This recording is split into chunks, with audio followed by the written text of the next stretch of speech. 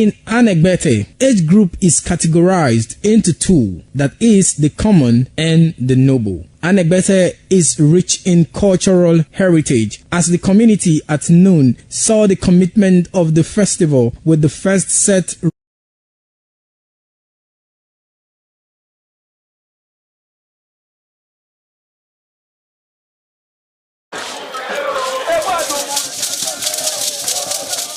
Some days, there comes the Ugemobo festival, which the Oba celebrates outside the palace gate.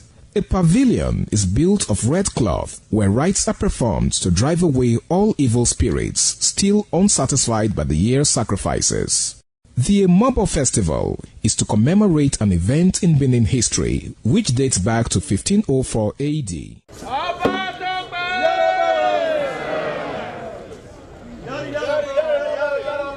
Yari, yari, Oba Tope!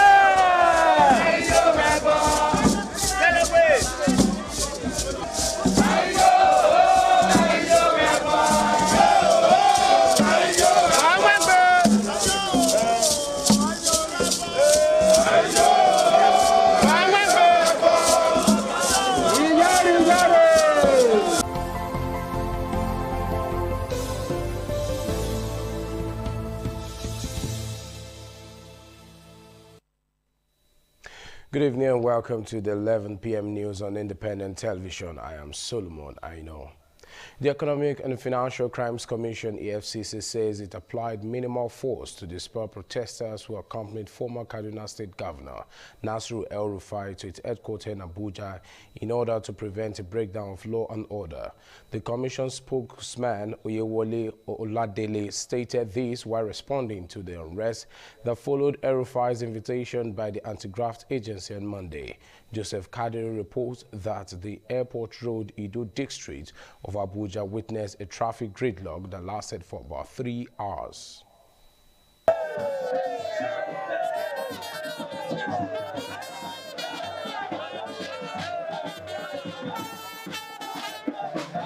A large crowd gathered in solidarity with the former governor of Kaduna State, Malam Nasru El-Rufai, following his invitation by the EFCC. The supporters, carrying placards with various inscriptions, occupied the commission's premises and spilled onto the airport road, obstructing vehicular movement. Amid the tension, EFCC operative dispersed the crowd, firing tear gas canisters to restore order. Explaining the action, EFCC spokesman Oyewole Oladele says the decision was taken to prevent a breakdown of law and order. There is no what's degeneration? It came in a long convoy of supporters or whoever, and don't forget that this is a law enforcement environment, and it's a suspect that was invited. So whatever gridlock that we experienced, I think was caused by a supporter that came that we had to send them back. We sent them back because we didn't send any invitation to anyone outside the El-Rufai. So all of them that came, this environment will not tolerate that kind of stuff. So we had to send them back. Yeah, but there are innocent ones who suffered for that action. Among his supporters? Among Those that are going about doing their business. Yes, those that are going to hospital. Those that are going about doing their business should know that this is a law enforcement environment. Whenever you have such a situation, we have to ensure that sanity and order are restored, even in the interest of people that are going on their normal businesses. That's what we did to ensure that we maintain law and order, and to ensure that all our processes and procedures are not tampered with. So that's all that we did. El-Rufai was invited by the Commission to respond to allegations of misappropriation of public funds. From Abuja, Joseph Kadri, ITV News. Still in the Federal Capital Territory, the Senate has urged that management of the North Central Development Commission to prioritize investment in agriculture and security in the implementation of its 140 billion naira 2026 budget. Chairman of the Senate Committee on NCDC, Senator Titus Zam, stated this when the management of the commission appeared before the committee to defend its 2026 budget estimates at the National Assembly. National Assembly correspondent Charity Tanko reports. The committee, shortly after the commencement of the exercise, went into a closed-door session to deliberate on the proposals. Addressing journalists after the session, Senator Zam disclosed that the panel considered all the budgetary items and found them relevant to the development needs of the North Central region. This is a development commission with a specific mandate to develop the North Central region. And development cannot just be in a vacuum. It has to fill certain sectors of the economy. Example, health, education, agriculture, rural roads, and other public infrastructure. And also other social services that are needed by the people of North Central region. For this commission, you know that North Central is mostly agricultural. And so agriculture must take a pride of place. And it has been so embedded in their budget.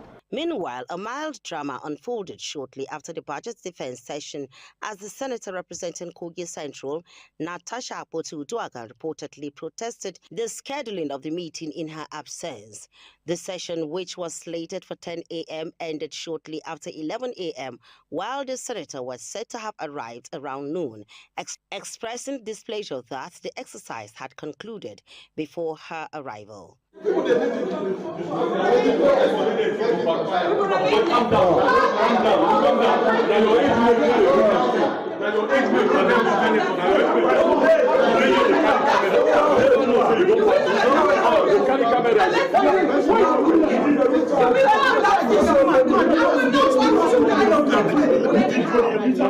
will not watch any of you. I will not watch any senator here undermine my people. I will not have that. I will not have that. No senator here is worth more than my people. From Abuja, Charity Tanko, ITV News. President Bola Ahmed Tinubu has highly praised the administration of Governor Ahmed Umaru Fintiri as purely progressive based on speedy and aggressive human and infrastructural development. The president made this commendation on Monday while on an official visit to the state for the commissioning of several completed development projects which he claimed are aimed at boosting and improving the standard of living of the people. The president arrived in Yola, the state capital, where he was received by the governor, Ahmed Umaru Fintiri, top government functionary, traditional rulers, and members of the public who gathered to welcome him. The visit formed part of the federal government's broader commitment to strengthening infrastructural development across the country and promoting economic growth at the subnational level. During the ceremony, President Tinubu commissioned a number of projects, including newly constructed road network, public building, and other key social amenities designed to enhance transportation, service delivery, and overall socio-economic development within the state. The president urged the leadership of the state to sustain efforts that directly impact the life of the people and reaffirm its administration resolve to provide good governance and ensure sustainable national development. In much better shape. You inspire people, work hard, develop state and our country. As you invest in education as the greatest weapon against poverty, I must salute you. Governor Ahmad Umaru Fintiri said the visit reflects national recognition of the state government's commitment to improve the living standard of citizens through strategic investment across critical sectors. He emphasized that the projects were designed to have long-term impact, simultaneous economic growth, and enhance service delivery and strengthen public institutions across the state.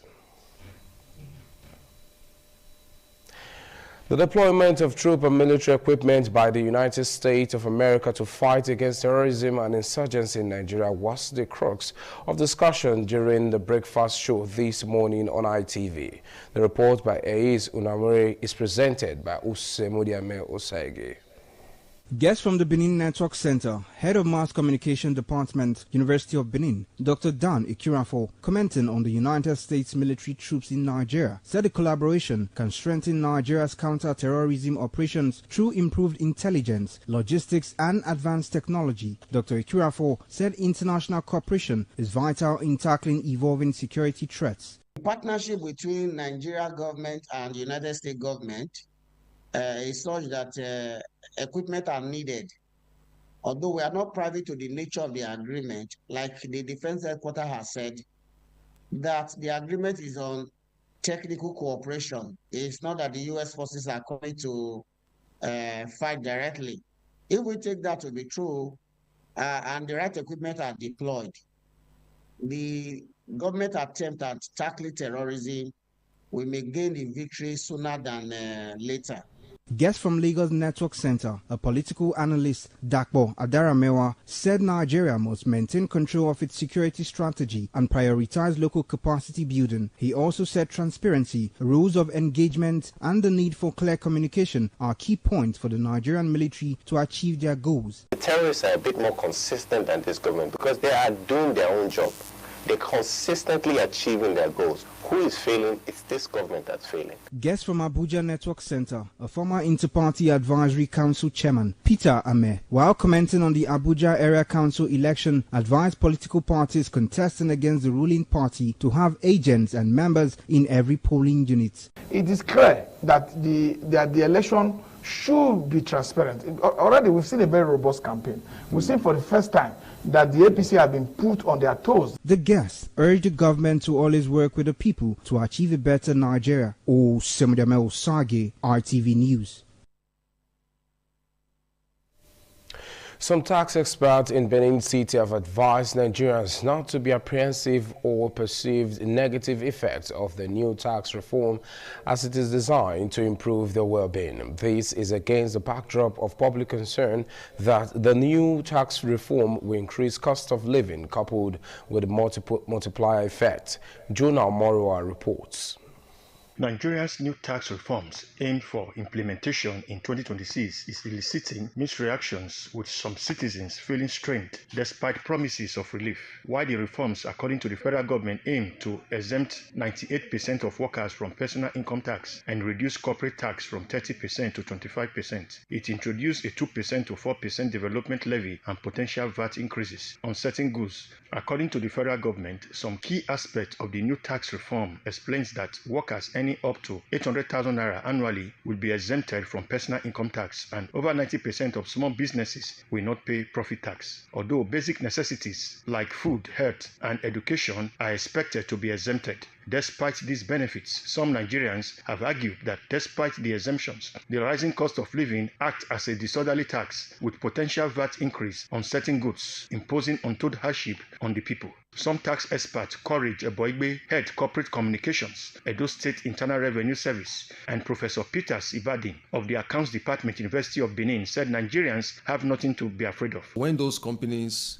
are exempted from paying VAT, it now turns positively on the economy, and the price of goods produced by those companies will not be affected. It is not correct to say that the price of goods will be affected as a result of the new tax law. But I think the target is to really address those who earn so much but they pay less. And I think that is what the new tax regime, tries to correct. Beyond the fact that these taxes, so many taxes have been consolidated to ensure that the double taxation, multiple taxation, which people hitherto, experienced or suffered, are eliminated. Some Nigerians also raise concerns on the administration and low public awareness of the tax reforms. From Benin, Jonah Omowa, ITV News. The member representing Ovia Federal Constituency, Right Honorable Mosedek Benedion, has congratulated the governor of Edo State, Senator Monday Okpeolo, on his recognition as Telegraph newspaper's Governor of the Year 2025 in education.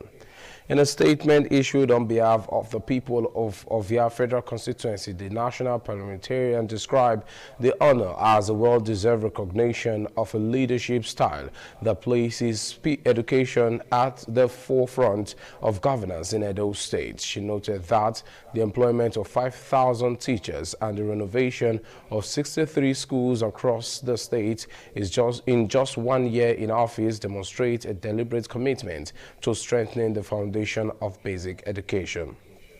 According to her, this initiative represents practical investment aimed at securing a brighter future for Edo children and positioning the state as a model for educational reform. Right Honorable Benedion further commended the administration for increasing revention to Ambrose Ali University and Edo State University, Yamo, describing the move as a strategic step towards improving higher education standard and expanding opportunities for young people. She affirmed that the award reflects purposeful leadership backed by visible results, adding that Edo State continue to record significant progress under Governor Okpeolo administration.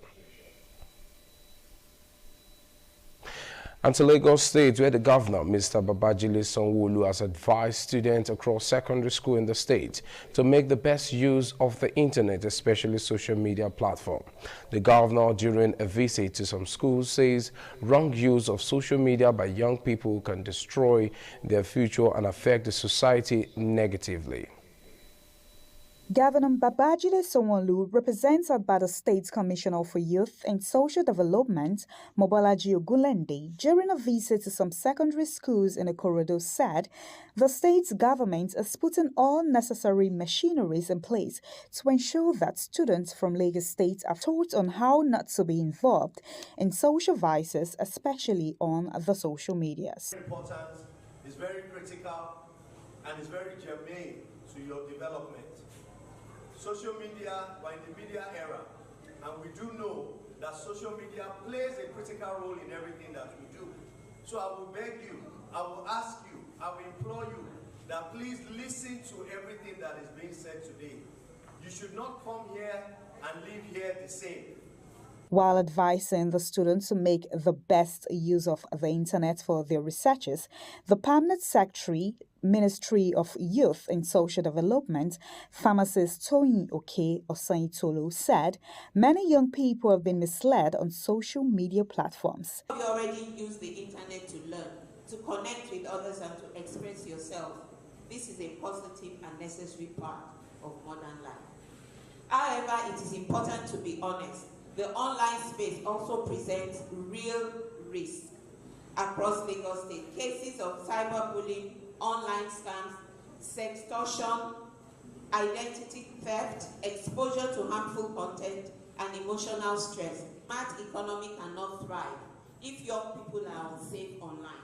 Social inclusion cannot be fully realized if children and young people are bullied, exploited, or silent in digital spaces. The Lagos State government said it is doing everything possible to direct the minds of young people in doing things that are positive. From Lagos, Messalina Unkwo, ITV News.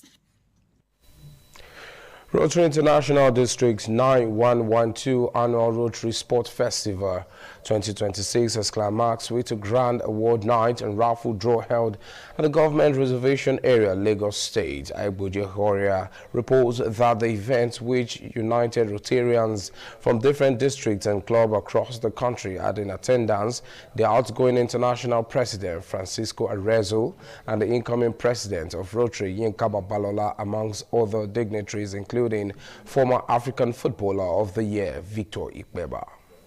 The week-long festival will strengthen inter-club collaboration and highlighted the district commitments to promoting youth engagement, wellness, and community development. According to the outgoing international president of Rotary, Francisco Arezzo, it is part of the organization's ways of assisting humanity. In his remarks, the incoming president of Rotary, Yinka Babalola, says Rotary, through sports, is not only uniting Rotarians but Nigerians. Sport is the best way to create a team, and the team is so important to do good projects in the community.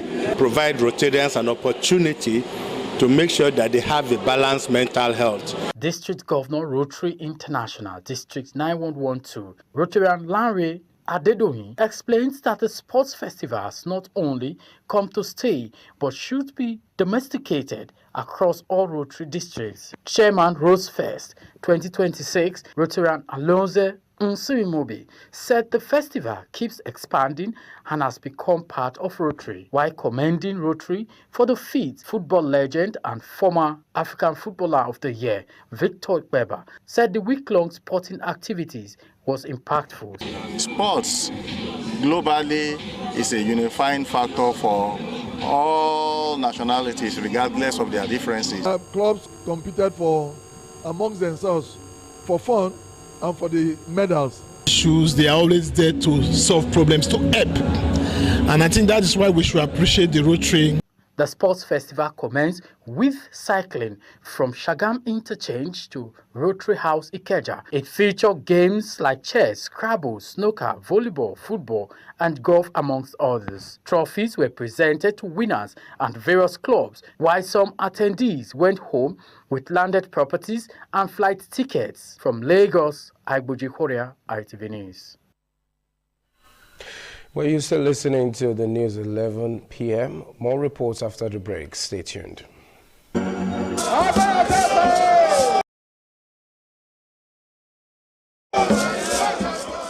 The Oba of Benin added a colorful mood to the year's celebration as he walks round the city center amidst cheers.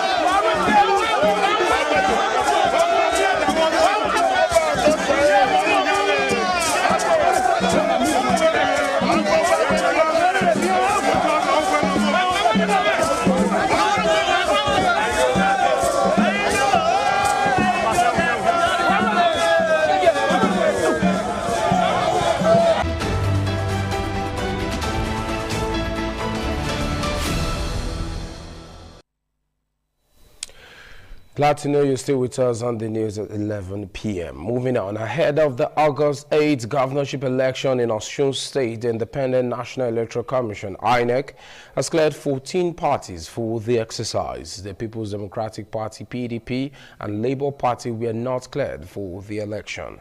This was disclosed in a statement by INEC spokesman in Osun State, Musa Olurode. Olurode said the 14 parties successfully completed their primaries and uploaded the names and particulars of their candidates, including running mates, within the stipulated deadline.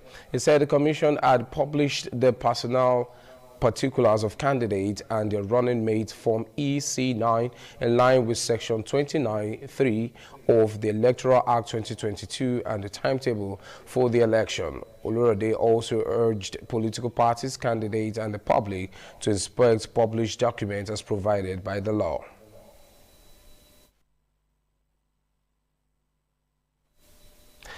And on to business story, the National Bureau of Statistics (NBS) said on Monday that Nigerians' headline inflation eased slightly to 15.1% in January 2026, down from 15.15% in December 2025. At the previous release, the NBS adopted a revamped methodology that is said better reflects real-world prices. The NBS data comes ahead of the Monetary Policy Committee meeting of the Central Bank expected to be held between February 23rd and 24th, 2026. The Statistics Office noted that it is in a report that January's headline inflation rate declined by 0.05% point when compared to December 2025.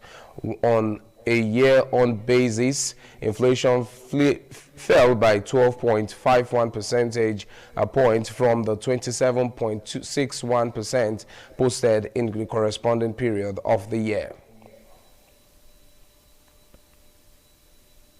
And in entertainment, Nigerian singer Rema has achieved the major milestone with his debut album, Rave and Roses, which has now spent 117 weeks on the Billboard World Album chart, setting a new record for the longest charting African album.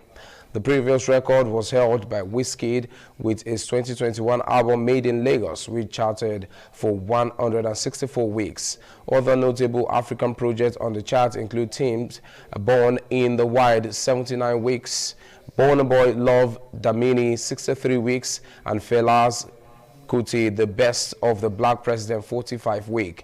In addition to this achievement, Rema secured his second entry on the Billboard Hot 100 with Second Hand, a collaboration with Don Toliver, which debuted at number 29 this week. Teams also debuted on the Hot 100 with a new track, What You Need, bringing a total Hot 100 entry to 7, trying the joint African record with Burna Boy and South African rock group Sitha.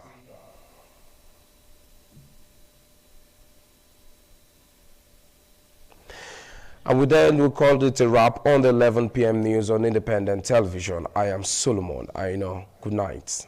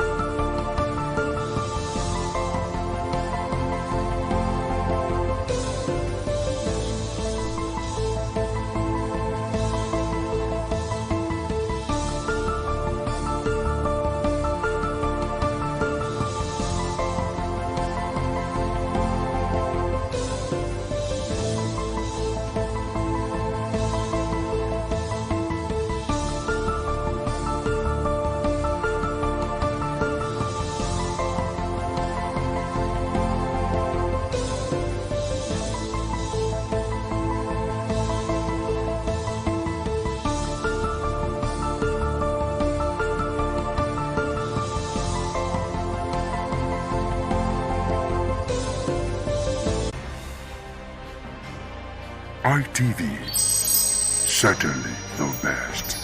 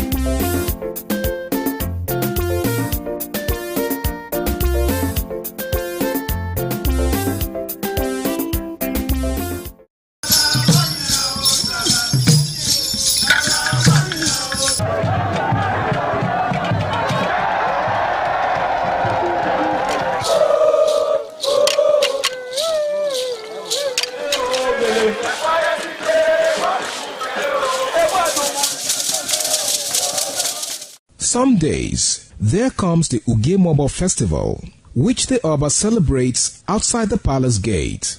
A pavilion is built of red cloth where rites are performed to drive away all evil spirits still unsatisfied by the year's sacrifices.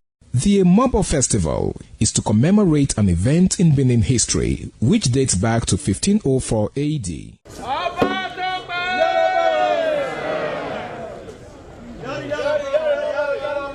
Yari yari, Ọba Tope.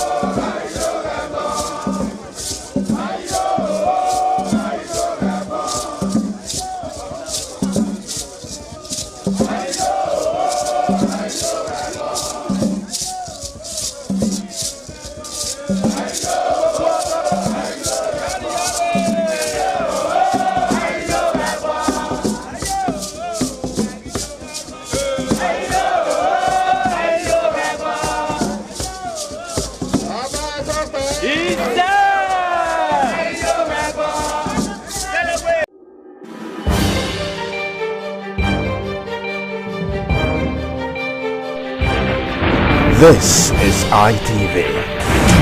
Certainly the best.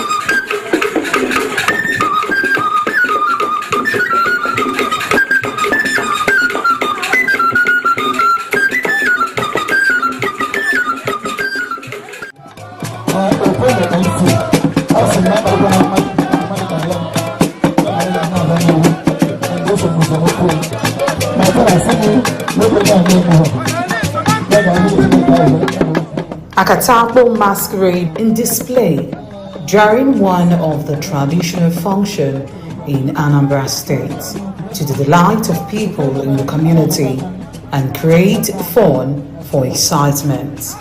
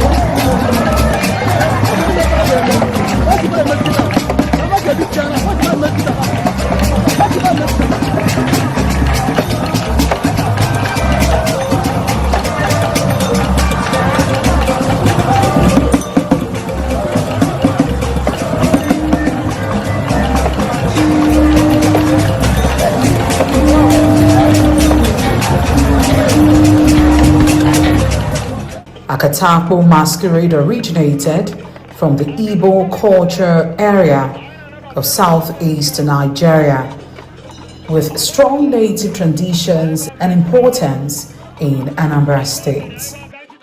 It is performed during important cultural festivals such as Iri-Ji, New Yam Festival, and other traditional events in Isofia in Anambra State.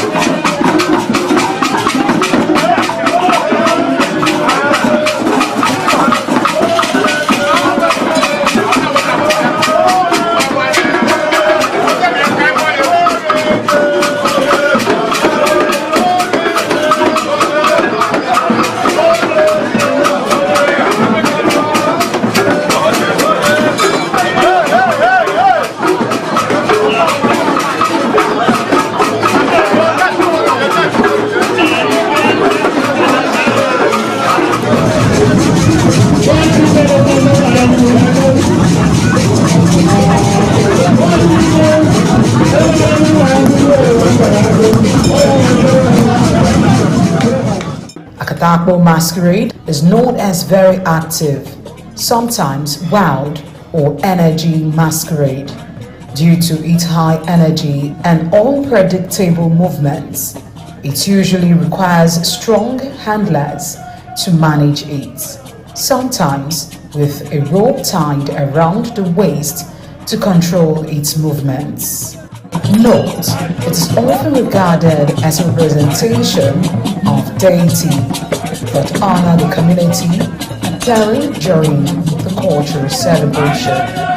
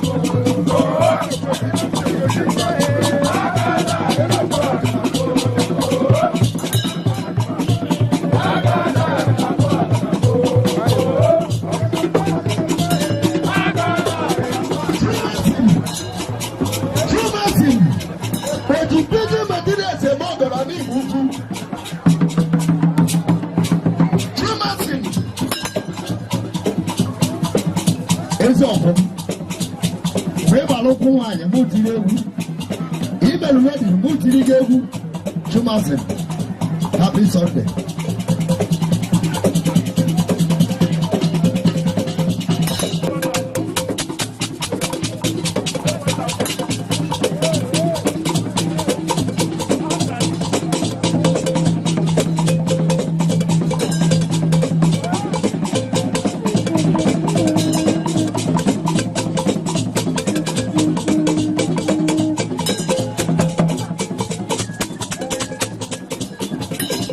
I got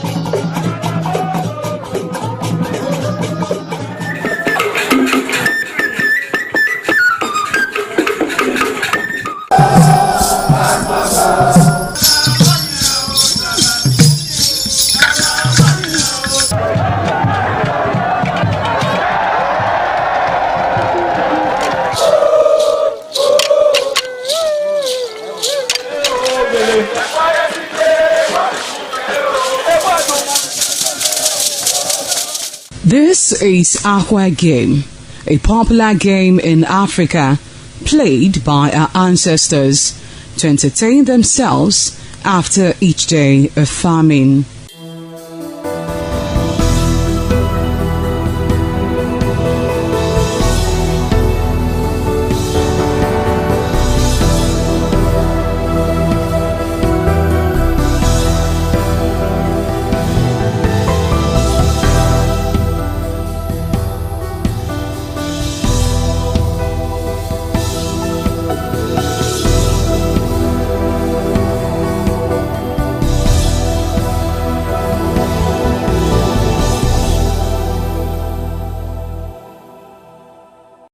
It is also relevant in our coronation in Africa.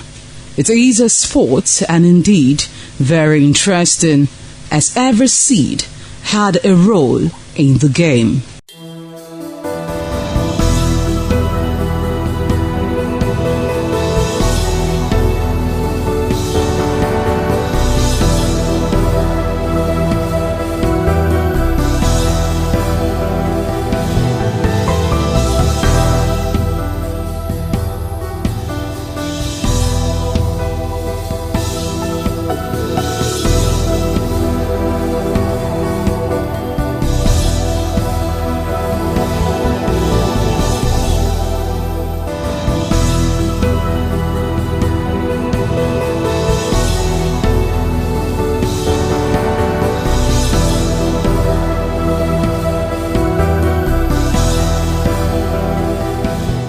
Playtime is 45 minutes per set. There is no age limit as long as you can spin Aqua seed. Ayo or Aqua Game, known as the game of intellectual. This game requires a lot of mathematical skills. Aqua Game is played with carved wooden box containing 12 holes.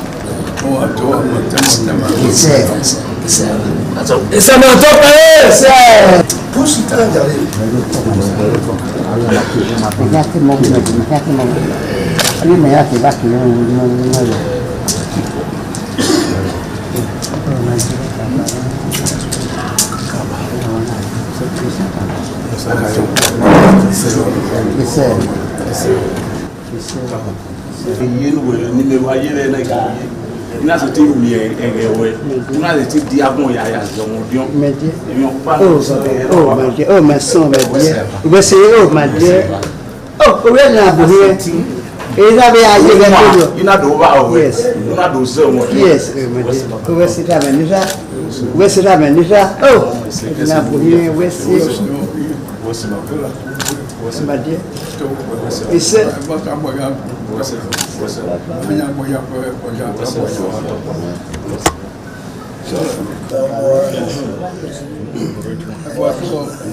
comment c'est papa voici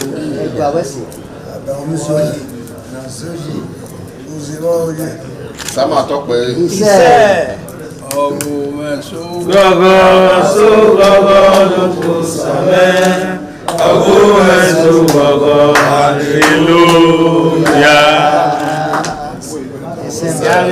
Sama Tokwe.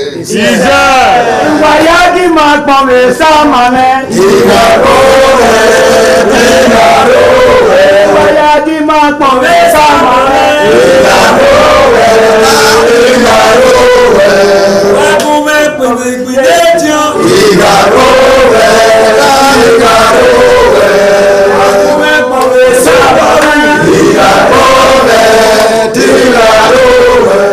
The Esama of Benin Kingdom thanked the new Edion for visiting him and advised them to always abide by the rules and regulations of their new positions. The Esama urged them to indulge in what will continue to bring development and progress to the community. When I say it's your job, I wait to us and I know what I've ever Papa.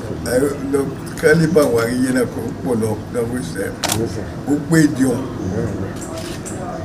Who paid you? Papa. Echo one as ever. Ever had a lot of the way as ever, my former. I will go in there. A joke. Hey, Jonah will. Hey, Jonah, pull up. Hey, Jonah, Luria, walk. He said, Bobby, go back. But John Way, God said, and I had the way. Bobby, go out there when I'm no matter of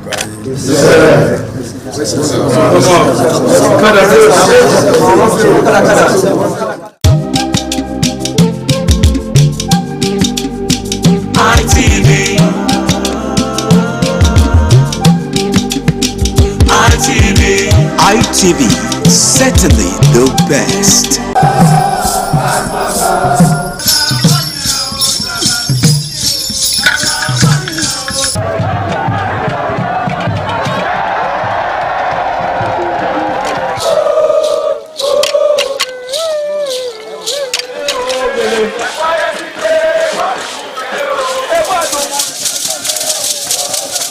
The Ekoko masquerades from Ute village, whose cult is connected with Obaewari and his mother, Elere, appear on this occasion to bless the Oba.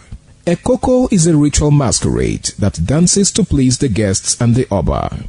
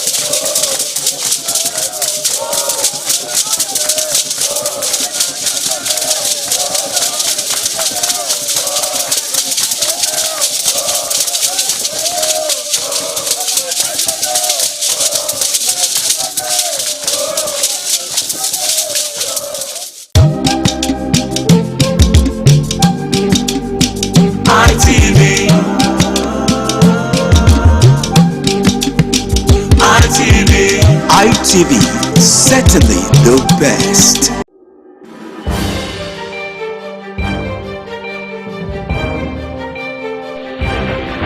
This is ITV. Certainly the best.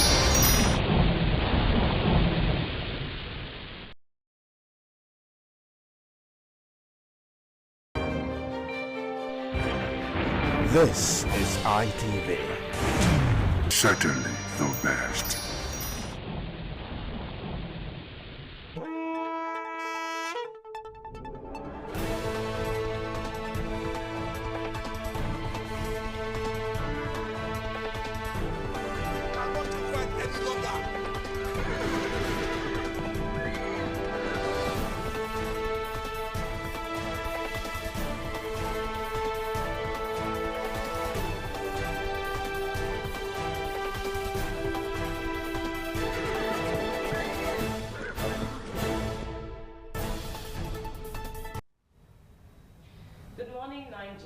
And welcome to TMI this morning on ITV, on the ITV network, where we get to delve into the twists, turns, the ups and the downs of the national topical issues that are shaping our political space and also our current space right here in Nigeria and even globally. We get to ask the critical questions and give the answers that are necessary right here on the program.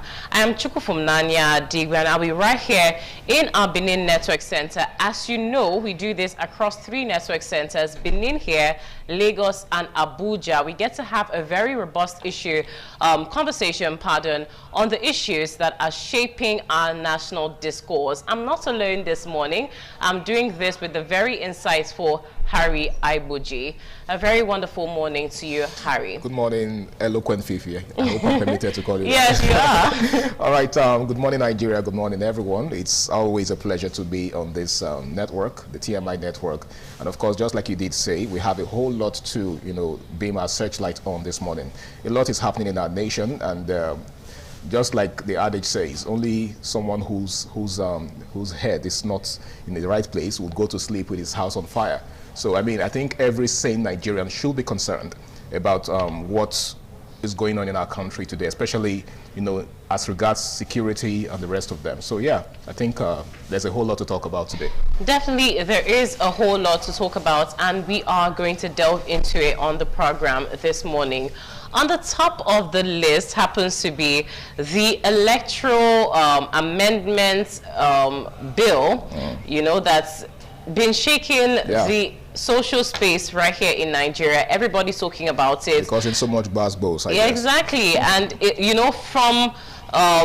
first of all, the Senate exempting the real-time transmission phrase from the bill to the Occupy NAS, it's been a whole lot. And now, them coming out to say real-time transmission, but there is still a but. A clause. Yeah, a clause. Yeah. So, there's all of this trending on, the current affairs fair in Nigeria. Yes. I mean, within the few couple of days that have passed, a whole lot has happened as regards that. First, it was the rejection of the bill, and then the protest, the attendant protest that followed. A whole lot of people took to the streets in Abuja, especially, at the National Assembly complex, demanding for a review of that clause. Okay, now we heard that they went into an emergency plenary session and they're out with, some resolutions. And I think chief of such resolution is that, okay, yes, it's okay to have an electronic transmission of results, but with a but, just like you've said, right? And the but there, I think the major clause is that where network fails, then we can revert, to manual transmission.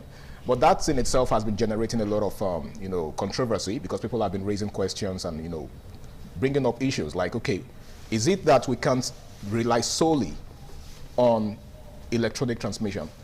Is it that we can't depend on is it that we don't have what it takes, to do things digitally without reverting to manual? Because I think Nigeria has come to a point where we should be able to, there are certain countries, I think I was going through, was it TikTok a couple of days ago, and I saw that there's a country where there is free Wi-Fi across board.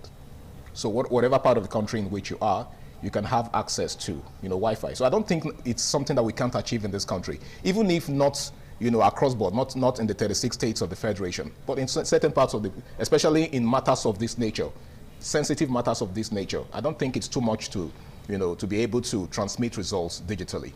All right, we'll get to talk some more about that this morning on the program. There's something else that has caught my attention, and I would say has caught the attention of a whole lot of Nigerians out there. The security situation in Nigeria. Yes, time and time again, recurrently, we've heard of, attacks. We've heard of compromising situations that Nigerians have found themselves in. And in recent times, we've seen the U.S. intervening, or as some quarter of Nigerians would say, interfering. But anyway, they have been weighing in on the issues recently. I think January 1st was the first strike in Sokoto. That was the first, apart from all of the bantering from the U.S. president, right? That was the first action that the U.S. took. And now there's a bill. There's a bill out there to sanction a group, a body, bodies, I would say. Yeah. You have the Fulani, cattle herders, Miyetti Allah Cattle Breeders Association. Yeah. You have also, a whole lot of people. Yeah. And then you have one specific person, Kwankwaso. What do you think about this? We have 5 U.S. lawmakers with this bill to sanction these bodies and Kwankwaso. What's your take on this? It's a pretty interesting one, because when the U.S., I think when Donald Trump first raised an eyebrow, and of course when that first U.S. lawmaker drew attention to the activities in Nigeria, some persons were saying, oh, okay, just like you said, it's between the school of thought of those that believe that it's an intervention, and of course those that think it's an interference, so to speak. Well, either way, at some point, if we can't put our house in order, it's only proper that concerned bodies, concerned nations, concerned individuals, step in to help us put things, in the right place. Okay. Right now, it's no news that a lot of persons are being wasted in Nigeria, and it's not funny anymore. Now, the most interesting part of this, first off, I'm not even surprised that the Miyetti Allah and all the other, groups are under the radar of the U.S. But the interesting part is the involvement of a politician, and not just a politician, a high-profile one for that matter. And one that is very actively involved in the upcoming 2027 elections. So the big question here is, how does all of this pan out at the end of the day? What impact is this going to have on his political ambition? And what does this even say about him as someone who occupies a very key position in this country, someone who has occupied a key position before and who is also vying for a more serious position? So these questions are actually begging for answers, and we're hoping that somehow we'll be able to figure out the answers. I guess Nigerians are constantly begging for answers from our the people in the helms of affairs in the country.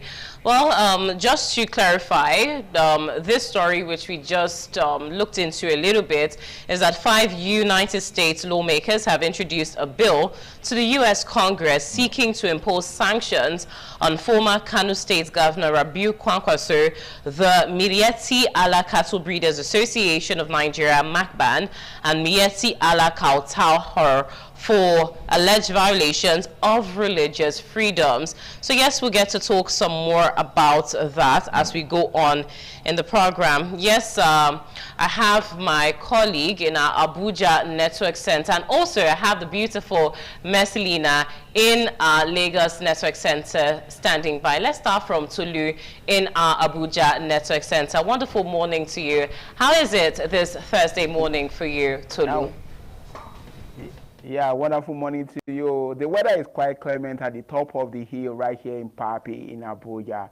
And I also listened to your discussion this morning, taking a look at a series of events happening in the past few days right there. But from the Abuja Network, surely be talking about opportunities that are available for so many people to study abroad, looking at a global education, and also with the future of work, a lot of discussions about the kind of education our kids need to have to make them employable in any part of the world. Knowing that living in a world now means people can work for a top-rated companies outside the shores of this country, from the corner of their home. People are doing remote work and so many things, and that's why the future of work is important. Also, with the advent of AI, there's so much to be done, and the creativity coming in young people. So we'll be taking it out with some group of people from the United States who came into the country, and we'll be talking about the opportunities available for people who want to study abroad. This is what we're at from the Abuja Network Studio. All right, thank you so much, Tolu, for your insights on what you be having for us today from the Abuja Network Center. We're really curious and we hope to see more later on. Now over to you, Mercelina Unko. Tell me, how's Lagos this morning and what do you have for us? Good morning, Harry. Good morning, Tolu. Lagos is good. Lagos is beautiful.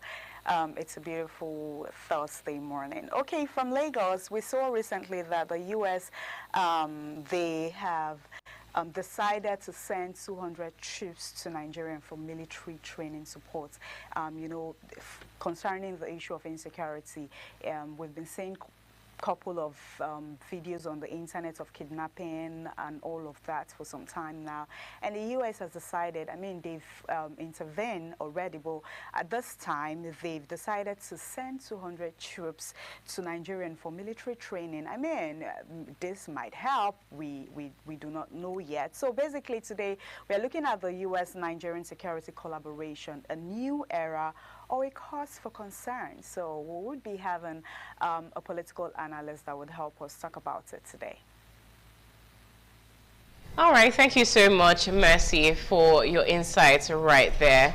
Just to remind you, you're still on to TMI on the ITV network. We have a whole lot in store for you. Don't go anywhere. We'll take an intermission now, after which TMI returns. Don't go away.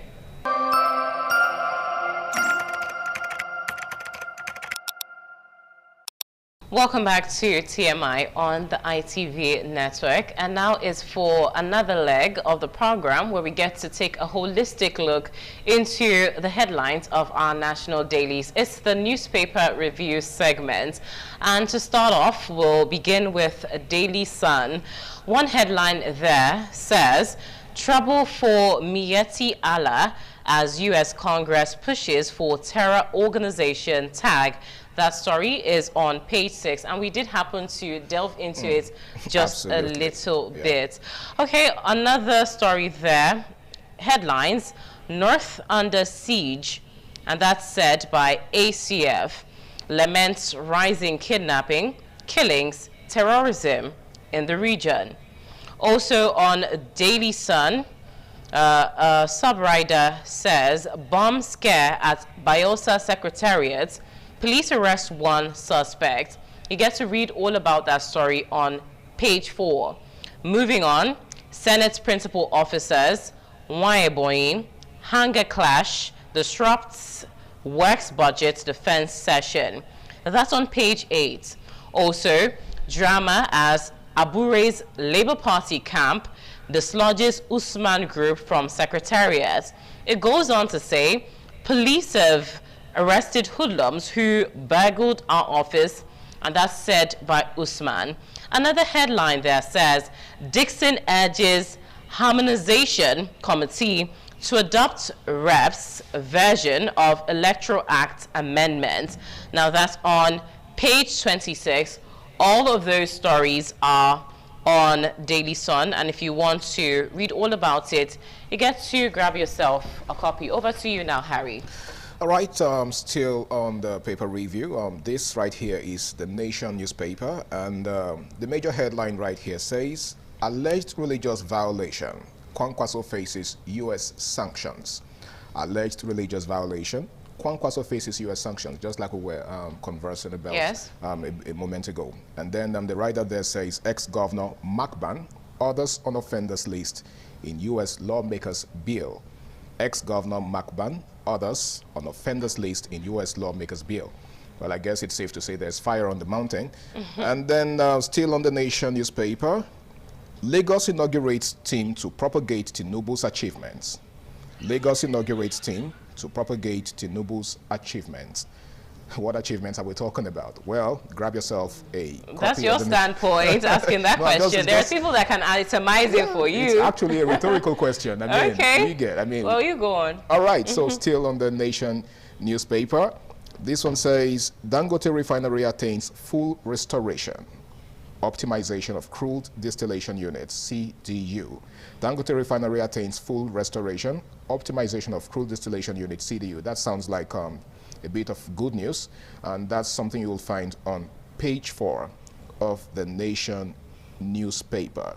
Okay, I guess that's it on the Nation newspaper. Let's take a look at the next one. Well, the next one happens to be Nigerian Tribune. One of the major headlines there is on the Electoral Act. More groups kick over Senate stands. Bagaje, Utomi, Waba, Yerima, others flee decision. Dixon, the Kuka Center, Yaga Africa, tell NAS Conference Committee to adopt REP's version. Fixed Politics Africa wants Senate to rescind unpopular clause.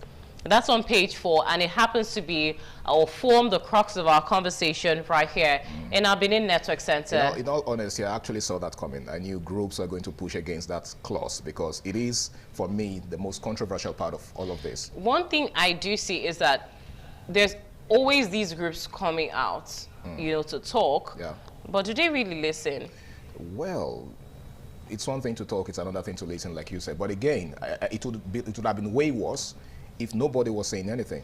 Something that has been commendable, I would say is commendable in recent times, is the fact that I don't know if per se it was the Occupy NAS protest that brought about the Senate's position in recent times.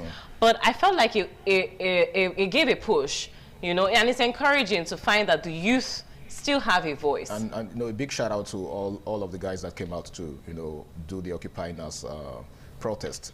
But you see, one thing is clear. If, you know, evil thrives when good men do nothing. Okay. You understand? So as long as we, you know, sit back and observe, nothing is ever going to change. And that's one thing that we can't rule out. Okay?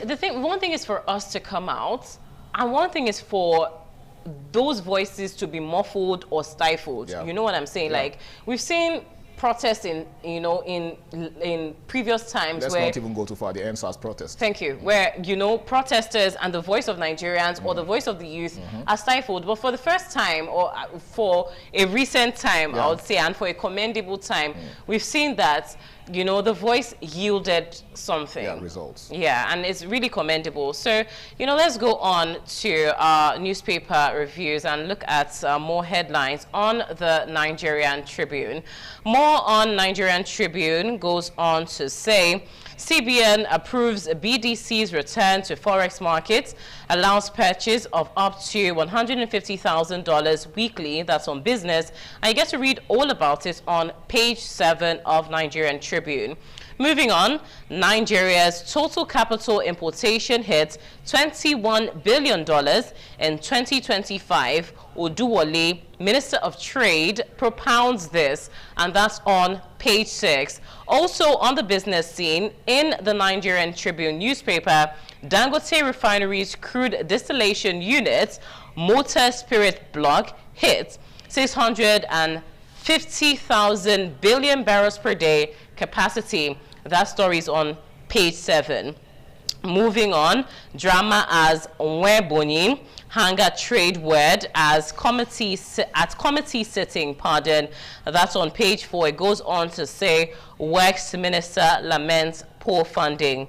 More on Nigerian Tribune is on the Electoral Act. More groups kick over Senate stance. Bugaje, Utomi, Waba, Yerima, others flee decision. Dixon, the Kuka Center, Yaga Africa, tells NAS Conference Committee to adopt REP's version. Fixed Politics Africa wants Senate to assign unpopular clause, and that's on page 4. Now let's move on to our next point of call. All right, this right here is the Vanguard newspaper, and on the Vanguard newspaper, the major headline here says, U.S. reps propose visa ban on Kwankwaso, Mietiala, others.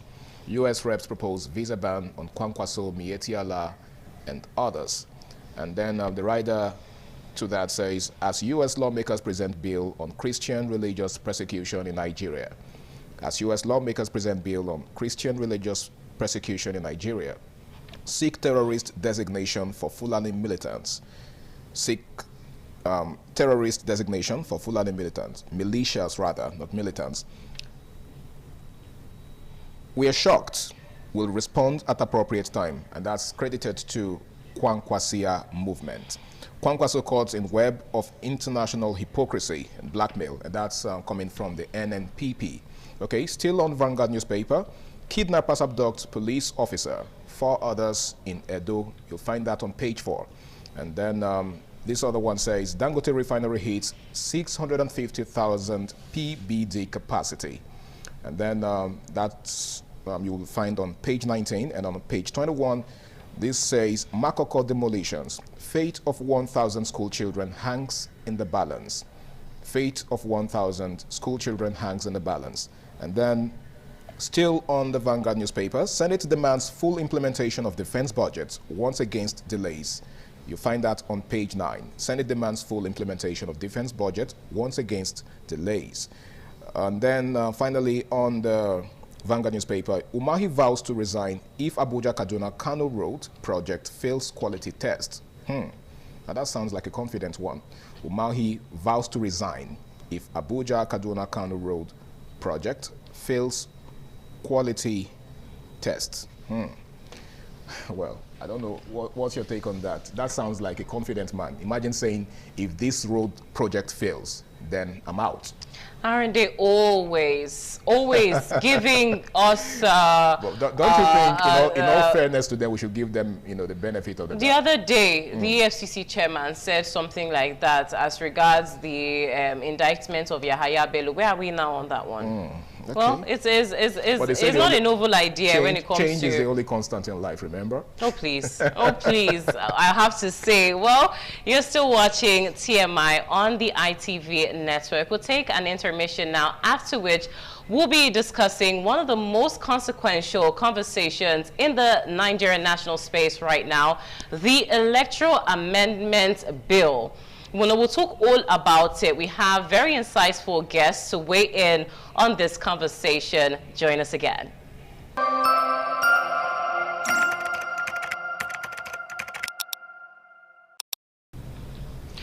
Welcome back to TMI on the ITV network. And I did tell you that right now we're in another leg of the program. We're in our discussion segment, and forming the crux of our conversation this morning is one of the most consequential conversations at the moment, the Electoral Act Amendments Bill and the debate surrounding the electronic transmission of election results. Now, in recent days, the nation has witnessed intense deliberations within the National Assembly, public agitation over the removal of real-time transmission, the close, the Occupy NAS protest, and the emergency Senate session that has since produced a revised position. Now, at the heart of this debate is a critical question. Does the amendment provision, of course, strengthen our democracy, or does it leave room for ambiguity at a time when public trust in the electoral process remains delicate? We have a number of very insightful guests to talk about this. Now, electoral transmission has been described by many as a safeguard for transparency, while others argue that infrastructural realities must guide legislative drafting. I have a very insightful guest, one of our insightful guests, who I'll let introduce himself properly on TMI this morning to delve into this with us, myself and Harry, of course. Absolutely. Good morning to you. Good morning. Thank you for Let's having get me. to meet you. Thank you. My name is King Obamedo. I'm from the United States, and I have an NGO to help the people of Edo State, in particular, in general, in Nigeria as a whole. And I'm here to actually just give my opinion on what I believe regarding the Electoral Act. That's very good, because I feel like the position of Nigerians in diaspora is very renegated in some cases. Sometimes when we protest and we see also the Nigerians in diaspora also come out to give their voices, it is encouraging, I would say. So it's very, very delightful to have you here, King Obamido, on TMI this morning. So what's your position? The whole this and that on the Electoral Amendments Bill, the Senate coming out to say one thing, the protest, and now the amendment that still has a clause. What's your take? Yeah, personally, I believe that it's an incremental change and common sense amendment that should be celebrated. I say this because anything that will make our electoral process fairer, more transparent, should be celebrated. I'm not saying we cannot protest. As I say, it's an incremental change. That is not where we are supposed to be, but this is where we are. There wasn't an mandatory transmission of the EC 8A before now. But right now they have put it mandatory. They have made it mandatory, even though there is a clause. But there is nowhere there's not going to be a clause. Just for instance, they said if there is any glitch in the transmission, we should have paper trail. And even though in the United States we have paper trail, but however, that should not subjugate the transmission, because it's going to make it fairer. But you don't think that them saying that is a way for them to you know, manipulate the people, and at the end of the day still do their own bidding, as we've seen in time past with, you know, the people at the helm of affairs in Nigerian issues? I don't think so. You see, let me be honest. You see, the problem with us has never been the process. Trust me, it's the people. We can deploy any technology we have, but if the people you give the technology are willing to manipulate it, they will. But the people do not act independently.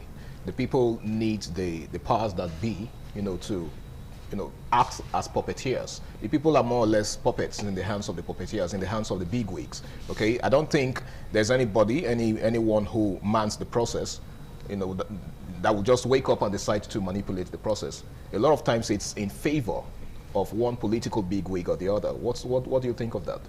Yeah, okay. I say the people, that's when I say the people, I include myself as an electorate of Nigeria. If before the election, I'm willing to take a bribe, if I can use that, somebody called me and said, okay, I'm going to give you so and so, you should vote for me. It is my conscience. You did not force me. Okay. You see, that depends on me. It depends on my integrity that I'm taking what you are giving me. That's what I'm saying. That's what I'm saying. That no matter how the technology, but if you bribe me before I vote at all, then you're gonna win free and fair, even though it's transferred electronically. Okay. But that is what I'm saying. Before we get to the process, the people should understand what they are doing. What are the significance? What are the implication of you taking money from somebody that is offering it to you?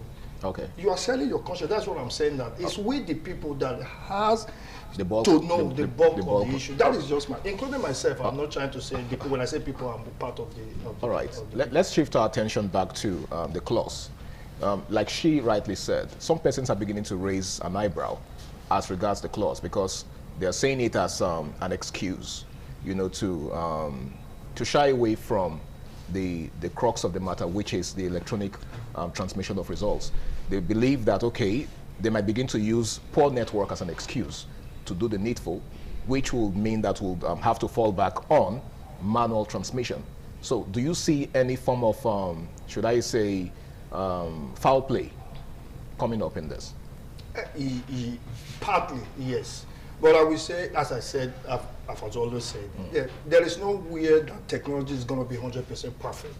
But if there is any dubious intention for them to say, oh, we're going to like piggyback to paper transmission, that is coalition, we go to the coalition center. Because we know how this has panned out in in the past years. We've seen cases where election results are tampered with in the process of passing it from one hand to the other. So I guess that is the essence of this clause. I mean, this is the essence of this electoral amendment. Yeah. So how are we sure that this is not another ploy, on the part of the powers that be to manipulate the process? Yeah, we can be sure if all of us are part of it to make sure. Okay, as I said, we have different technologies we can use.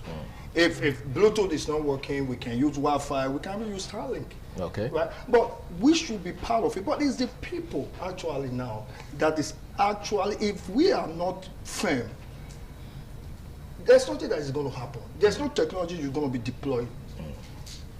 That's what I'm saying, that all of us should be a part of it to make sure that before they say that, okay, there's a glitch in the system, everybody there. So you're saying we should ensure we play our parts first? We play our part first, including myself, before we not blame the process.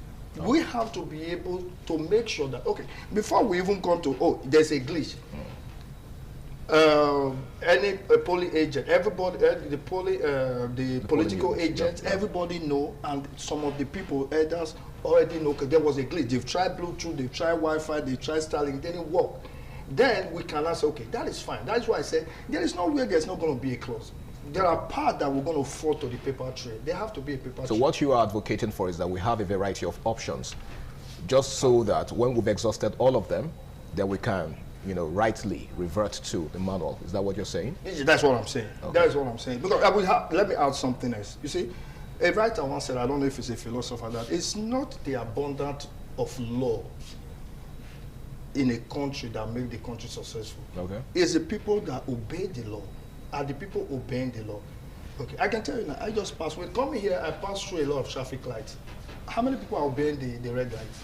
Are there not traffic lights? That kind of reminds me of, an interview I did with you for an article that I wrote talking about my colleague Harry, about the cancerous nature of Nigeria's polity and, how corruption is embedded in our society. And I remember making reference to Ayikweama's The Beautiful Ones Are Not Airborne. How that a lot of us pretend to hate the corrupt system, whereas we are, some of us, you understand, to a very large extent, we aid and abet the system. As a matter of fact, the majority of us are beneficiaries of the system. Exactly. Okay, so, just to take a leaf from, a previous occurrence, go back memory lane a little bit, before the amendment, the Senate coming to say real-time transmission is not going to be possible because of network glitches, and network not being available in some parts of the country. This is a developed country.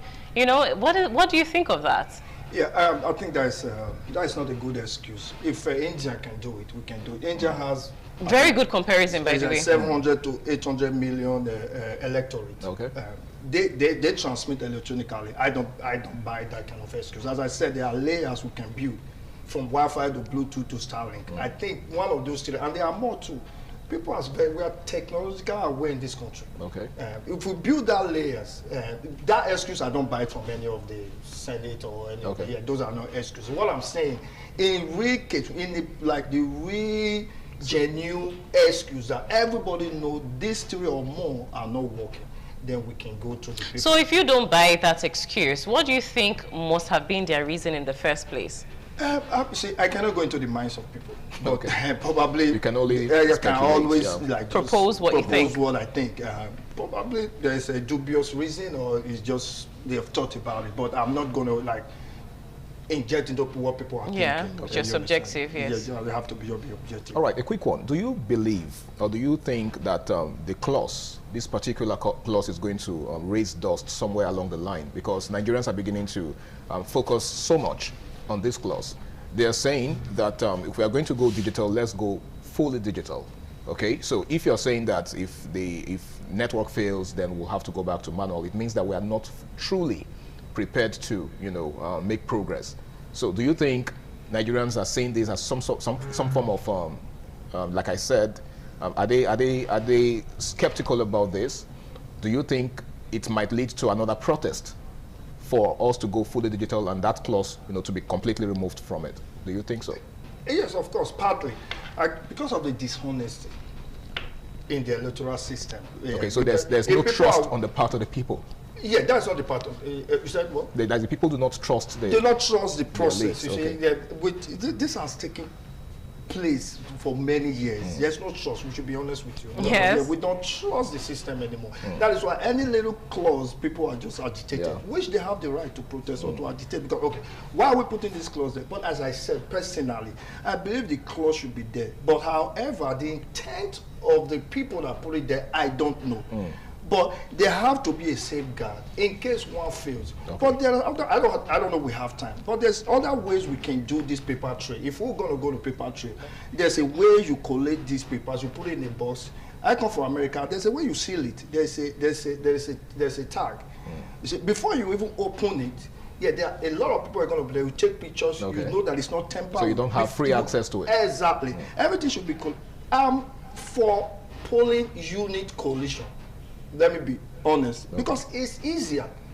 Transmission at the polling unit, but however, when it fails, then we can go to. But we don't need to go from this polling collection center to collection. This is when the shenanigans happen. Okay. We don't need. It's very easier. true. It's easier. That's where ballot boxes get missing. That's where thugs, invade polling centers and unleash mayhem on the people. Now we're not talking about who are the contractors for the transportation. Who are you giving? Are you giving it to your political cronies? You see, we can go on and on, but there are ways we can put safeguard in this. Okay. But for me personally, the clause is not a problem. And again, don't you think we are not also putting some other things into consideration, especially issues that border on security? Because in all of this, security, is key. We can't be talking about transmission of results and not also put into consideration the safety of lives and property, especially people who go to polling units to cast their votes. We've seen cases in past elections where some people go to their polling centers to cast their votes, and then they get harassed. Some thugs and unscrupulous elements unleash mayhem on them. So don't you think it's also important to focus on the security part of all of this? Of course, yeah. That's a very good question, by the way. That is where the security agents come in. You see, without impugning anybody's integrity, we have to have an electoral system where, if there is no consequences to these shenanigans, people are going to keep doing it. If the briber, go back again, if there's a word bribe, they are not arrested and jailed, then people are going to continue doing it. A popular politician said it in a rally which I listened to, that how many of us have you stoned? Then if you have not stolen, we continue stealing. So that's an indirect way of encouraging it. To go back, the security agents need to be very vibrant, need to do their part in this. Yeah, we have to have police that are ready. We've seen a case where they are just nonchalant, as you said, talks come in and do. No, that's not. It can't work. You see, as I said, I'm reading. I just finished a book right now, Why Nations Fail, by Darren Asiniglo and James Robinson, if I get the name right. He was talking about the why nations fail. The summary of the book is about the reason nations fail is because of the weak political institutions and weak economic institutions. First of all, we have to deal with our political institutions. We know we have issues. Security is a key, because there is no society without security. There's nothing you're going to build on that society. If you don't have security, nothing works. You can talk about AGRO or anything you want, but they have to be secure. Yes, the electoral system have to be secure. Okay. That is where we have to bring the security agent. You are very right. Okay. That is just my take. All right. Thank you so much, King. And here's where we have to draw the curtain on, your part of the conversation. Can we have your final disposition? Yeah, I will say this.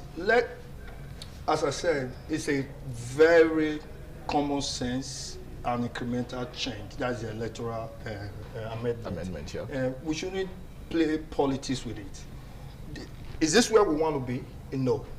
But there's already mandatory transmission. If I've not read the law, transmission already. But I don't think if the clause is the problem. As I said, we the people should do our part. Okay. We should not be a compliance. We should not be an accomplice to their shenanigans. Okay. If somebody is offering me something, I said no. then it's going to end there. Okay. That is just my take. We people should play our So in a nutshell, it begins with the people. Yes, including myself. All right, fair All enough. right, thank you so much for your invaluable insights on this conversation. We're still right here live on TMI on the ITV network, and we're still in our discussion segment talking about the electoral amendment, the Senate's approval of election transmission of election results. And up next, we'll have two more insightful guests, the person of Honorable Shedrack Udubai, who is a political analyst and former SSA to Edo State government. And we also have a youth mobilizer and the South-South Deputy Coordinator of NISAYA. He's Ambassador Terry Prince Oserege. Stay tuned. It promises to be very insightful.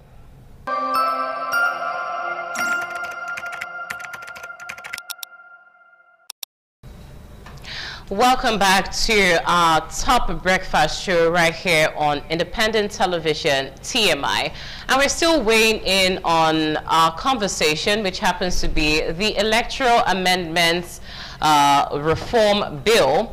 And of course, we've been talking to a guest, and now we have two other very insightful guests. I have in the studio with us Honorable Shedrack Udubai, who is a political analyst and former SSA to Edo State government. And I also have Ambassador Terry Prince Oserege, the South-South Deputy Coordinator of NISAYA. They're all here to weigh in on their own dispositions on this conversation. They're both youth, so I would say we are getting the youth position right now.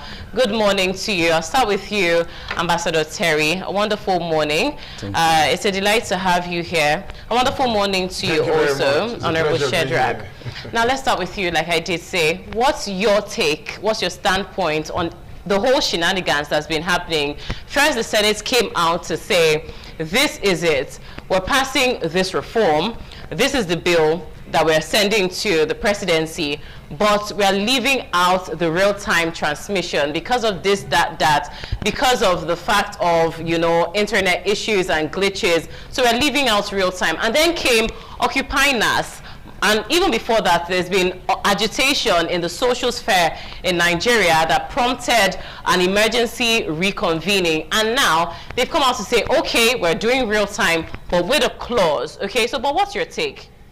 All right, thank you so much. Good morning, viewers. I want to say that on this particular issue, it is critical that we look at it holistically, because whether you like it or not, in Nigeria, we do have network issues. And then you cannot, remove that fact. Yes, it is proper for us to have transparency in our electoral system. So it is good that, results are transmitted in real time, okay? And I believe that is what the Senate has actually looked at to say, okay, how do we make this possible? But in trying to do this, just like I said, you must not take away the fact that Nigeria always have this issue of network. And in some remote communities or villages, you need to also put that into consideration. But whose fault is that? Can we also say that that's a government issue? Well, it's not a government issue per se, because the government is not the one in charge of providing network. Really? But I believe that the network, the government can do so much in trying to ensure that these network providers are able to do their job diligently and provide this network for us. Because even as we speak, everybody keep complaining here and there that network issue. It's something that we see every day. So the truth is that you cannot completely take that away. So in trying to, put these laws in place, you also need to consider some certain, people in that regard. All right, I'd like to ask you, Honorable Shedrack.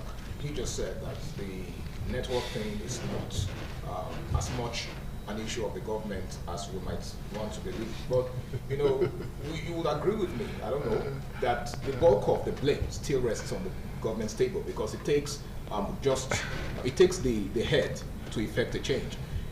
It is no news, like he said, that we always battle network issues in Nigeria. And it has gotten to its head, because here we're talking about, election.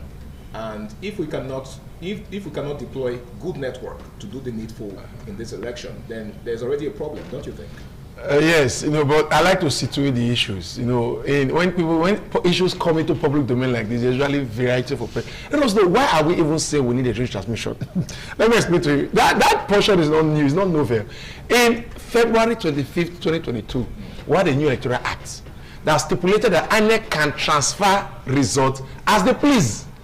INEC came out in 2020 election and brought a guideline and said, along with the manual transmission, which takes place everywhere, the collation of results in the world, local government and state and federal, there will be electronic transmission of results. That is to say, simultaneously both will work together. When you finish voting your unit, there was no need for deployment of new infrastructure. It was the beavers they used before. They just added one new application. When you finish, snap the result. And even if there's no network, you are snapped. When you carry that machine into wherever there's network, really along the road, the thing will transmit automatically. So when we say read time, it's a bit confusing. But it's not the one you transfer you're going to count to. Meant you will still carry that result to the world to calculate. What we want is to put the result somewhere on the back end.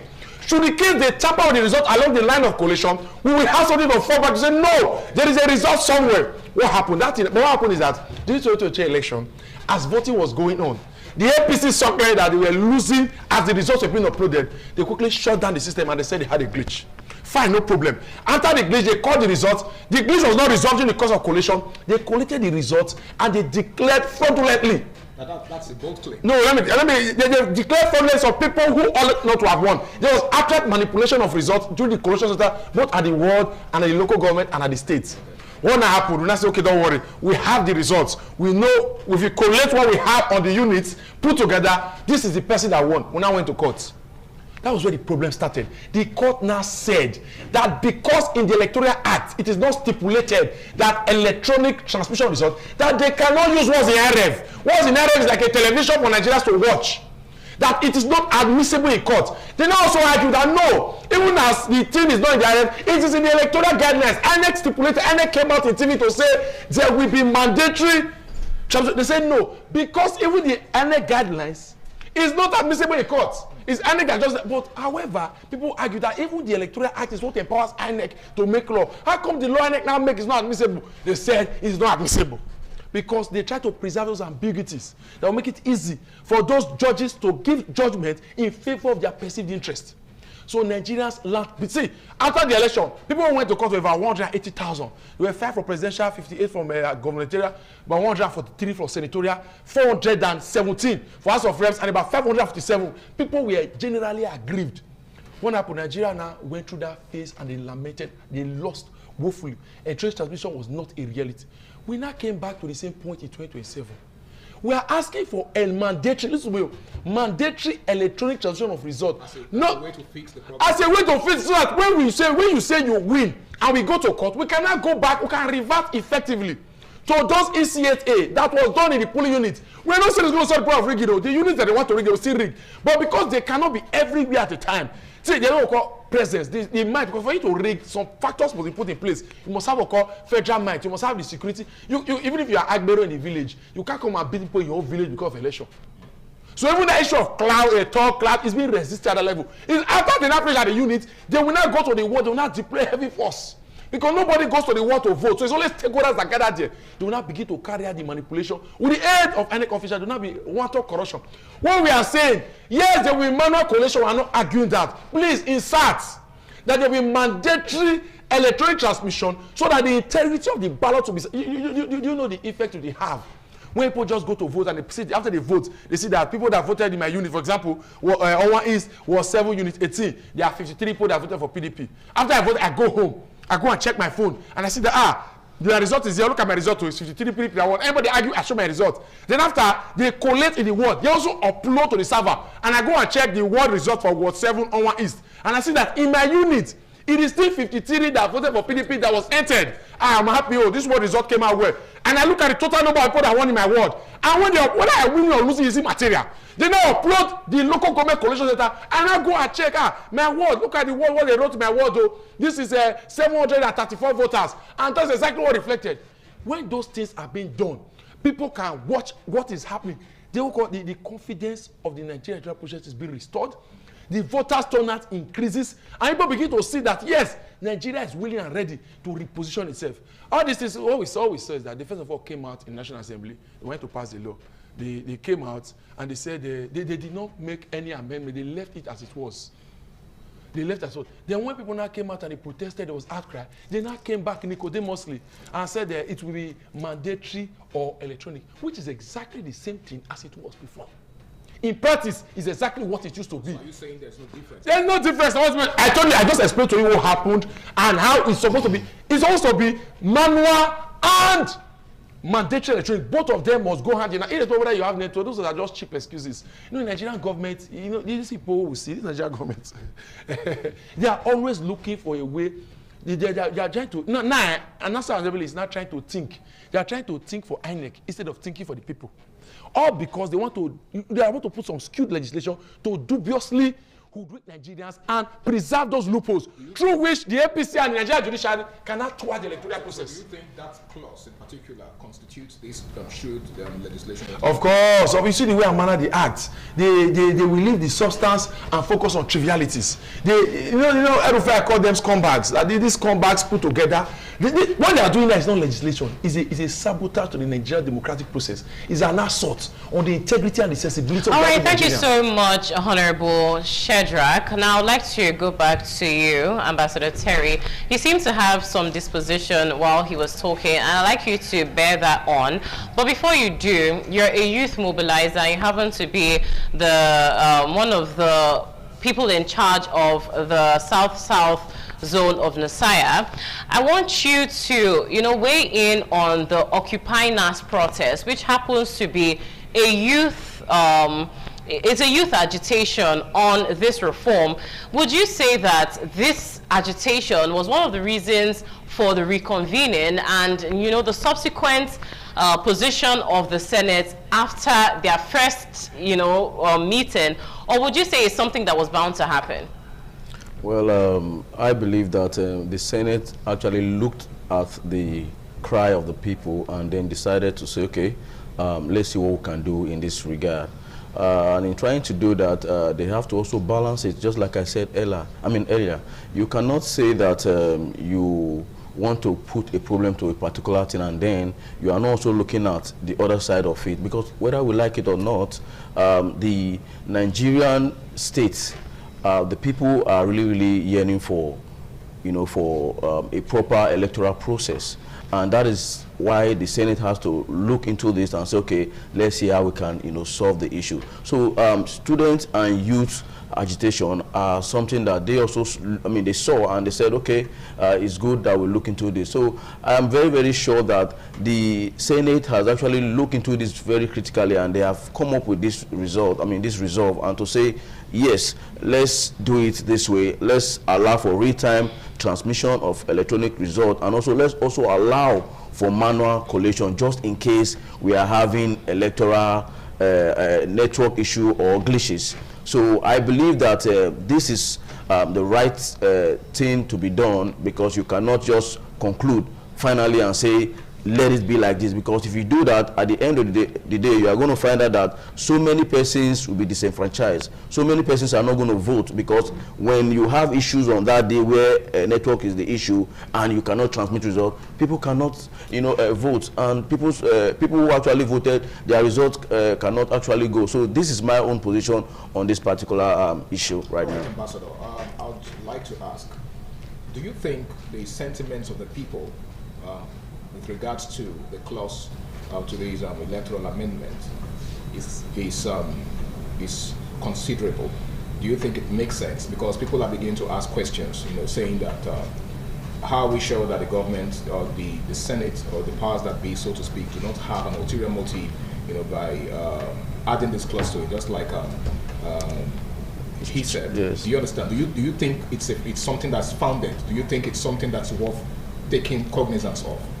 Well, the clause that you talk about, for me, I see it as something that, is required.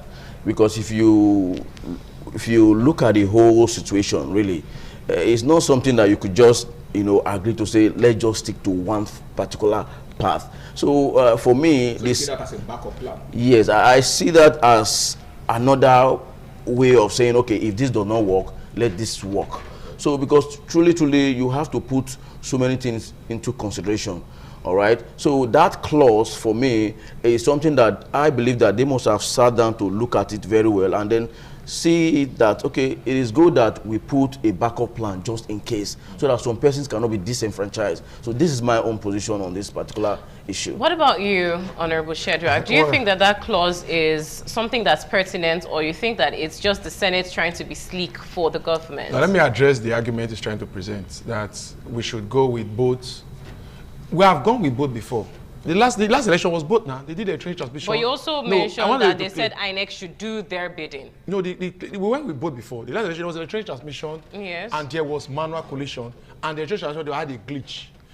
We have done this thing before, both. What we are saying is that make both mandatory so that we will have both. We want both. There's never a time we're going to... It's only when you have electronic voting that will not be manual collation. When you finish for the local government, you must go to ward. When you finish your ward, you must go to local government. When you finish for the units, you must go... That process is statutory. Please, add electronic mandatory so that even when they say they don't have network, even if they say they don't have network, that they catch. We are not saying it must be real-time. That's one of the... For me, I don't want to go for an overkill. But they are saying it must be real-time. No, when you say real-time means that as you finish doing it or pro, whether there's network or no network. That's the reason that's the question, yes. And that was what they did before now. I'm trying to tell you that because these things are not embedded in the Electoral Act, it is not admissible in court. So even if we do this thing now, we do it again as we did the last time, and there was no glitch. The bill means now it should be embedded. Electoral mandatory transmission of results, both manual and electronic. It's simple. See, why are they scared of it? See, I've listened very carefully to the argument. It is majorly the proponents of the APC. This thing is not a partisan demand. It is a clause that will, to a large extent, reduce the manual interference of electoral results, minimize manipulation, and ensure that the will of the voter, as expressed on the polling unit, is faithfully transmitted in the outcome of the electoral results. It has nothing to do. The APC are making look in our criminal tendencies, in their inclinations. They are trying to ensure that those ambiguities and loopholes. You seem very adept on the APC. No, it is them. You have looked at all of them who are agitated. There's no one APC person who has said no. That as in that just look at the people who protested in the National Assembly. There's no one member of the APC that is there. Look at persons who are coming out in public air to speak. There's no one person who identifies who is not identified with the APC that speaks against, and it's irritating. Makes it look that these people just deliberately want to hold Nigeria by the jugular to ensure that the people see this thing goes beyond election. Let me explain to you. This electoral transmission of results, it is not just going to improve the sanctity of the ballot. No, it's going to further deepen democracy and nudge good governance in a better direction. Because all these criminals who are leading us, they will not lead the way they are leading if they know that it's the Nigerian people that will determine whether they will come back or not. That's to my initial question. That's it. Because when people know that it is you and I that will vote, when they are leading, they will give recourse to your statement. They will do things that will please you so that you will vote for them. Back to my initial question. I think I asked this question. I don't know if it's now or, just a bit previously.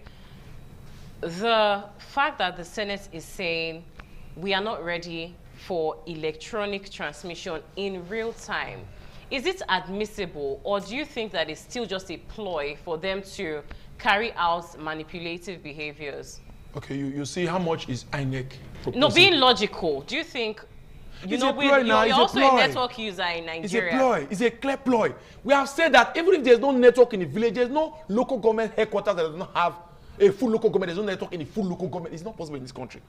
Say a full local government capital, that means nobody's doing POS in a full local government, nobody has a phone in a full local government. So even when the person uploads the results in his units and he goes to the local government, what collection center, no network, he goes to the local collection, there still be no network. When he goes to the state capital, there will be network. The thing will eventually get uploaded. In the first place, do you think the issue of network should even be a problem? It shouldn't even come up. It's just a yardstick, a dubious tactic to try to stifle the process. What we've seen is that legislations that are targeted at strengthening transparency is being resisted. Why those ambiguities that preserve the power of the incumbency in preserving power for themselves, these ones are being preserved. See, INEC today is presenting a budget of 1 trillion naira to run election. What's one election?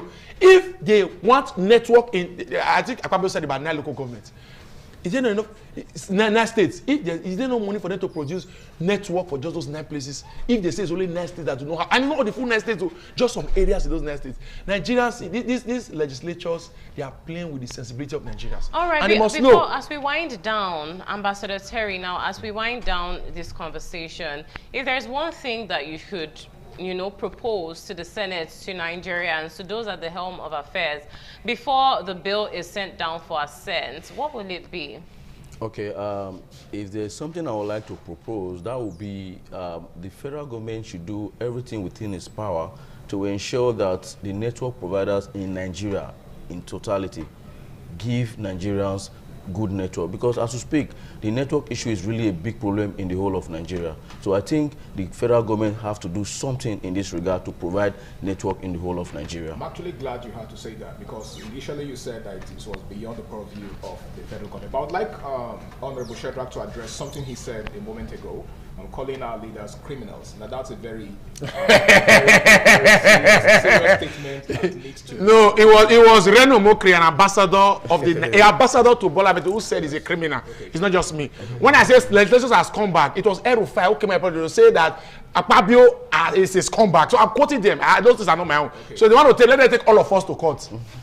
Anyways, our leaders are not criminals. It hasn't been proven in any court of competent jurisdiction that they are criminals. Well, a very big thank you to you, gentlemen. All right. Just before we do wind down, draw the curtain and all of that, can I have your, final disposition, Honorable Shedrack? Yeah, I want to tell Senator Godswill Akpabio that people who make peaceful change inevitable, makes violence, make peaceful change impossible, make violent change inevitable. Nigeria will resist this. Just be rest assured. Nigeria will resist this. Their dubious tactics to hold us in perpetuity. Are you saying that you see another protest coming? Of course, when they come together for a joint session, we'll close the whole place down. This is just a microcosm of the larger macrocosm. Nigerians are mobilizing, and they will see the full length of our action. All right. What about you, Ambassador Terry? Your final words. My final words is that the Senate should do everything within its power to ensure that the Nigerian state become a state whereby everybody will be glad to go out and vote.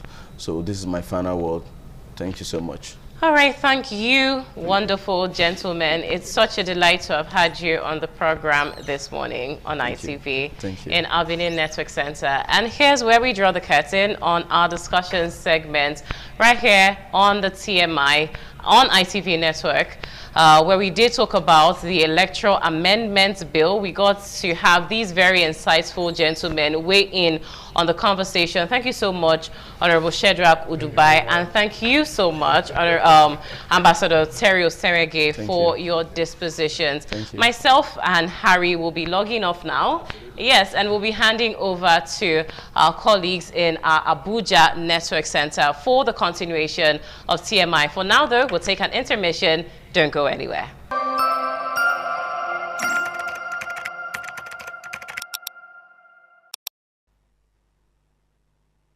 Welcome to the Abuja Network Studio. I'm Ogu. Like I said earlier in the course of this program, that from the Abuja Network Studio will surely be taking a look at the opportunities available for Nigerian youth who are thinking about studying abroad, especially into consideration the future of work, the ability to be able to study in a place that makes you be able to any conglomeration, any part of, and knowing that people can also work remotely. When you have the right qualification and the right school, you'll be able to do just that. And joining me this morning, all the way from United States of America, embracing into the country the course of the week, I'm talking about no other person than Mark Baczynski. He's the representative of Chaminade High and College Preparatory School. It's a pleasure this morning. Yes, thank you very much for having me. This is a pleasure for me to be here as well. I know we've spoken a couple of times via Zoom. This is the first time I'm having you in our studio right there. And we've been talking about the opportunities available to youth who are for studying abroad. How do we prepare them? How get there? Let's talk about how Chaminade come into the scheme of things to really help opportunities for Nigerians who want to study in some of the top universities, especially United States, about Harvard and the rest. Yeah, great. I mean, I'm lucky to represent Chaminade. You know, I was a student myself, having went to school there for both in senior high school, and I've been back working with the school for about 15 years. So I've been able to see exactly how Chaminade is over the years and learn about its history. And Chaminade started in 1910. We have over 116 years of history working students from across the United States and all over the world. You know, so Chaminade, you know, started in 1910 as a for students in 4th through 12th grade, and we continue that today with students 6th through 12th grade. And this year we currently have students from about nearly 20 countries around the world. Wow. What I like about it is, you know, it's not just an American high school, you know, it's a high school with an international flavor. It allows students to get out of their comfort zone and meet people all over the world. It allows them to really see with this world shrinking each year with TV, radio, internet, you know, social media. You know, you can really, instead of just looking at a screen and learning things, you are learning from the people within your classroom. Interesting, right there. You talked about becoming an international school where you have students from over 20 countries, and Nigerians are also interested. Growing up, you know about the kind of opportunities that are available in the United States of America, especially studying in the United States, how it puts you at a point to get some of the best jobs, to work for some of the best companies in the world. How does Chaminade come in when it comes to preparing students to gain admission? Yeah, great. I mean, we say it right in our name. We're a college prepare school. We're preparing our students, university, and life beyond. And we do that through a multitude of different ways, not just through, you know, the academic studies, but we really focus on the person, you know, that we focus on the whole man at our school. You know, we want to come in and be challenged academically in courses that they select. That's a big part of what it allows as well. You know, we don't just have everyone studying the same math, same science, the same social science, the same practical arts. Students have a say in what they study. So they may know that in the future they want to be an engineer, or maybe someone wants to be a doctor. Those two students are going to have different course loads while at Chaminade. One will study more in our, you know, automation, design, aerospace engineering, while another study biology, honors chemistry, AP biology, anatomy and physiology. So we tailor our courses to meet the needs of our students. Teachers are something we also focus on. You know, nearly 100 Chaminade teachers hold masters or PhDs in their area of study. We do this so we know that they are very intentional on what they teach. They're very knowledgeable in their area of, you know, teaching. And it also allows us to work with some local universities. We currently partner with St. Louis University in the University of Missouri to offer university level coursework at our high school. Students are also learning towards their high school diploma while also university credit that is transferable once they graduate. So, you know, what we also think as, you know, Chaminade is a Catholic school. You know, not all of our students are Catholic, but what they get with that within is a very nurturing family atmosphere, something that really look at the students not just as like teachable relationship, but more of a family, more like uncles teaching their nephews, big brothers, younger brothers. And that's not just with the student population, but that teachers and everyone on camp, counselors, we really get to know and really help them to succeed. For Nigerian students who also want to be able to study at Chaminade School, what do they need to do to be able to get to Chaminade School to be able to do a study? Yeah, so we have a range of what we're looking for in students, but basically students who are bridge to current schools, meaning they like to work hard in the classroom, you know, is what we first look for. Academics comes. However, Chaminade also offers a number of different sports, club activities, because we think it's very important to get involved in the classroom. In the school community, but outside the classroom. So we have 19 varsity sports, you know, 19 top-level sports with over 6.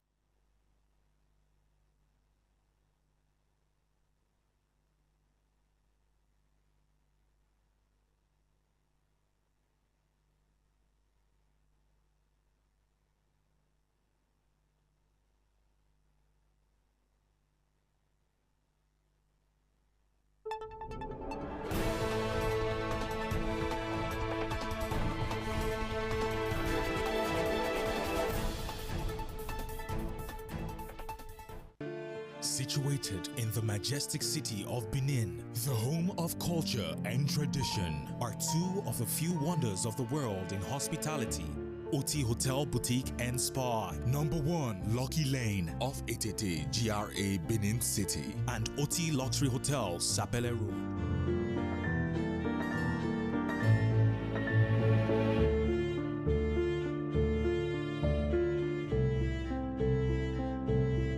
If a student wants to come to us and earn a Chaminade High School diploma, they will need to study with us for a minimum of 2 years. Okay. However, we also have students who may finish their secondary education here, and then they can come and study with us for 1 or 2 years in a certificate of Chaminade, which will then end with their Nigerian diploma, a certificate that will apply for either in the States or around them. But, you know, as far as the application process, it's quite simple. We have an online application, you know, which a student can complete, has some family information and a student section that asks about their hobbies and interests, has a few questions for them to answer. We then, depending on what year or what grade level they're coming in, we require at least 2 years of final transcripts from the school. We want to look at that over a 2-year period to see how they're doing, you know, in their classes. We ask for teacher recommendations.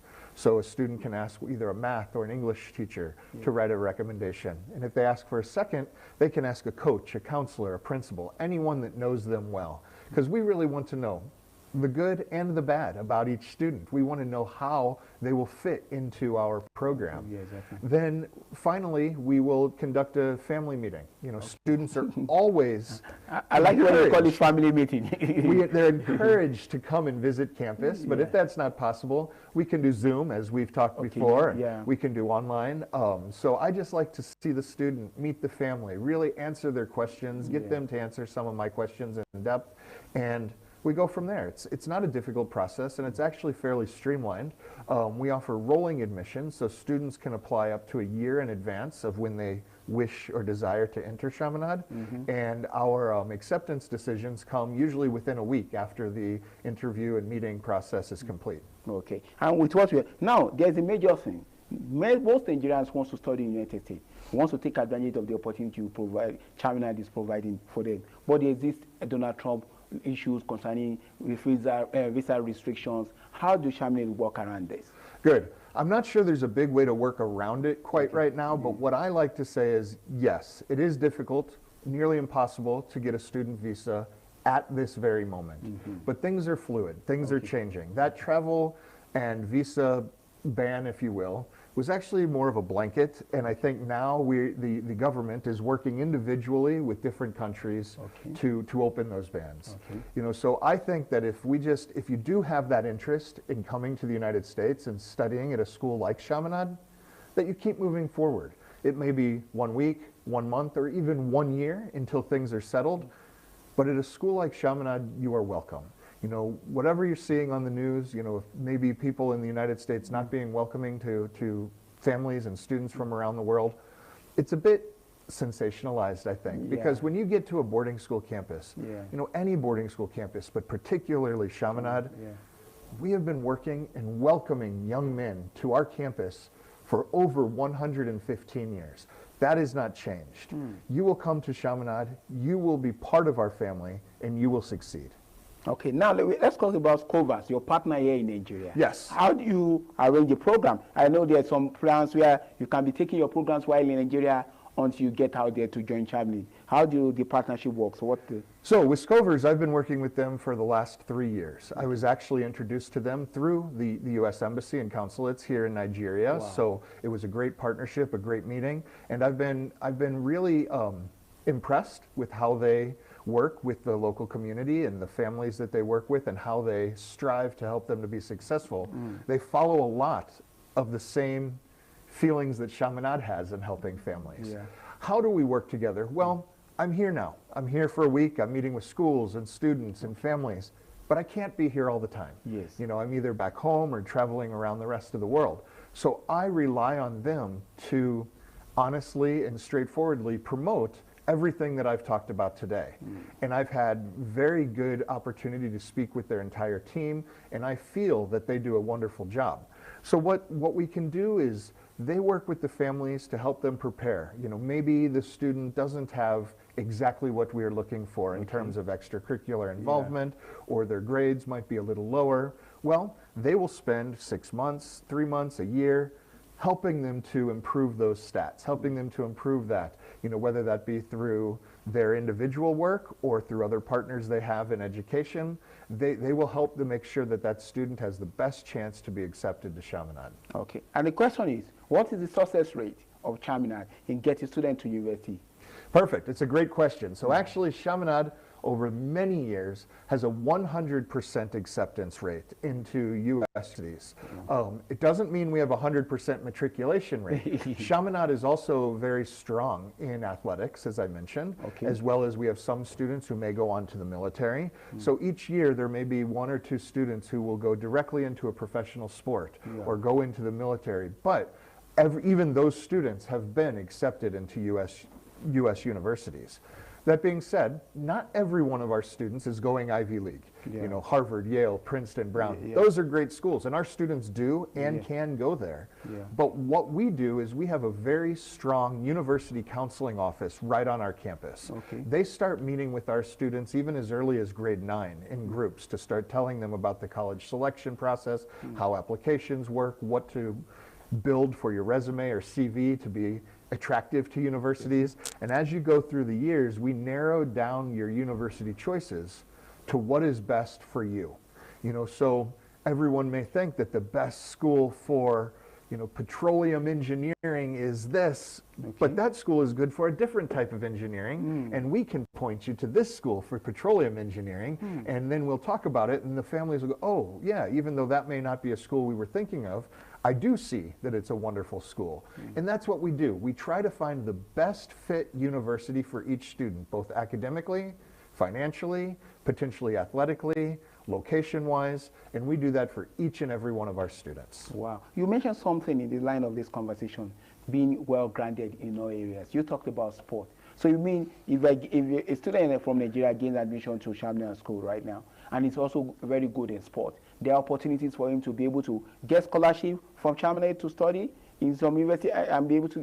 No, that's a good question. At the university level, yes. Chaminade does not offer athletic scholarships. We do offer academic scholarships, and we have a number of what we call endowed scholarships that are specific for different reasons. Maybe a family whose parent is a police officer, or a family whose mother or father passed away. You know, we have a number of different scholarships offered, plus academic scholarships, but those students, when they come in, definitely have the chance to play on our sports teams, you know, whether it's American football, soccer, you know, tennis, golf, swimming and diving, as I mentioned, 19 different sports. And if they excel there, they can play at the next level and often can earn athletic scholarships into university. Wow, interesting right there. It's been nice talking to you. I know how time flies, like the wind right there before you know it. But any last word from you before we let you go? Well, again, my name is Mark Baczynski, and I'm the Director of Boarding Admissions at Chaminade College Preparatory School in St. Louis, Missouri. We've been welcoming young men from across the world for 115 years, and we would love to see you soon. Thank you so much, Mark Baczynski, for joining us this morning. I hope you are enjoying your time in Nigeria. So far I am. Thank you so much. Have you tried any Nigerian food?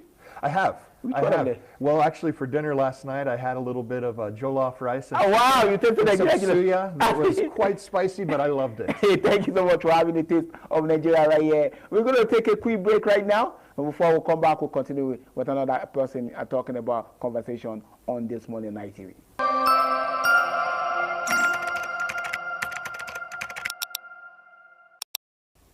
Welcome back, still This Morning on Night TV, and this time around we'll be taking a look at the electoral bill that's been generating a whole lot of reaction right there. Nigerians are not ready to let go. They want to see to the end of it. They want to see the use of BVA. They want to see the results being transmitted at record time. And joining me this morning is Comrade Oluomotosho, who is an ICT professional human rights activist and public affairs analyst, and also the National Publicity Secretary of Action Alliance. It's a pleasure to have you this morning.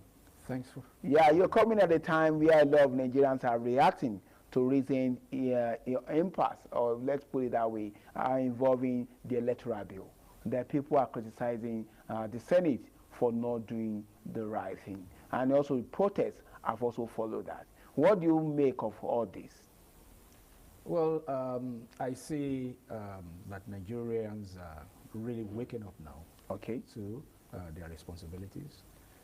In situations where you have a government in place that major most in impunity and those things that really does not have a positive impact on the lives of the people. And the people are so docile without saying, without rising up to fight for their right. Of course, the impunity will continue.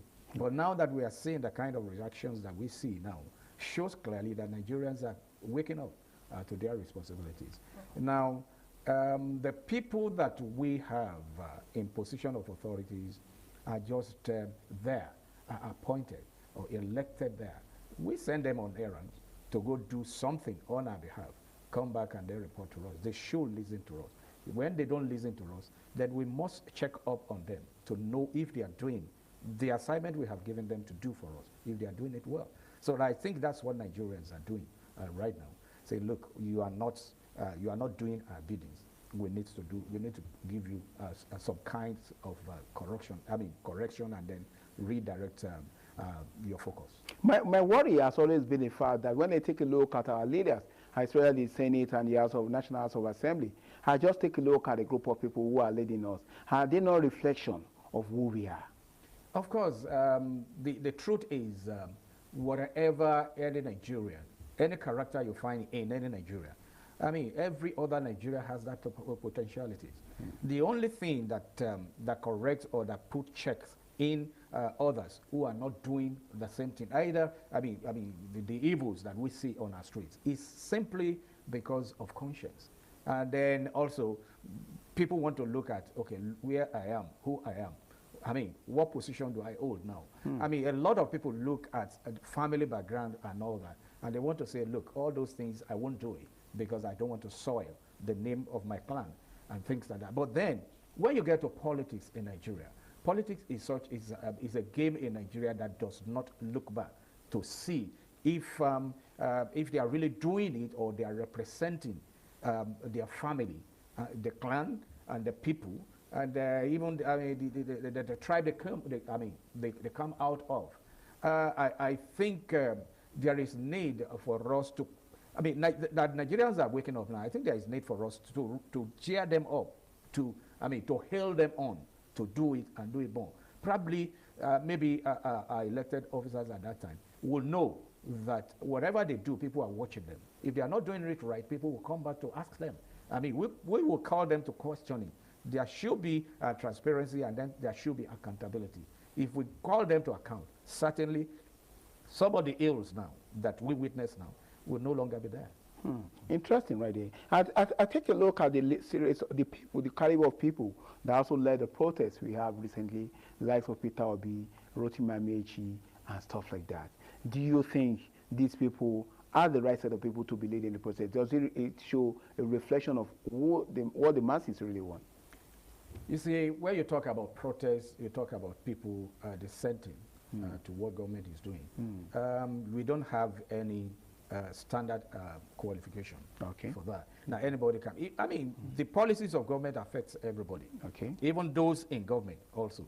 Apart from the fact that they have laggies, because they are in government, they will cushion like some kind of subsidy to make them feel the impact of whatever wrong policies they have. Less than the people will do. So anybody that is affected can, anybody that's of the age of 18, Nigeria, that's the age of maturity. Now, anybody that gets to that age can come out to protest.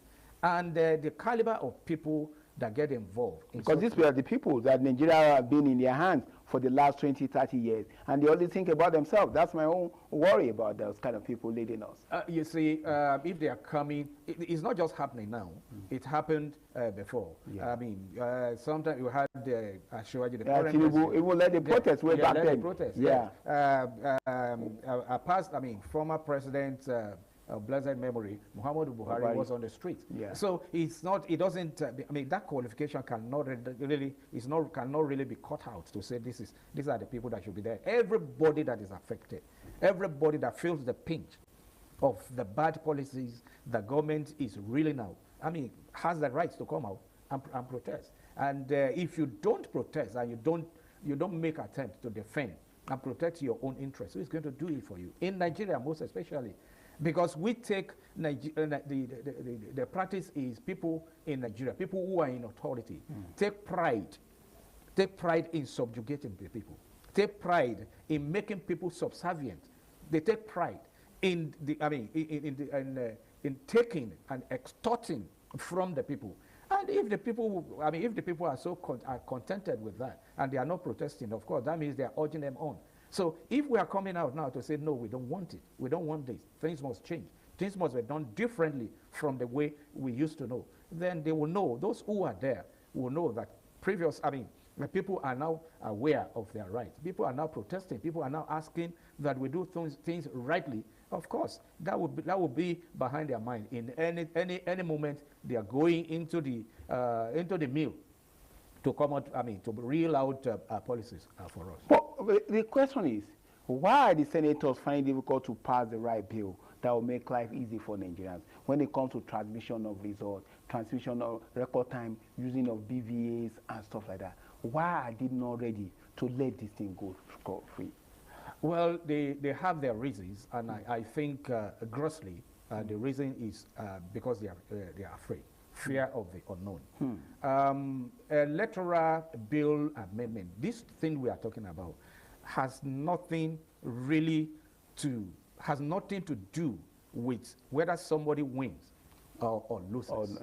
Now, it's saying, take for instance, we are asking that the electoral bill should enforce real-time transmission. Yeah.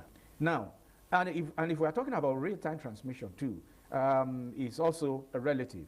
Now they are saying that the coverage, the network coverage, is not total. Yeah. But we have reports that tells us that we have more than 90% coverage. If we have more than 90% coverage, of course, that's sensible. Now, let everybody, and what we are even talking about is just a transmission of pictures. Yeah. Now, when voting had been done, and the counting had been done and everything, all agents have signed that this is the authentic result. Now, the electoral officer is to snap it and then transmit it. Yeah. Now,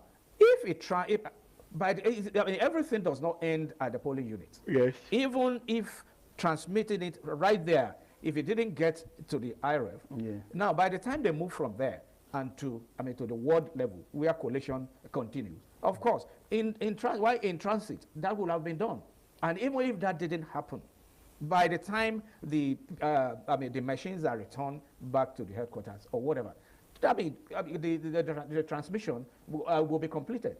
So people, when they say, one thing they know, what they know that they believe that we do not know is that they have something that they are hiding. Now, what the IRF, the digital transmission, what it will do is we will just use it to compare at the end of the day when the final result is declared. They are not going to use what is transmitted to IRF for collation. Yeah. They will still collate using the manual, the paper that were prepared at the polling unit. Now, what we need that for is when the result is declared and then there is suspicion, we will go to the IRF, look at the records check whether there is disparity, and then compare it with what we have. So that's what is needed for. Now, but they are afraid because they know very sure that they cannot win the election squarely, free, and fair. And so as a result of that, they know they are going to do some sort of manipulation. And by the time the RF is fully activated, and then people go there to see and then cross-check, now it will be revealed that they have done, they have manipulated the result. So that's what they are afraid of. So, and what they do not know is that right now, what they are doing now is that they are making the people to be more suspicious of them. And of course, that will make us to be even more vigilant now at the polling unit and to make sure that our vote really counts. Okay, and the last thing before I let you go, when you put into consideration what they are trying to do and the way things have happened so far, and also the way they've gone about the electoral bill, the amendment and everything, and you've seen that they are trying to get everybody to come to the particular party. Why are they still afraid of the electoral amendment bill? If they have moved everybody to one party, turn it to more like a one-party state?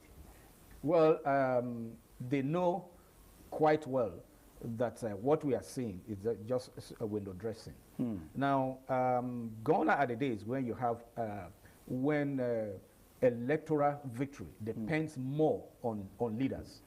The politics we have now does not totally depend on leaders. Yeah. When leaders will say, this is where you are going, this is where you put your vote, and everybody will queue behind. Now, that is gone.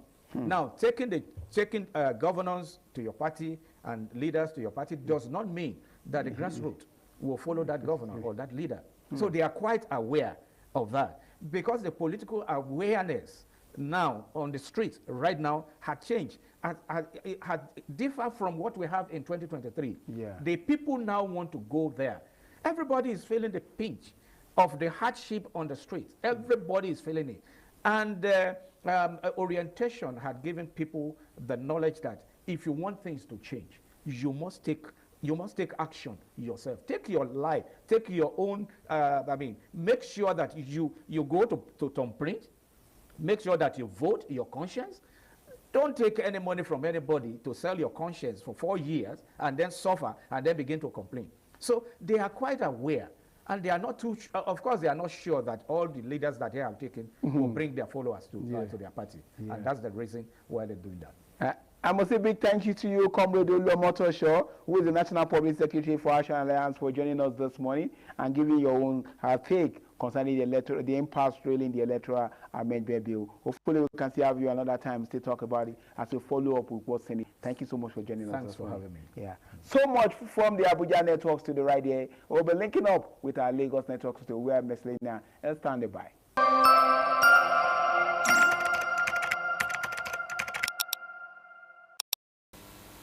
Many thanks for staying with us. We're still on CMI this beautiful morning on ITV. I am Marcelina Unkwo. And I guess this morning that will be helping us analyze today's topic is Comrade Jeratin Oshodi. He is a political analyst. Hello, good morning. Well, bless you, Marcelina. How are you doing today? I'm very well, thank you. Thank you so much. Viewers, greeting to you all.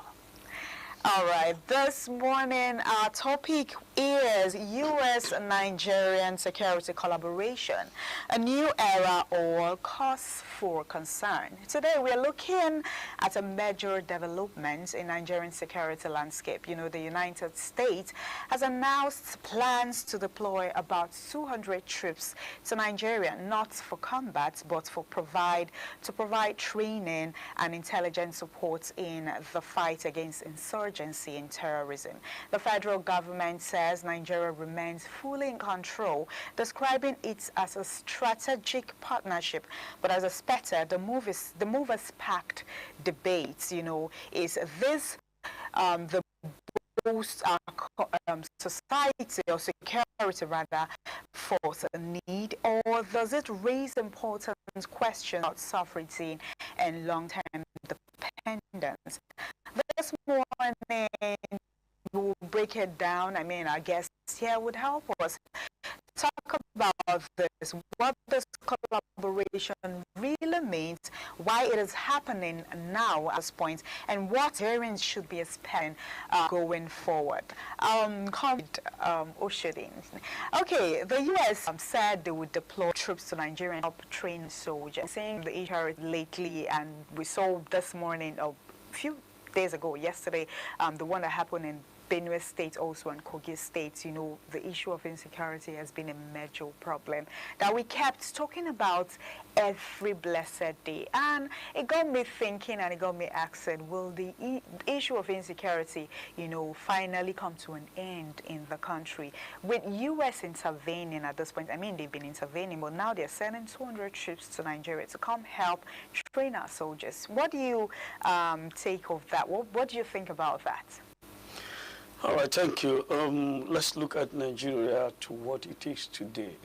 I'm afraid, what I'm afraid is that the Nigeria of today, well, we begin to see white and call it black.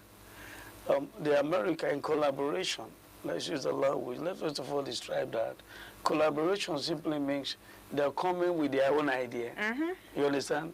To mix up with their own idea for a goal. All right? And then look at the America's idea that they're coming in. If I may quote Trump word, that he wants to help all the Christians all over the world. And we know most of these Canaan in Nigeria are from the other side of religion.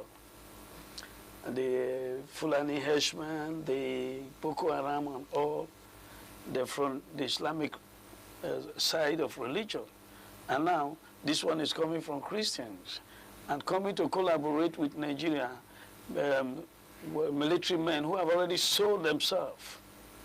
Because all this while, if not for the American strike, that Christmas gift, we would have still been somehow, I don't know what the issue would have looked like now. Okay. Because I know that American strike just came in and bring a kind of calmness to it, although it didn't stop it over. Now that they are coming on with their own idea, what are they coming to learn? I would have said for me, either they sit back to a country like Ghana also, once in a while they visit us with their strike. You understand that to come out to collaborate with us, you know Nigeria, what it means. I'm afraid that the Nigerian military men will not poison them. And I come in. When I mean poison, I'm not talking of killing them. I know. With their own ideas. They're coming to help, I mean to train. Who are you coming to help? People that is already polluted? You understand? Coming to stay with them, don't pollute you. Just for instance, look at what I don't know how true the rumors is, that Nigeria will try to bribe the American government with $9 billion or something of that nature. Now from here to America, they want to send message, not to talk of you coming in to meet them. I'm just afraid that they will not teach American soldiers, because collaboration means come with your idea. So you do not think it will improve Nigerians' fight against insurgency? If the Nigerians allow the Americans to absorb the American, what they call the wisdom or knowledge of fighting, okay, it will help. But I'm afraid that the moment they come in here, within a space of time, Nigeria will buy them up. You think so? You think Nigerian can buy them up? Oh, we are good in that. If not for any other thing, we're not good for. This present government where we are, they're very good in that. They're very good in that. They are ready to give you an amount of money that you won't be able to refuse. What they want is for them to achieve what they want. So what happened to Nigeria is a problem. You understand? So what happened to we as Nigeria is not their problem, but what they are after is just what they want to achieve. They get it right. So when a collaboration, two people with different, and they want to fight to goal, it's different goal. I mean, we've been having foreign training before. So what would make this one different? For instance, I do have before, if Nigeria police or army go out for foreign missions or whatever, they come out as the best. But when they are here in the soil of Nigeria, it's a different ball game. You understand? It's a different ball game. Why? Because the people we have at the seat of government want everything within them, and anything that will not favor them, they are ready to buy it up at any price. At any price. So America coming to collaborate, and like what I said, I would have still preferred them striking off from outside that to come in. Because the present government, are they ready? No, okay. You said you would prefer them striking from outside. Just as they had in Ghana for give us a Christmas gift. Yeah, but now they are not coming to strike, or they are just coming to train Nigerian soldiers. I mean, don't you think that would help and that will work?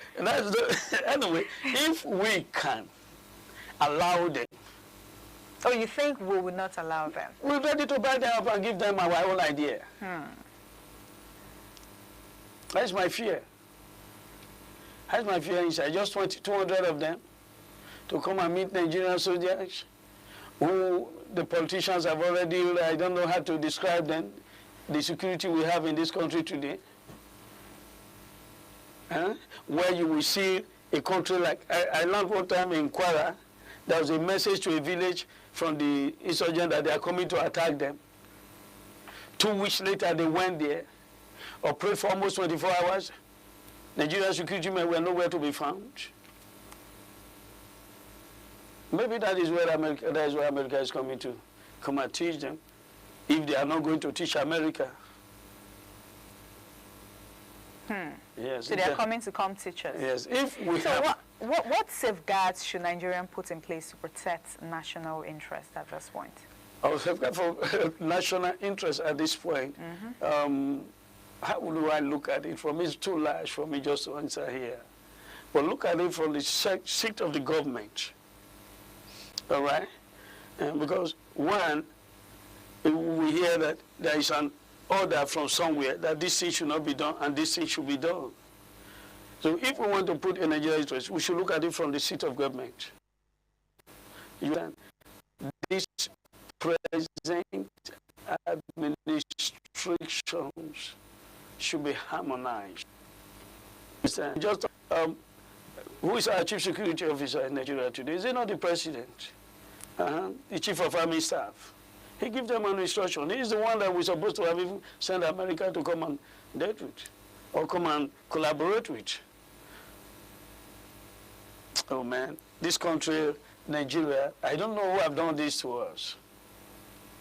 I don't know. A few days ago, I just hit my children and I told them, the Nigeria they born us into is not the Nigeria we are today. It's different from the one we are born any children into. Yeah, because then, that time, then, you see the fear of the nation at the face of the military man, the police, the army, the navy, and all. They carry the interests of the country. You see there, you know they have come out to serve. Now, the set of people we have in the government, or to the security, the police, and all. Look at just something that we're trained on social media. A small girl that they ask, what would you like to do when you go? He said, police. Why the police? He said, because he see police collecting money from Keke. So he want to be collecting money. It's an insult. It was a big slap to the face of the police. And yes, go outside today and see what they're doing. Those days we were growing up and we'll tell you, I mean, man, don't just try to bribe them. They will force you to drink gutter water, or you roll on the ground because you want to try bribe them with money. But today, the issue is not the same. The bribe, insurgent, insecurity everywhere. Oh man, I thank God and I believe in God that God will help Nigeria with the Americans. Okay? Amen. Comrade Geraldton, some Nigerians worries about sovereignty. Is that a concern? Is it valid? That Nigeria worried about sovereignty. If it's valid? Oh. Is that concern valid? Yes, I will agree with it. I would agree. It's a concern. You see, how do I put it to you now and the audience? Is that I think, oh man, Holy Spirit, just help me out. You see, Nigeria to what it is today, poverty have eaten so deep of this nation that we're not looking savior at where we know we don't even have savior there. You understand? Just take for instance, look at what is happening on our political realm. Well, the people we choose or we thought that would have been our voice are ganging up against us. You know what I mean by that? Every governor is decamping to one political party.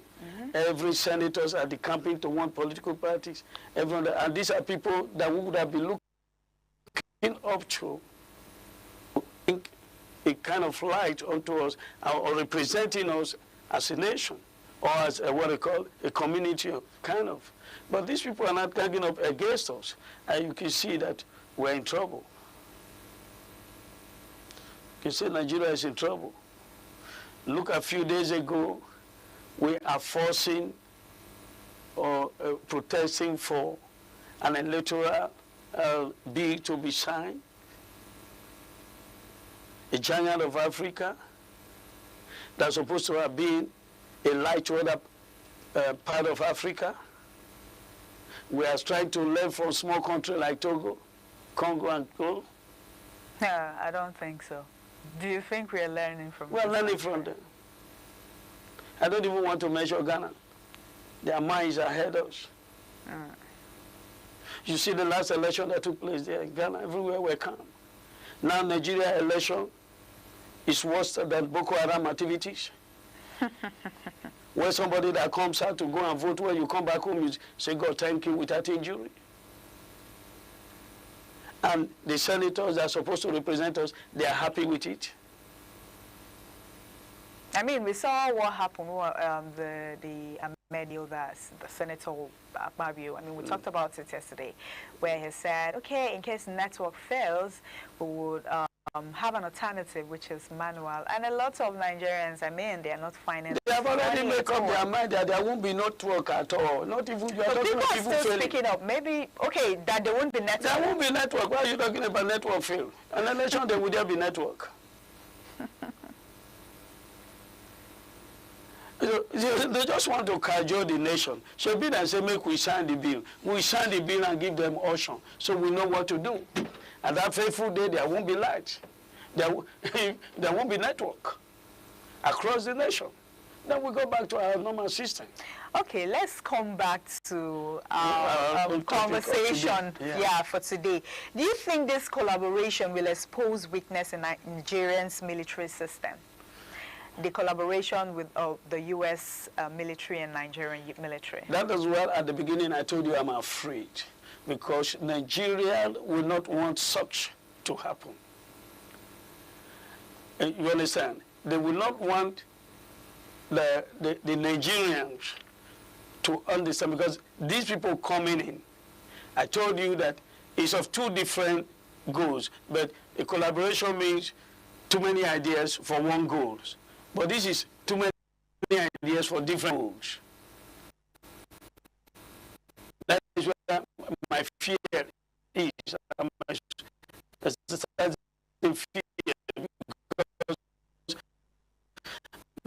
these people are coming out to put it right. And Nigerians, with the kind of system we have in today, they want to be there. The new thing goes, many of them have to be there. So to keep it better for come, they do pretend electoral bill with another option in their mind. They pretend, okay, let America come with another issue in their mind. That's where my fear is. They may come and pollute the America instead of America changing things for us. But I know to what America is with Donald Trump today, they might be so strong for them, then that would be a good thing for Nigeria to come. If Nigeria can open up, just cover their shame for 5 minutes, and let America teach them what they refuse to know. Good. Okay, at this point, are we solving the root causes of insecurity by, these troops are coming in, or they're just improving military response? Both would have been good. Okay. To each. Improving the military response, at least for them learning something somewhere, out of what they have. That would have also helped to reduce, if not to stop, this insurgent issue, this killing here and there. But I think having my fear in my head then, that is the Nigerians ready? They ready? When I mean Nigeria, the government and the military men. Or are they just coming, just let these people come? Should be when they say within a few days they will go back? I mean, they should be ready with the insecurity here and there in the country that we keep hearing. I mean, you're traveling, you're scared of traveling. Even in your house, you're scared because you don't know what's going to happen next. So they should be ready. Are you not thinking that the government, the Nigerian government, are benefiting from it? If not because of America, have you ever seen any Nigerian government or Nigeria be president or the Senate in any of the attack they raise up their head one day? So you think they're benefiting? Of course, if not, why must we be waiting for America? Why should we have been waiting for America? Up to that, for the past how many years? I thought I all these things. All right, we're still on TMI this beautiful morning. We'll quickly go on a short break. Just stay with us. I will do this.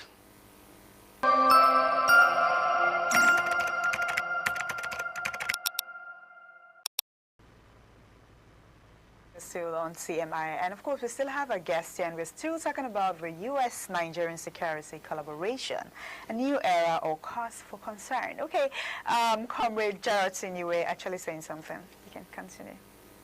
Okay, a new era for which we concern. Very good. I just so believe, I'm still entertaining fear, because I knew anything that comes into this country, if care is not taken, within few hours we corrupt them. I mean, sorry for if you as a Nigerian should have this thing, this perception about Nigerians, that anything that comes in, we're going to corrupt and all. How do outsiders, I mean, foreigners, then see Nigerians?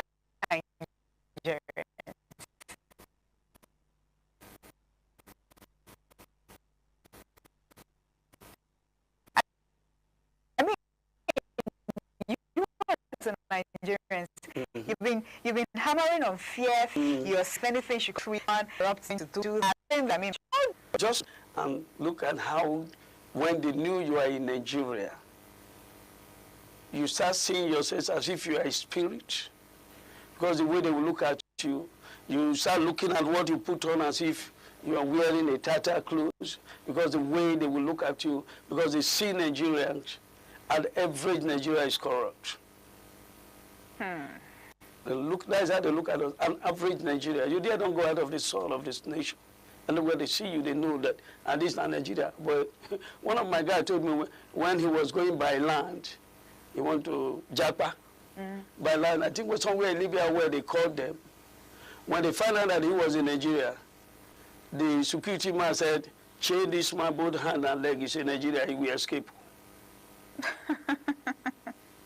Wow. So that is to tell you what these people have done to our name nationally, internationally. So, my dear, anything that comes into Nigeria, if we don't Nigerialize it, then which means the country is very strong. If America can calm down and bring a kind of sense of discipline to our Nigerian military men, then wow. Yeah, you talk about discipline. I feel these are what they are bringing. All this, both discipline and all of that, are what they're actually bringing to the Nigerian military. That's what I feel. That's what the training entails. They're coming. They're not just training for you to fight insurgency or insecurity or the bandits and the ISWAP and all of that. I mean, they are coming to train Nigerian military. I mean, what I'm trying to say is it's the collaboration they're going to do, not just for you to fight, but this discipline you're talking about, I feel is going to be part of it. When you are trying to bring a change to customs, you know what I mean by that? These are things that have entered them. They are being customized by corruption. And you just think America will come here with 200 men to come and change this man. Is it only the one in Abuja? What of in Lagos? Corruption has eaten so deep on this nation that it would have been better to my ear that America is coming to replace Nigeria army. Let's displace them out. Oh. All right, Comrade Geraldton. Just let them come down to replace them. That would have been a different way. Then we start recruiting. You understand? Those one the one we're now recruiting will learn from the Nigeria. Not these ones that are already poisons. They are dangerous. So how do you come and change it? Geraldton, thank you so much. With everything you said, that you do not believe this collaboration stuff would work. Because according to you, Nigerians military, they are already poisoned by the government. I don't know the kind of vaccine that they are bringing to turn their head around. All right, thank you so much for your time, for helping us analyze today's topic. Thank you so much for coming. God bless you, my dear. It is well with you. Thank you all our viewers for joining us. studio this beautiful morning on ITV. We would be handing over to our Benin Network studio for the continuation on CMI. Do stay with us.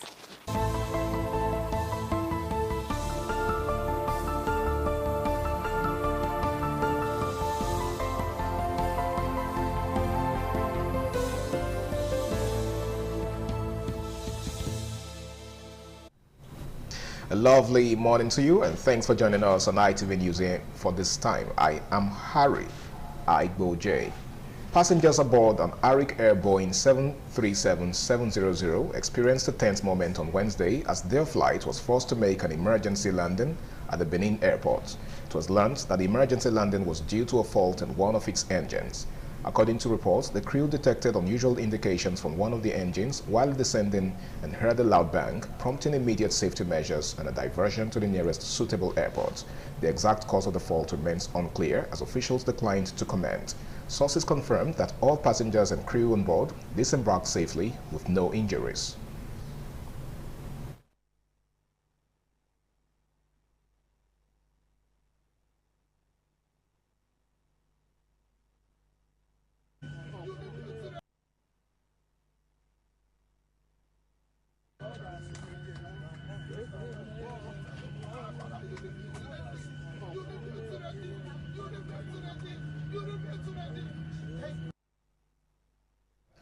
A replacement aircraft was swiftly dispatched to ensure the stranded travelers reached their final destination without further disruption.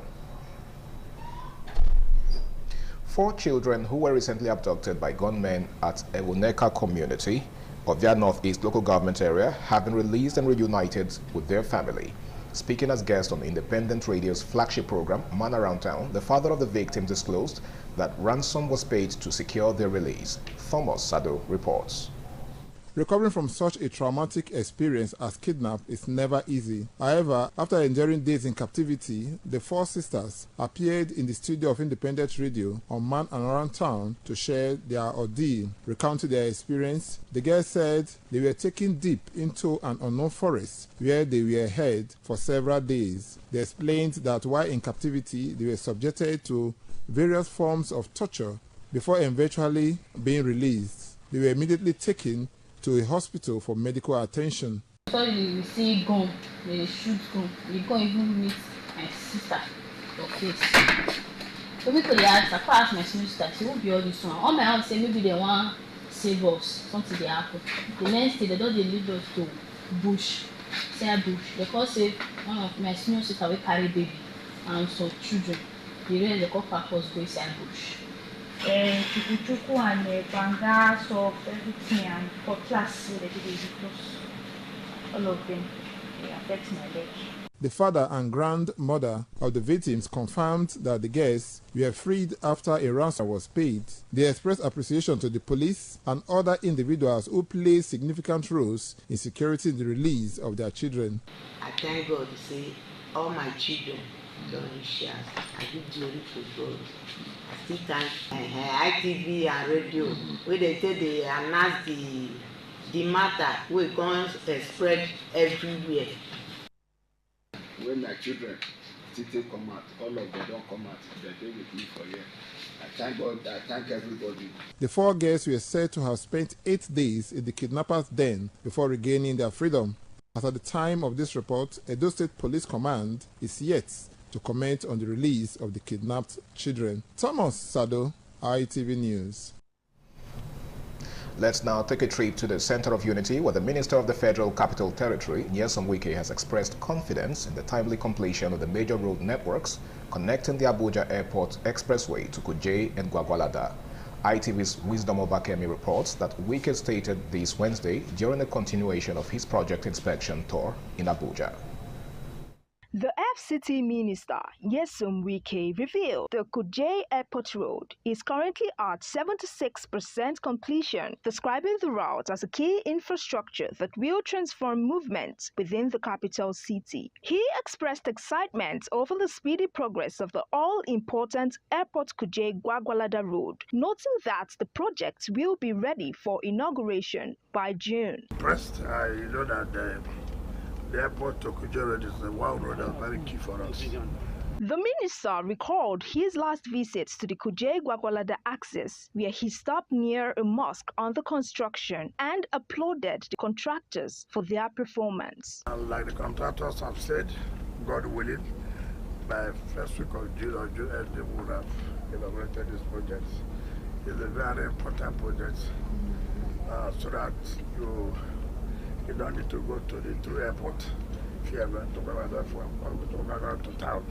So I think it's very important. We are very, very happy with what we have seen. Very happy.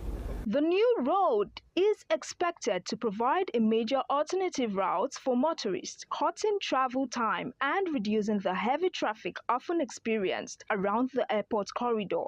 Giving an insight into the completion period of the ongoing Kuje Gwagwalada axis, Wike revealed that the stretch has already reached nearly 65% completion period. If you take from airport to Kuje, it was 30%. And here I can see it's almost 65%, so I think they will beat up.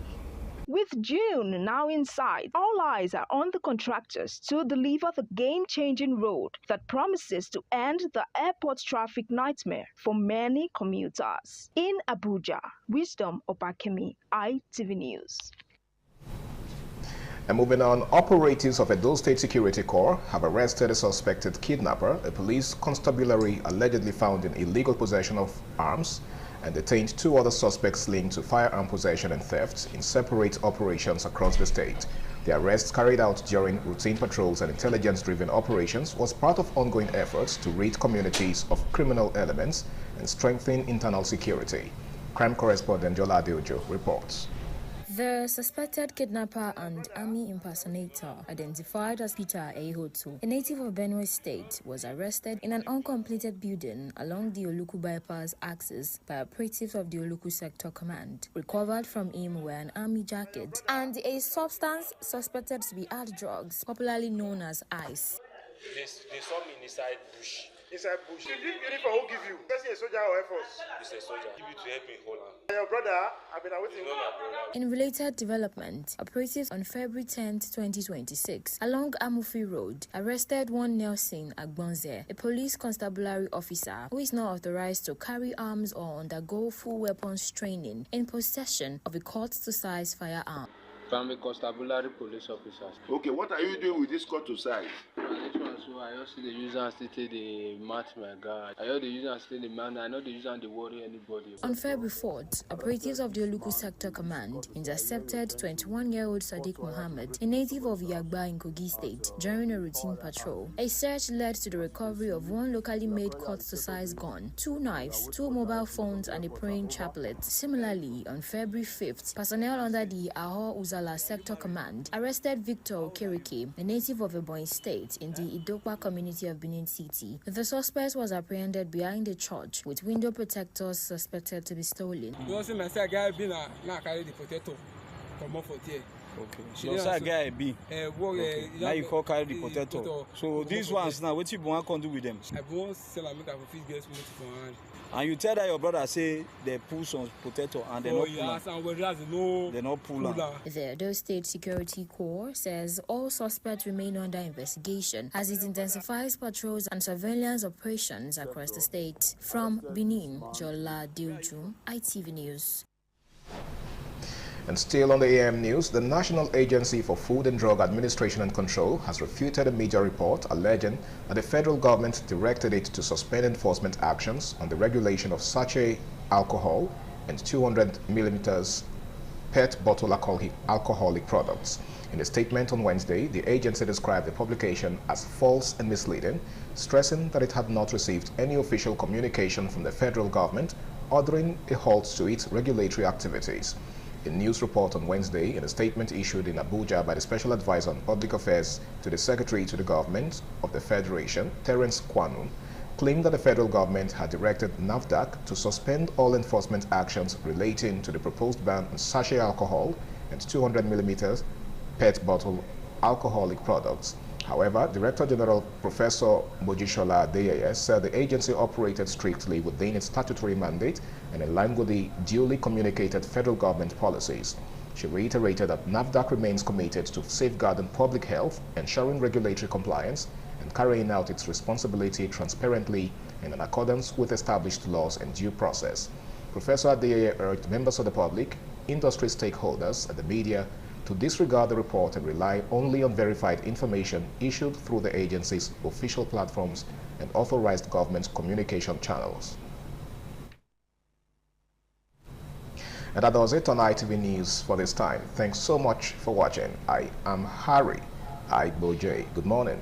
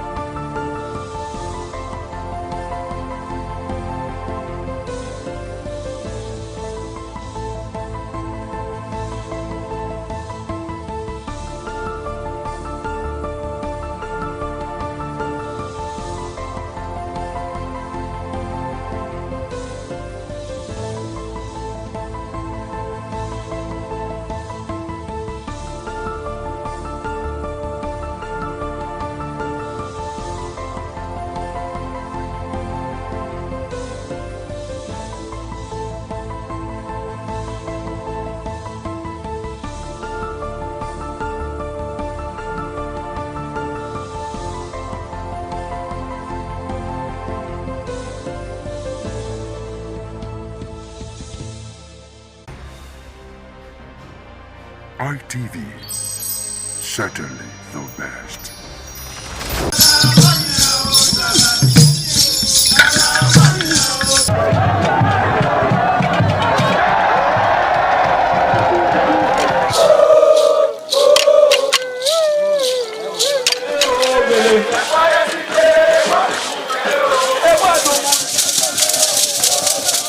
Some days, there comes the Ugemobo Festival, which the Oba celebrates outside the palace gate. A pavilion is built of red cloth where rites are performed to drive away all evil spirits still unsatisfied by the year's sacrifices. The Emobo Festival is to commemorate an event in Benin history which dates back to 1504 AD.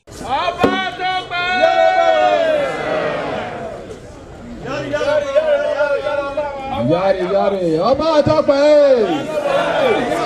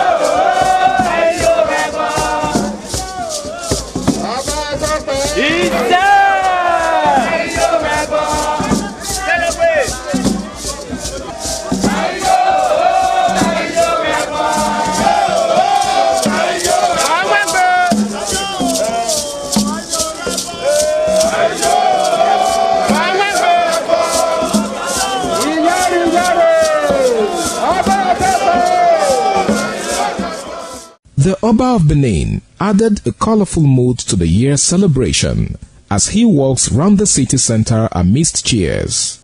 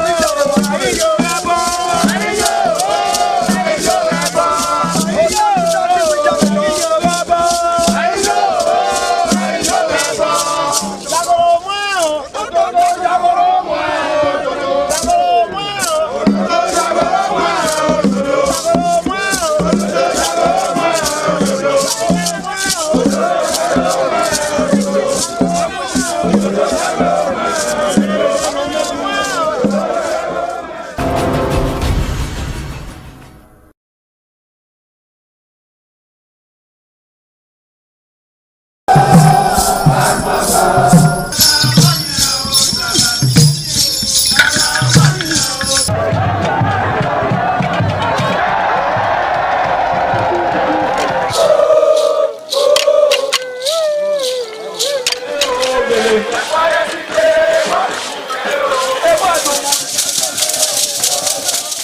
Ekoko masquerades from Ute village, whose cult is connected with Obaeware and his mother, Elere, appear on this occasion to bless the Oba.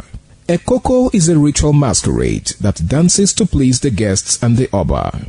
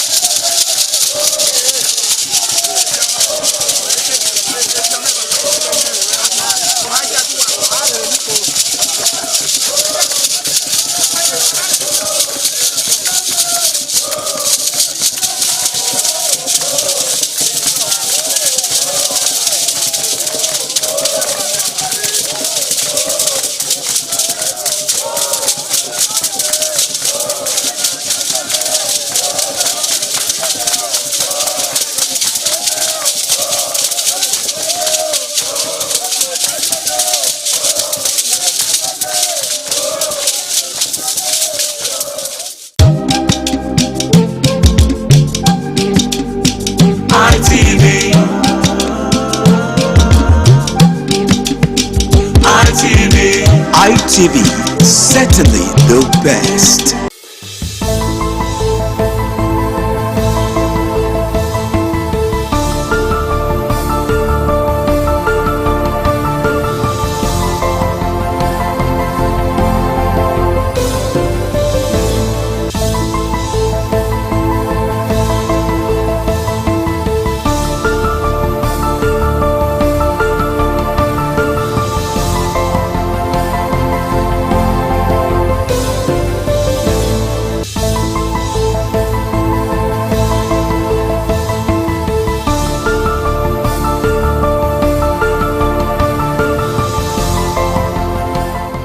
Welcome to yet a fresh episode on the program Law and You, as we spotlight very important, issue that we see every day in our everyday transactions. Now, do you know that owing money in Nigeria can cost you more than just the interest? It can cost you your peace of mind. It can also cost you your dignity. It can cost you even sometimes your life. A situation where, you get midnight calls after getting your daytime calls, from those that you took the money from. To a point even where you are being harassed or sometimes even brutalized, and also to a point where you are facing a demand notice or a court order, and then law enforcement and all the rest. How then can we draw the line legally, or what the laws of the land apply to where we can draw the line between what is a legal means of recovering debt and what is also an illegal means of recovering debt? My name is Philip Omo-Gyukpong. This is the courtroom where we'll look at these issues and find a way to resolve them. And discussing this with me, I have a legal practitioner with me, and his name is Emmanuel Obakpalo. Big thanks for joining me in this new year. Good day, Philip. Good day, Nigerians. All right, so let's look at the background on what debt is before we go into total about where we can draw the line between what can be called illegal debt recovery and illegal means of recovery. Debt recovery is a pure civil matter. Oh. It's not criminal? Civil, yes. And there are legal frameworks. You mean owing debt is a civil case? Civil. Pure civil. If the debtor defaults? Civil. But there are legal frameworks on debt recovery. And what are these? They are 14 in number. But time may not permit us to begin to go through them all. Absolutely. So we may choose some of them. 1, the Companies and Allied Matters Act. 2, the Central Bank Act. 3, the High Court Civil Procedure Rules of various states. 4, the Federal High Court Civil Procedure Rules of the Federation. 5, we have the Nigeria Deposit Insurance Company. These are some of this debt recovery we have. We also have the Alternative Dispute Resolution Act. Now, when you look at debt recovery, like I did say, is a pure civil matter, and it has procedure and processes to be followed. Now, if A gets money from B, or loans money from B, or borrowed money from B, you are to pay back that money based on the conditions upon which the loan was given. So it becomes a contract between the parties. And the party that is now the loanee, the party that is now the debtor, is duty bound to obey the conditions upon which the contract was entered. Even if the conditions does not meet the requirement by law? The conditions must be, it is only the court that has the power to interpret whether or not the conditions meet the requirement or does not meet the requirement. Where they don't meet the requirement, the court will find out it. Okay. Because, you see, even if the court finds out it, but the loanee has signed to that. So there's a contractual agreement. Yes. Somebody can be that so desperate and assign and go to sign anything that will even be to his detriment. So can the court admit that, being that the person signed to that agreement, even though it doesn't, or it negates, or it breaches the constitutional provision? The court may, where it breaches or it violates the law. Okay. The court will not accept the conditions. We ignore the signature. Yes. That, or the court will not accept it in total. Okay. The court will want to look at the fairness of the condition. Okay. And what it should be, what the law says. To administer justice. Yes, with respect to it, because the court only gives justice. And the court looks at, and justice can be two-way traffic. So the court considers that. So, and as such, in such a situation, even the debtor can get the approval of the courts for protection. Okay. The law protects also the debtor. So that is what we look at. Okay. And that is what the court considers when there is a matter of such nature before is this what you just said is indicative of a contract, but let's look at, as in a written contract, I mean, but let's look at a situation where there's just a verbal agreement, like friendly loans, for instance. I don't want to use the word, but let me use the word informal loaner or lender giving to a friend, like me giving to a friend and saying, well, 2 months back I needed money, okay, but by the time my friend now defaults, just a verbal gentleman agreement, you know. By the time he now defaults, do we have the local standard to litigate? Yes. You know, contracts, there are two types of contracts. There is the implied contract, which is a verbal contract. It simply means that the contract is not spelled out in black and white. The contract is not written. It takes the form or pattern or nature of a gentleman's agreement. Such contract, the law also allows it, recognizes it rather, and allows the contract to be between parties, just as because the law recognizes it, and the law also considers situations of such. There is also the express contract. This one now is a contract entered by the parties where they spell out the contract, the conditions, written, the terms, everything that the parties must do with respect to that contract. And you see, express contract is always easier for the parties who entered it. For debt recovery, yes, it's always easier. Yes, because of the contract is spelled out. Documented. That every person, every Tom, Dick and Harry can read and understand that this is a contract entered by the parties.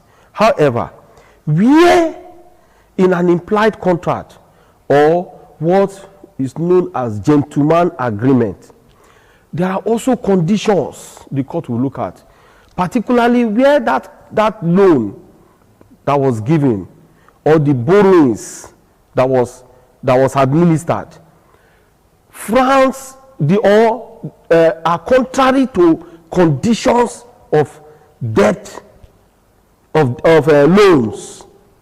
I get me, of loans. For instance, the interest. If the interest is over burdensome, if the interest contradicts the percentage as provided for by law, the law will also look at such contract that the parties ought to be fair to themselves, okay, with respect to that contract. So what the court the one norm takes effect. Yeah. So what the court situation. Yeah. So what the court does is that the court looks at the fairness of the condition between the parties or amongst the parties, as the case may be. So in debt recovery, there are legal process to recover your debt. However, in course of carrying out the debt recovery, if a party, either of the party, choose to assault or batter another, it now has a criminal flavor. Okay. Before we go there, let's exhaust and explore this aspect you just said, most especially, for instance, for how you call it, a gentleman agreement, verbal agreement, and this does not involve, the lender having the license to do that. How does the court address this? Where the lender is not a certified lender, it becomes an issue. For debt recovery, you mean? Yes, or for to debt. litigate? Both. When you want to recover debt, you follow the processes. If you choose to toe the line of alternative dispute resolution, where a mediator is appointed, even for there to be a mediator, it is the parties that must apply to court. The parties must apply. So the court appoints, or the court appoints to them a mediator for them. But in most contracts today, the parties in their agreement where the loan now is an express one, that means documented. The parties themselves always put in that contract a clause suggesting the process of how to recover the debt. They put a process. They may say, okay, where the loanee violates this, our first step will be that we will both appoint a mediator who is to sit to determine the matter between the two of us. And where that doesn't work, we cannot choose to go to court. Where that happens, sir, the parties, where there is a violation of the terms and conditions of that contract, either of the party cannot just run to court to seek redress. If you go where the conditions of the contract is now brought to court, and the court sees that there is a clause that says that first the parties must go to a mediator, seek an alternative dispute resolution to ensure that this matter is determined. The court will now ask the parties to go and do so. Until that fails, that is when they cannot come to court. And in most modern contracts today, that is the pattern they follow in recovery of debt. They ensure that the process upon which the debt will be recovered is followed, is infused in that contract. So that's why it is safer and better to have an express contract with respect to loan or borrowings. All right, thank you. The parties will be more secured than the oral one where there may be processes or method of denial. All right. Thank you very much, Emmanuel. Well, this is Law and You in case you're just coming across it. And my name is Philip Omo-Gyukma. I'll be speaking with Emmanuel Obakwalo, a legal luminary. And we're going to be taking a short break, after which we'll delve deeper into the topic, most especially the aspect of harassment and seizure of property. Where does the law draw the line? To stay.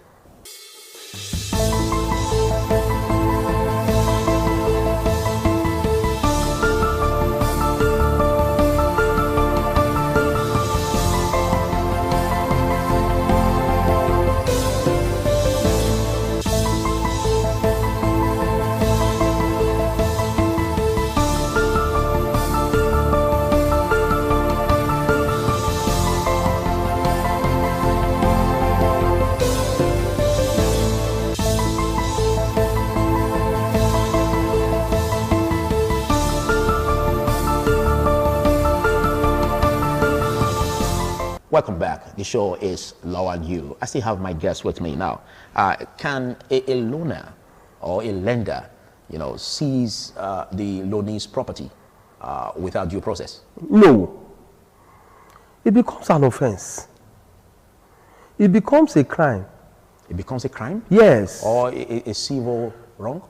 The civil wrong will not metamorphose to a crime because you cannot seize the property of a debtor or a loanee without a court order. Okay, a court order must be there. You cannot, you don't have that power. Okay, but let's paint a scenario where the lender is not really registered by law. Whether or not it's not a certified lender or a legal lender, a legal lender cannot seize. Talk less. More of a lender that is not certified. You cannot seize someone's property.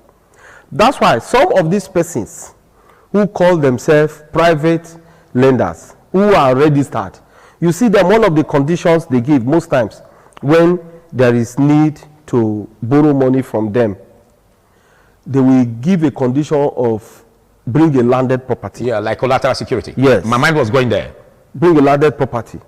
And most times their interest, they will want to go and know the land, see where the land is, and they begin to pick interest. So by the time the lender is defaulting, the loanee or the borrower is defaulting, you see them begin to show interest with respect to that land. At times they'll just go sell they pretend to sell the property to somebody, that person will overturn or sell the property to them again.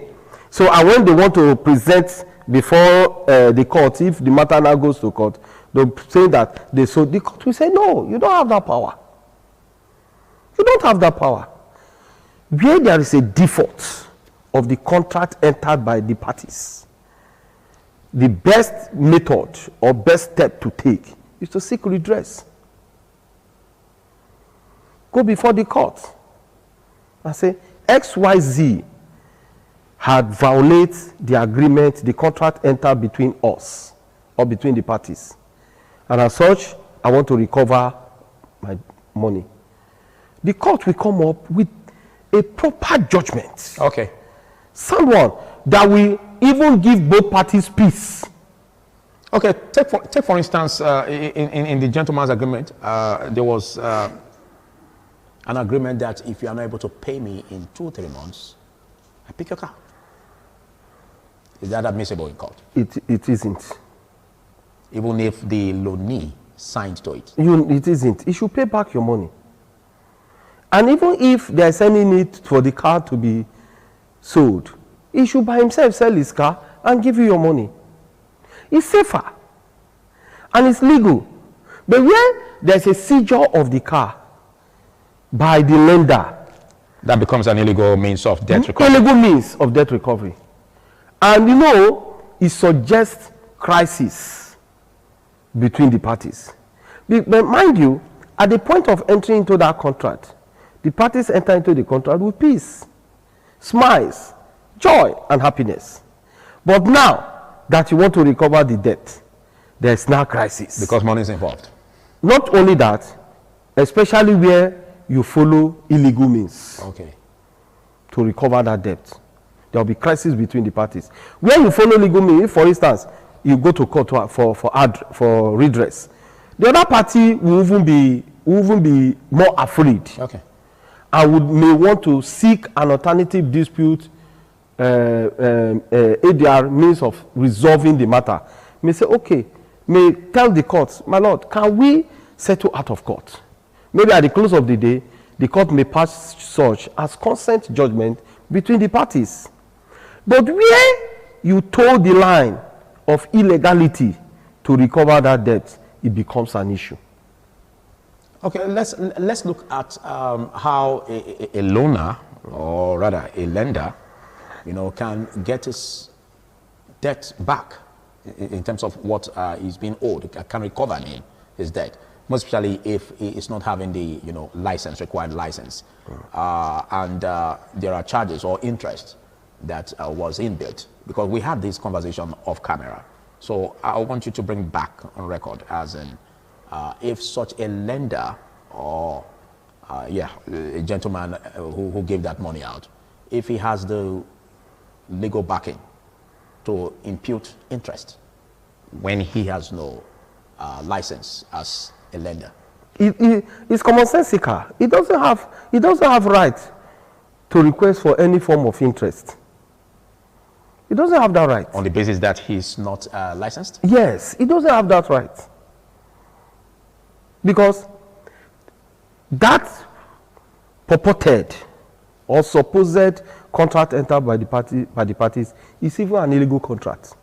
And an illegal contract cannot become legal by seeking redress in the court. But the court can give it a soft landing, mostly to the creditor, because it was just an act of kindness.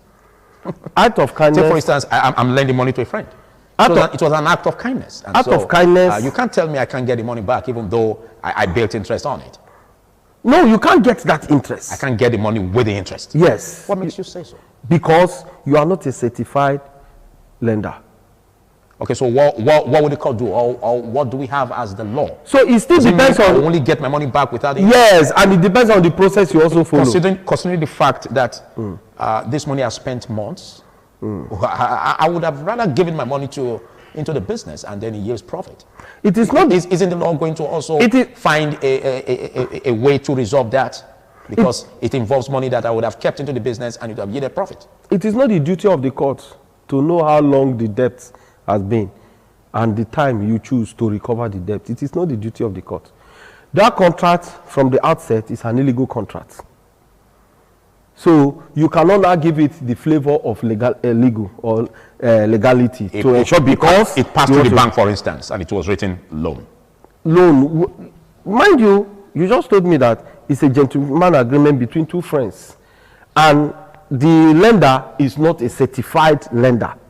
So the toga on that contract is that it is a mere gentleman agreement between the parties. So he can seek redress to recover the debt, but the interest, he is not qualified to do that. He is not. He can just say, I need my money, stricto sensu. And mind you, there is going to be a counter also from the borrower. Okay. To say, no, it was this, it was not this. Okay, so let's look at the safest way, because it's one thing for you to request for money as a loan. It's another for you to, keep integrity and get this money paid. Now, what's the safest way? Because we are advising the public, for instance, what's the safest way to get money as loans? One. Is it from just the bank? The bank. Microfinance bank also? Yes. Certified? Certified. Go to the bank. Make an application. We have too many banks. We have the Bank of Industry. We have the Bank of Agriculture. It depends on what you want to do with the money you want to loan. Because first, you must convince the bank what you want to use the money for. Not because you want to buy tissue paper. You now go and apply in the court, in the bank, that you need a loan. Or personal consumption. Or you want to, or you want to buy phone for yourself. You go to the bank and apply for loan. No.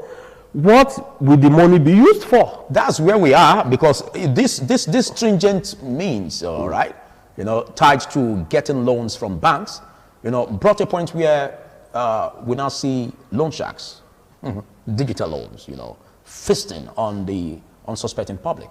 So how do you address that bottleneck in the banks, for instance? Technology also has its own disadvantage.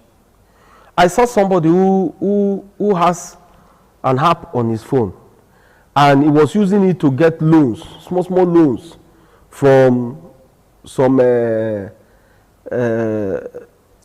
loan sharks. Yes.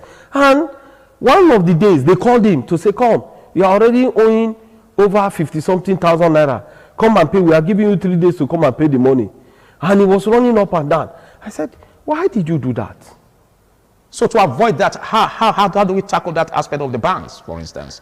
Because we're going to be rolling this into a fresh episode, and we'll delve deeper into the digital loans that you just made mention of. But before we round off in less than 3 minutes, how do we clear off the bottleneck system in the regular banking system, for instance, that now gave room for all of these, ways by which those who are applying for loans now seek other means instead of seeking the right way where they will not be defrauded. So how do we address the bottleneck system in banks? The banks should ensure that the processes to flexible. Get loans are flexible, because just now it is very cumbersome. But the bank doesn't allow personal consumption. No, you cannot, because like you are hungry. You want to go and apply for loan. You must what do you do with the money? Convince the bank, because the bank too, except it's a salary account, for instance. Yes, the bank too. That can be given on personal consumption. Yes, because you have a salary account. Yes, but if at the end of the day, when the salary comes, the bank takes the money. But if it's not, then maybe we'll be looking at the turnover, for instance. Because one, the bank also consider how much is this person applying for, the amount of the money. So that will now make the bank to be strict and ensure that the process is strict. Why? The bank want to be safer, to ensure that they are not giving their loan to the wrong person, and that their loan will come as at when due. And two, even the borrower will not be a fraudulent person. Okay. 2. And 3, 4, the borrower too will use the money for the purpose for which it was applied for. All right, thank you, Emmanuel Obakpolo. Awesome to have you join on this very, very sensitive and fresh topic on today. We're going to be looking at this, an extension, which is the second episode, which we'll be looking at still on debt recovery, both the legal and illegal means. Do well to join us same time next week. I am Philip Omo Gupon. Bye for now.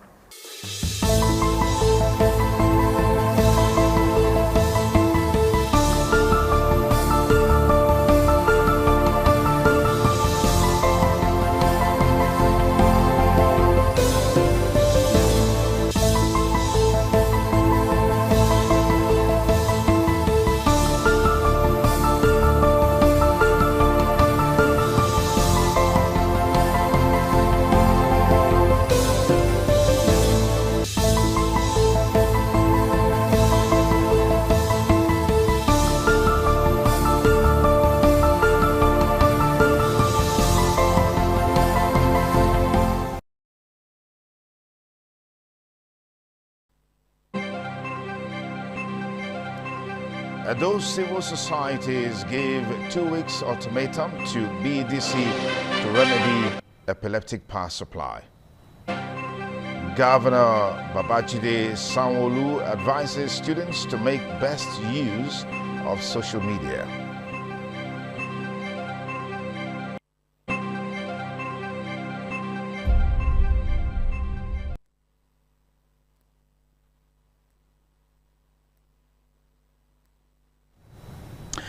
From our Benin Network studio, welcome to the ITV main news. I'm Sonny Duke Okosum. Of course, we'll have my colleagues joining us much later from our Abuja Network studio and our Lagos Network studio on the main news tonight. Just so you know, you can watch ITV live online at www.itvradioNG.com/live. You can also follow us on all our social media platforms: Facebook, X, IG, YouTube, and TikTok at ITV Radio NG.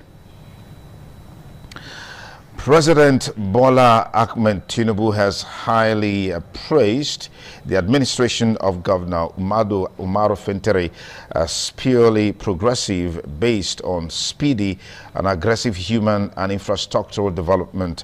The president made the recommendation on Monday while on an official visit to the state for the commissioning of several completed development projects, which he claimed are aimed at boosting, improving the standard of living of the people.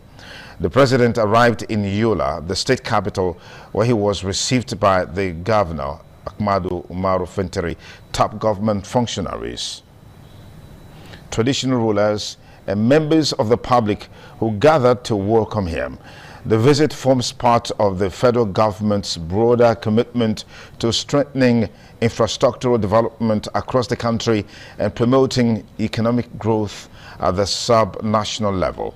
During the ceremony, President Tinubu commissioned a number of projects, including newly constructed road networks, public buildings, and other key social amenities designed to enhance transportation, service delivery, and overall socio-economic development within the state. The president urged the leadership of the state to sustain efforts that directly impact the lives of the people and reaffirmed his commitment to resolve, provide good governance, and ensure sustainable national development.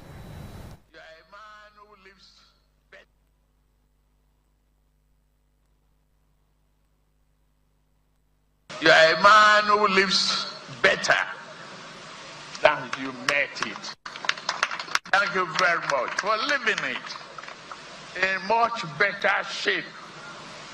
You inspire people, work hard, develop state and our country. as you invest in education as the greatest weapon against poverty. I must salute you. Ahmadu Umaru Fintiri said the visit reflects national recognition of the state government's efforts and improving living standards of citizens through strategic investments across critical sectors. He emphasized that the projects were designed to have long-term impact, stimulate economic growth, enhance service delivery, and strengthen public institutions across the state. The deployment of troops and military equipment by the United States to fight against terrorism and insurgency in Nigeria was the crux of discussion during the breakfast show this morning on ITV. The report by Ehis Unamore is presented by Osamudiame Osage. Guest from the Benin Network Center, Head of Mass Communication Department, University of Benin, Dr. Dan Ikurafo, commenting on the United States military troops in Nigeria, said the collaboration can strengthen Nigeria's counter-terrorism operations through improved intelligence, logistics, and advanced technology. Dr. Ikurafo said international cooperation is vital in tackling evolving security threats. The partnership between Nigeria government and United States government is such that equipment are needed. Although we are not privy to the nature of the agreement, like the Defense Headquarters has said, that the agreement is on technical cooperation. It's not that the U.S. forces are coming to fight directly.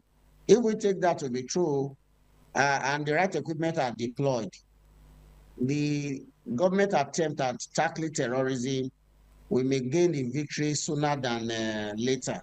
Guest from Lagos Network Center, a political analyst, Dakpo Adaramewa, said Nigeria must maintain control of its security strategy and prioritize local capacity building. He also said transparency, rules of engagement, and the need for clear communication are key points for the Nigerian military to achieve their goals. The terrorists are a bit more consistent than this government because they are doing their own job.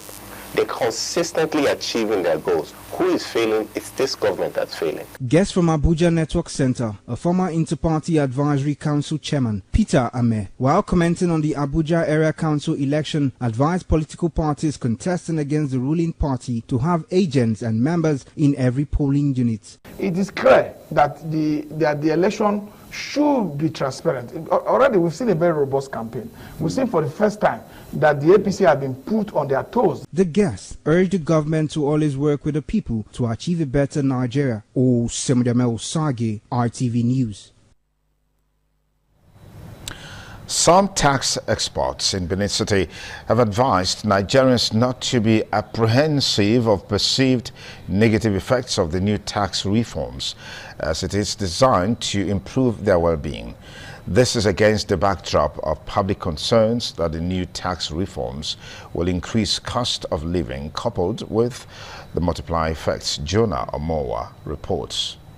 Nigeria's new tax reforms aimed for implementation in 2026 is eliciting mixed reactions, with some citizens feeling strained despite promises of relief. While the reforms, according to the federal government, aim to exempt 98% of workers from personal income tax and reduce corporate tax from 30% to 25%, it introduced a 2% to 4% development levy and potential VAT increases on certain goods. According to the federal government, some key aspects of the new tax reform explains that workers earning up to 800,000 naira annually will be exempted from personal income tax, and over 90% of small businesses will not pay profit tax. Although basic necessities like food, health, and education are expected to be exempted. Despite these benefits, some Nigerians have argued that despite the exemptions, the rising cost of living acts as a disorderly tax with potential VAT increase on certain goods, imposing untold hardship on the people. Some tax experts, Courage Eboigbe, Head Corporate Communications, Edo State Internal Revenue Service, and Professor Peters Ibadin of the Accounts Department, University of Benin, said Nigerians have nothing to be afraid of. When those companies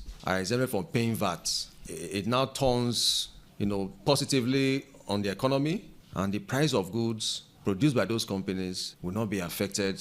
It is not correct to say that the price of goods will be affected as a result of the new tax law. But I think the target is to really address those who earn so much, but they pay less. And I think that is what the new tax regime, tries to correct. Beyond the fact that these taxes, so many taxes have been consolidated to ensure that the double taxation, multiple taxation, which people hitherto, experienced or suffered, are eliminated. Some Nigerians also raise concerns on the administration and low public awareness of the tax reforms. From Benin, Jonah Omowa, ITV News. The member representing Ovia Federal Constituency House of Representatives, Right Honorable Omosade Gabriela Igbeneghu, has congratulated the Governor of Edo State, Senator Monday Okpebholo, on his recognition as Telegraph newspaper's Governor of the Year 2025 in education. In a statement issued on behalf of the people of Ovia Federal Constituency, the national parliamentarian described the honor as a well-deserved recognition of a leadership style that places education at the forefront of governance in Edo State. She noted that the employment of 5,000 teachers and the renovation of 63 schools across the state in just 1 year in office demonstrates a deliberate commitment to strengthening the foundation of basic education.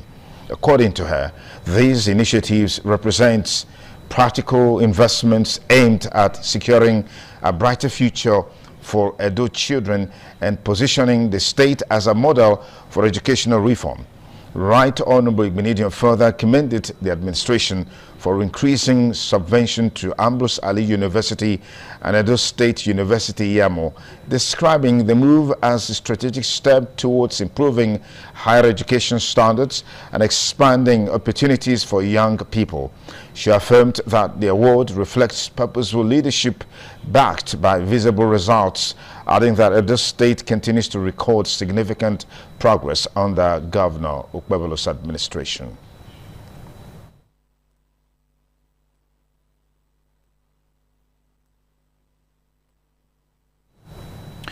The Senate has urged the management of the North Central Development Commission to prioritize investments in agriculture and security in the implementation of its 140 billion naira 2026 budget.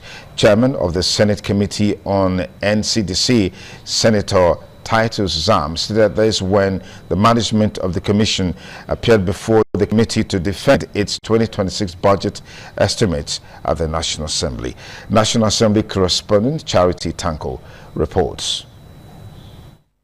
The committee, shortly after the commencement of the exercise, went into a closed-door session to deliberate on the proposals.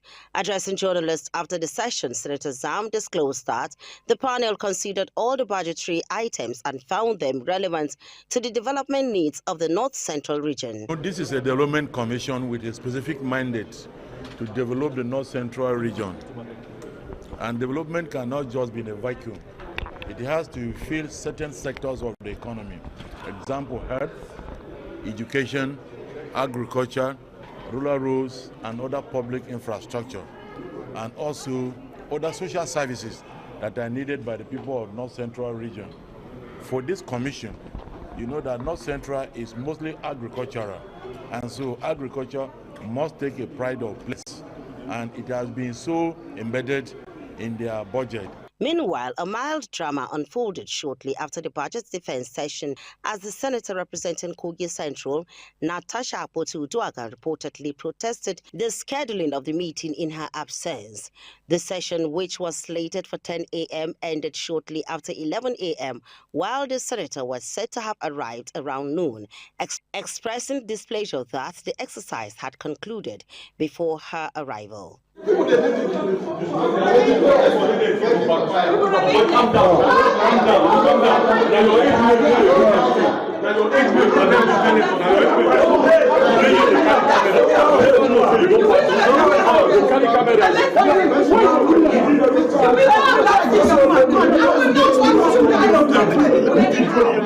I will not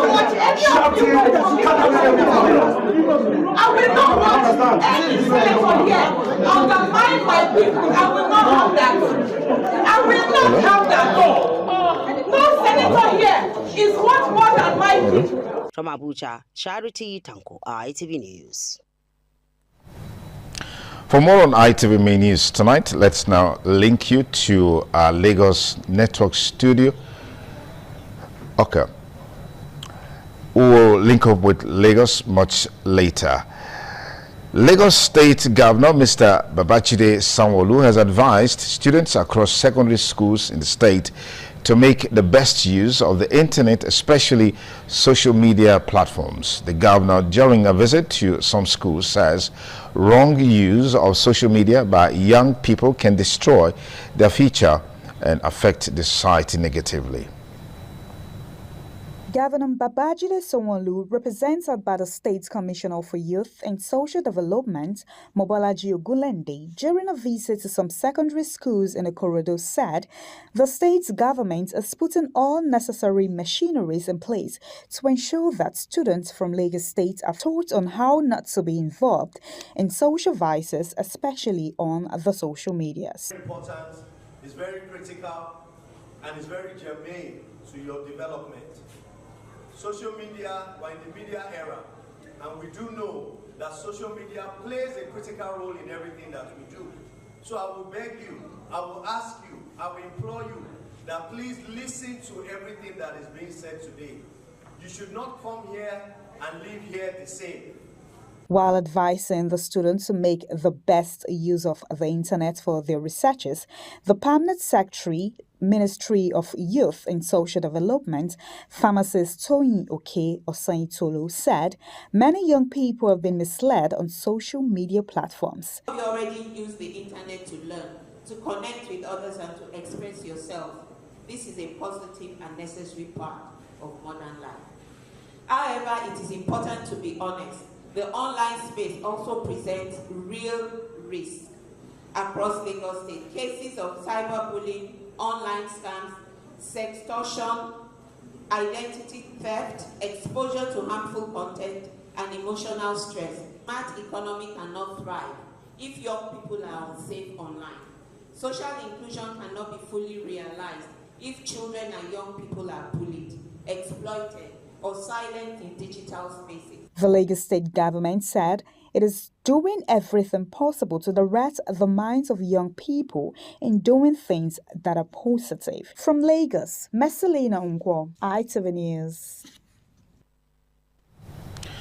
Rotary International District 9112 Annual Rotary Sports Festival, Rosefest 2026, has climaxed with a grand award night and raffle draw held at the government reservation area, Lagos State. Agbo J. reports that the event, which united Rotarians from different districts and clubs across the country, had in attendance the outgoing international president Francesco Arezzo and the incoming president of Rotary, Yinka Babalola, amongst other dignitaries, including former African Footballer of the Year, Victor Ikbeba. The week-long festival will strengthen inter-club collaboration and highlighted the district commitments to promoting youth engagement, wellness, and community development. According to the outgoing international president of Rotary, Francesco Arezzo, it is part of the organization's ways of assisting humanity. In his remarks, the incoming president of Rotary, Yinka Babalola, says Rotary, through sports, is not only uniting Rotarians but Nigerians. Sport is the best way to create a team, and the team is so important to do good projects in the community. Provide Rotarians an opportunity to make sure that they have a balanced mental health. District Governor, Rotary International, District 9112, Rotarian Lanre Adedoyin, explains that the sports festival has not only come to stay but should be domesticated across all Rotary districts. Chairman Rosefest 2026, Rotarian Alonze Nsirimobi, said the festival keeps expanding and has become part of Rotary, while commending Rotary for the feat. Football legend and former African Footballer of the Year, Victor Ikbeba, said the week-long sporting activities was impactful. Sports globally is a unifying factor for all nationalities, regardless of their differences. Clubs competed amongst themselves for fun and for the medals. They are always there to solve problems, to help. And I think that is why we should appreciate the Rotary. The sports festival commenced with cycling from Shagam Interchange to Rotary House Ikeja. It featured games like chess, Scrabble, snooker, volleyball, football, and golf, amongst others. Trophies were presented to winners and various clubs, while some attendees went home with landed properties and flight tickets. From Lagos, Aigbuji Korea, ITV News. We'll take a short break. The ITV News returns in just a moment. Thanks again for rejoining us on the ITV News tonight. The Road Transport Employers Association of Nigeria, RTN, has reaffirmed its official support for President Bola Tinubu endorsing his second-term ambition. The national president of the association, Dr. Musa Muhammad Mitakobi, made the pledge in a press conference in Abuja, where the body also endorsed the administration's transport sector reforms and structured governance initiatives. Egosa Agbalao reports. In Abuja, the national president of the Road Transport Employers Association of Nigeria, Dr. Musa Muhammad Mitakobi, read a communique on behalf of the association. He stated that after wide consultations across its units, chapels, zones, state and national structures, the association officially endorsed the ongoing reforms of President Bola Tinubu's administration and pledged support for his second-term ambition. The name Bola Ahmed Tinubu stands tall in our national journey. As institution, reaffirm its support for policies and programs that promote transport sector development. Dr. Musa Muhammad Mitakobi said the national body reviewed the ongoing economic and infrastructure reforms of the federal government, particularly policies impacting the transportation sector, mobility systems, modernization of motor parks, road construction, and broader economic restructuring. From the units, chapters, states, and zones, she will start working toward this goal for the re-election of Bola Ahmed Tinubu for the second time. Dr. Musa Muhammad Mitakobi, who commended the CNG initiative of the federal government, said the Road Transport Employers Association of Nigeria will work with stakeholders to align with the ongoing reforms of President Bola Tinubu's administration. He also appealed to the federal government to establish a specialized bank for transportation to provide financial support for operators across the sector. The Deputy National President, Planning and Logistics, Comrade Richard Amienoho, alongside other key officers of RTN, attended the event in Abuja.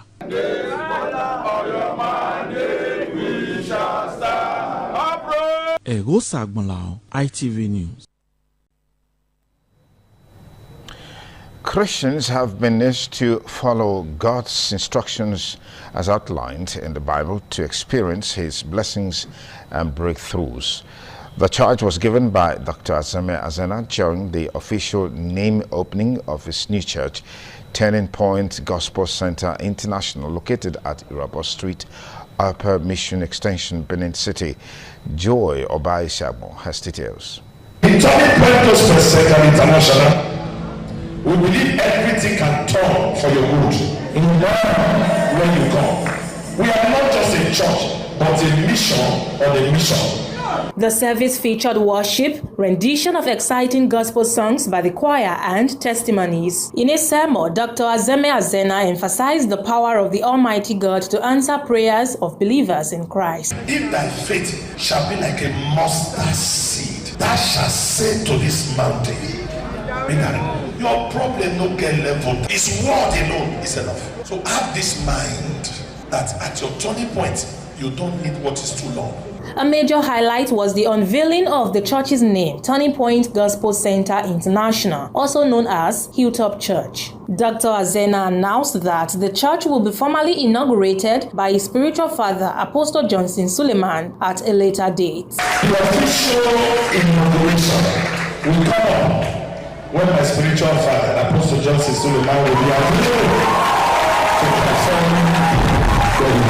Pastors, dignitaries, and family members from across Edo State attended the event. May your message resonate with truth, love, and compassion, even as the Lord grants you strength and divine health. As Army, your destination is to expand the glory of God. That's your primary assignment, sir. Not to face it. I want to congratulate you for this mission. No matter what happened, it's progressing. So I could congratulate him and say, may God Almighty continue to give him the sense of direction.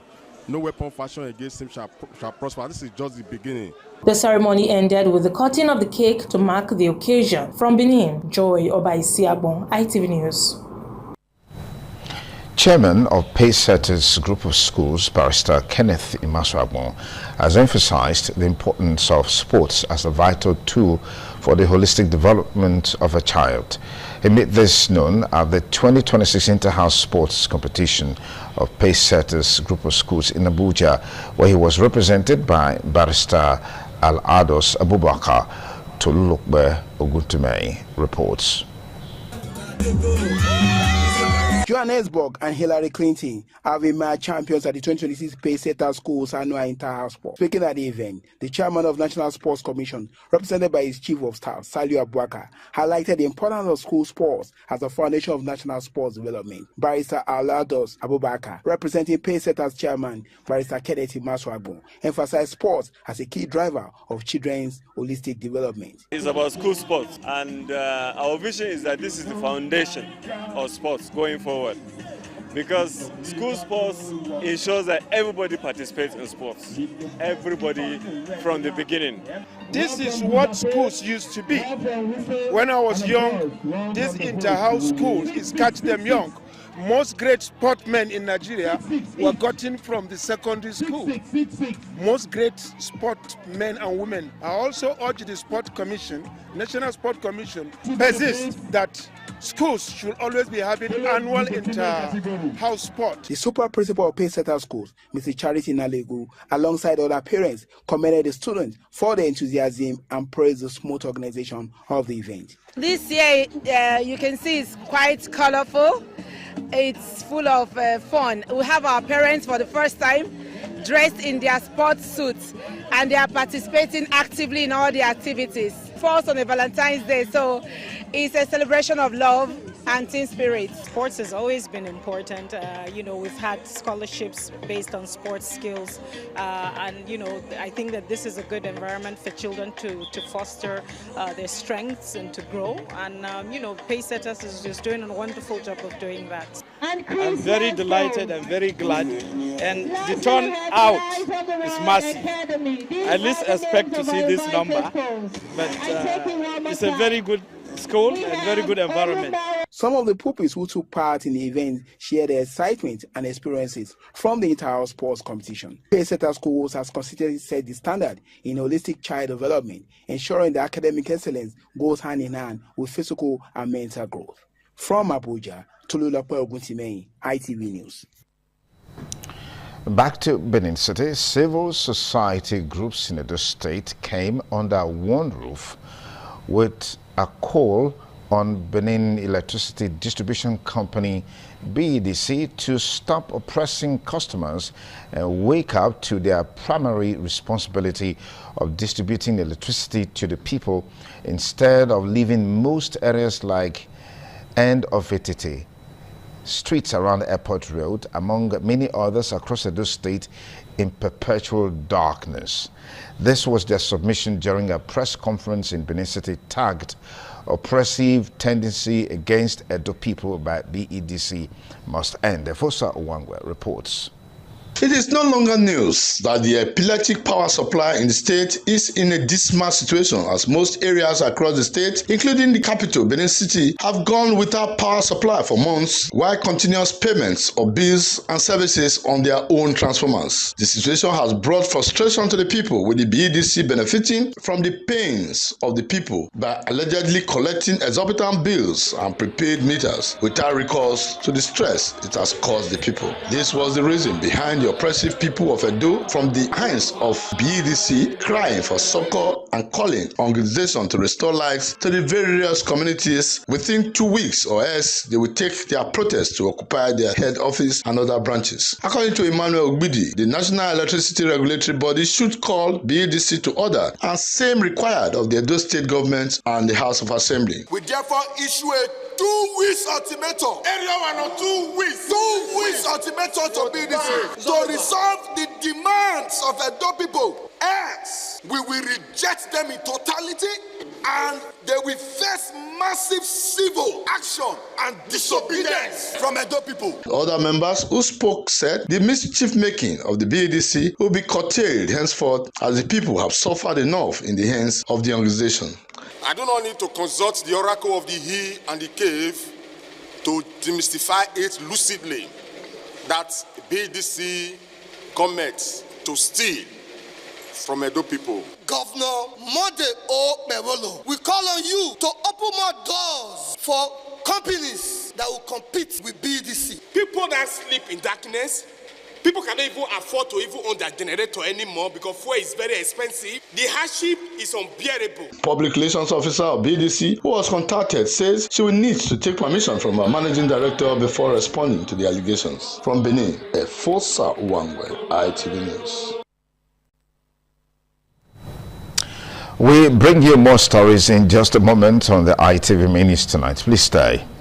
Acting Chairman of the Local Government Council, Engineer Gabriel Duseri, has intensified efforts to strengthen security and improve critical infrastructure across the area in furtherance of his commitment to protecting lives and property of the people.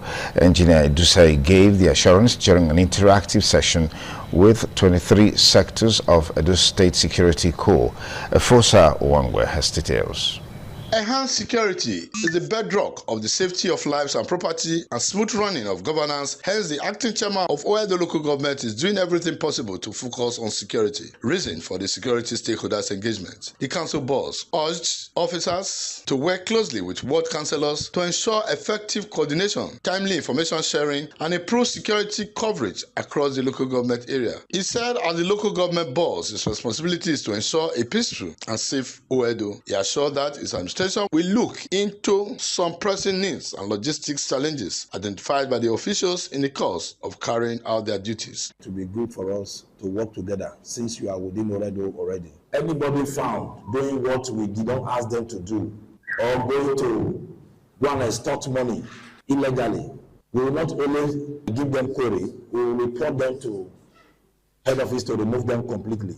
In another development, officials of the Nigeria Correctional Center, OKU, led by DCC Egbe Marvin, paid a courtesy visit to the council boss, Engineer Gabriel Duseri, to seek intervention in addressing pressing infrastructural and logistical challenges. The delegation highlighted urgent operational needs to enhance effective operations of the facility, which he noted currently houses over 1,405 emails, thereby placing significant strain on operations, staff welfare, security, and rehabilitation programs.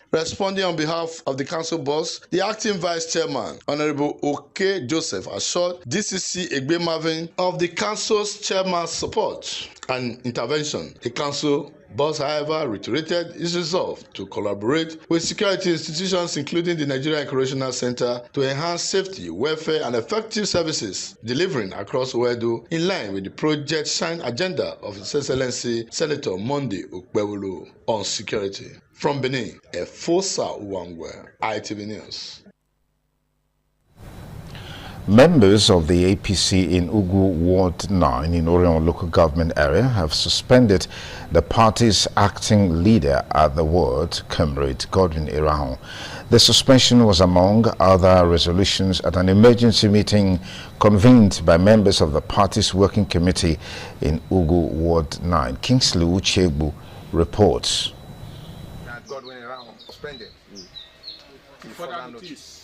Motion for the suspension of Comrade Godwin Erahon as the leader of the APC in Ogo Ward 9 in Oronwa local government area was moved by the party's ward auditor, Sunday Osazua, seconded and unanimously supported by members. In a resolution at the end of the emergency meeting, Assistant Ward Secretary of the party, Godwin Esorai, said deliberations centered on issues affecting the party at the ward level, hence the resolve to suspend Comrade Erahon due to his alleged defiance to the party's constitution. He also alleged the unconventional removal of the APC chairman in Ogo Ward 9, Honorable Godwin Aibogun, and Mr. Victor Guavoin as the party's youth leader, and an attempt to impose a chairman and youth leader on the party. The executive committee of the party resolved to suspend Comrade Erahon Godwin, inciting the illegal and unconstitutional removal of Mr. Godwin Aibogun as the chairman of the All Progressive Congress Ogo Ward 9, attempting to impose Mr. Ugbo Iyiriaro as the chairman and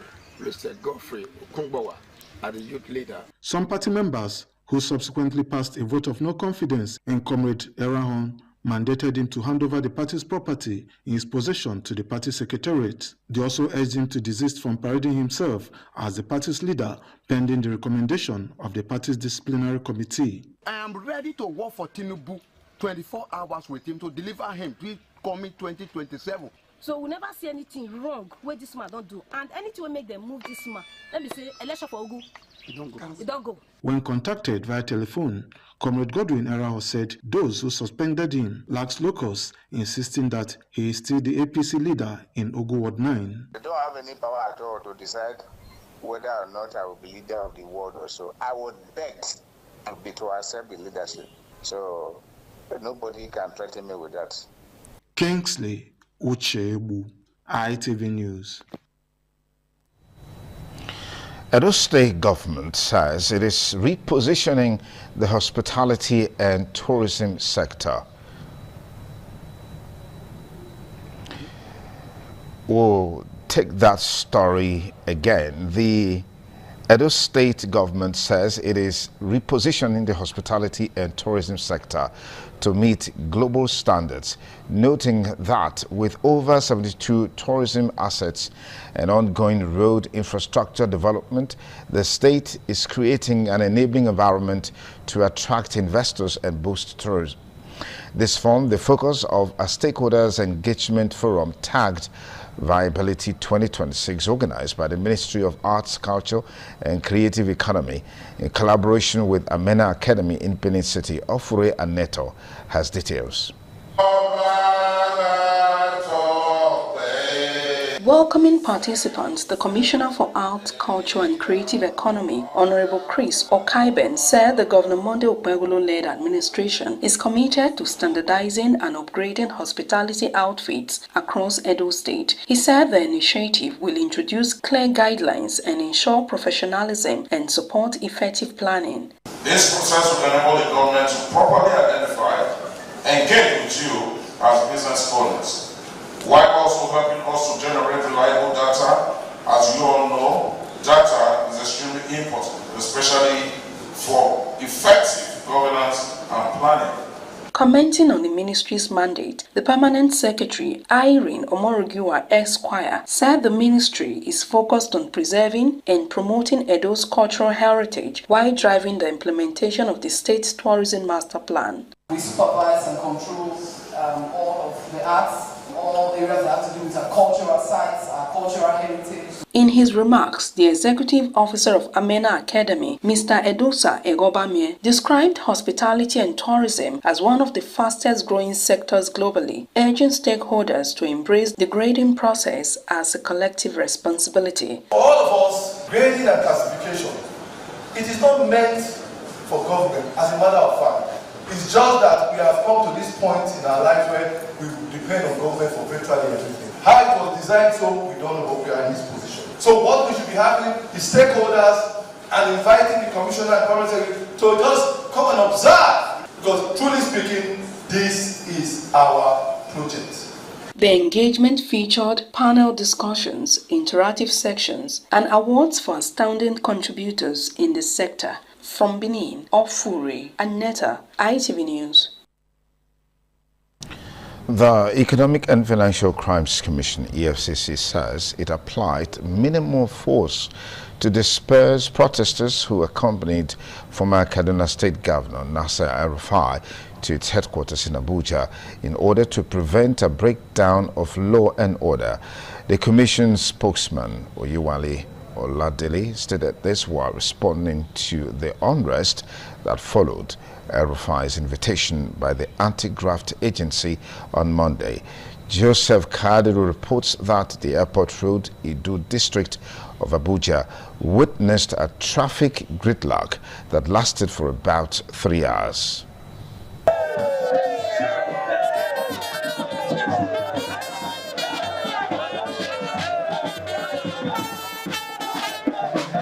A large crowd gathered in solidarity with the former governor of Kaduna State, Malam Nasir El-Rufai, following his invitation by the EFCC. The supporters, carrying placards with various inscriptions, occupied the commission's premises and spilled onto the airport road, obstructing vehicular movement. Amid the tension, EFCC operative dispersed the crowd, firing tear gas canisters to restore order. Explaining the action, EFCC spokesman Oyewale Oladele says the decision was taken to prevent a breakdown of law and order. It's not what's degeneration? He came in a long convoy of supporters or whoever, and don't forget that this is a law enforcement environment, and it's a suspect that was invited. So whatever gridlock that we experienced, I think was caused by a supporter that came, that we had to send them back. We sent them back because we didn't send any invitation to anyone outside the El-Rufai. So all of them that came, this environment will not tolerate that kind of thing. So we had to send them back. Yeah, but there are innocent ones who suffered for that action. Among his supporters? Among those that are going about doing their business. Yes, those that are going to hospital. Those that are going about doing their business should know that this is a law enforcement environment. Whenever you have such a situation, we have to ensure that sanity and order are restored, even in the interest of people that are going on their normal businesses.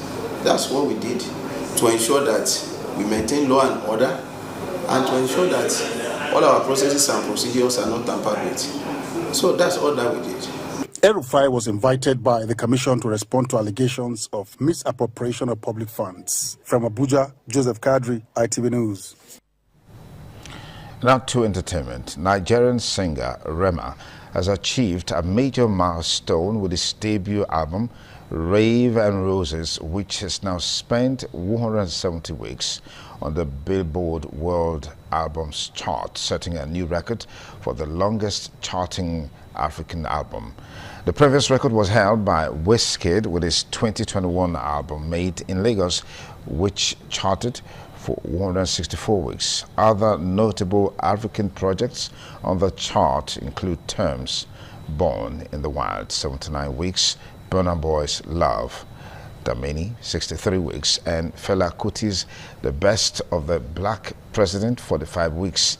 In addition to this achievement, Rema secured his second entry on the Billboard Hot 100 with Second Hand, a collaboration with Don Toliver, which debuted at number 29 this week.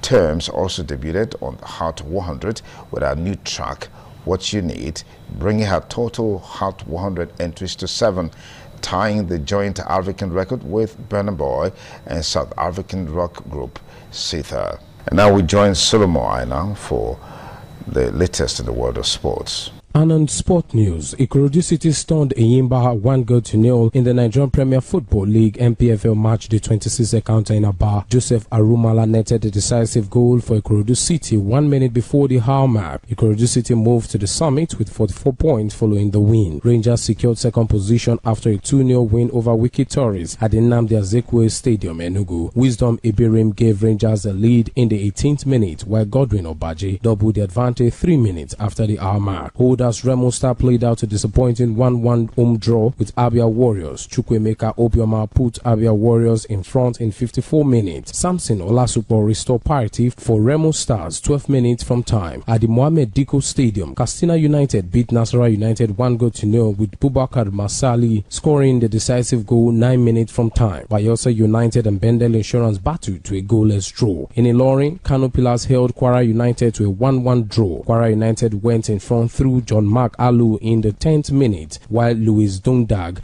equalized for Pillars 11 minutes from time. Shooting Stars defeated Warri Wolves 4-2 in the trailing encounter. Sadiq Ibrahim, Lucky Emmanuel, Desmond Ojetefian and Stephen Amos were on target for Shooting Stars. Warri Wolves scored their goal through Peter Ita and Notuke Egbo. And that's it from the Sport Decks. I am Solomon Aino. And that's a wrap on the ITV Minis tonight.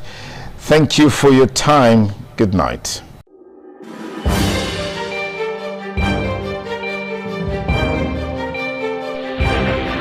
This is ITV. Certainly the best.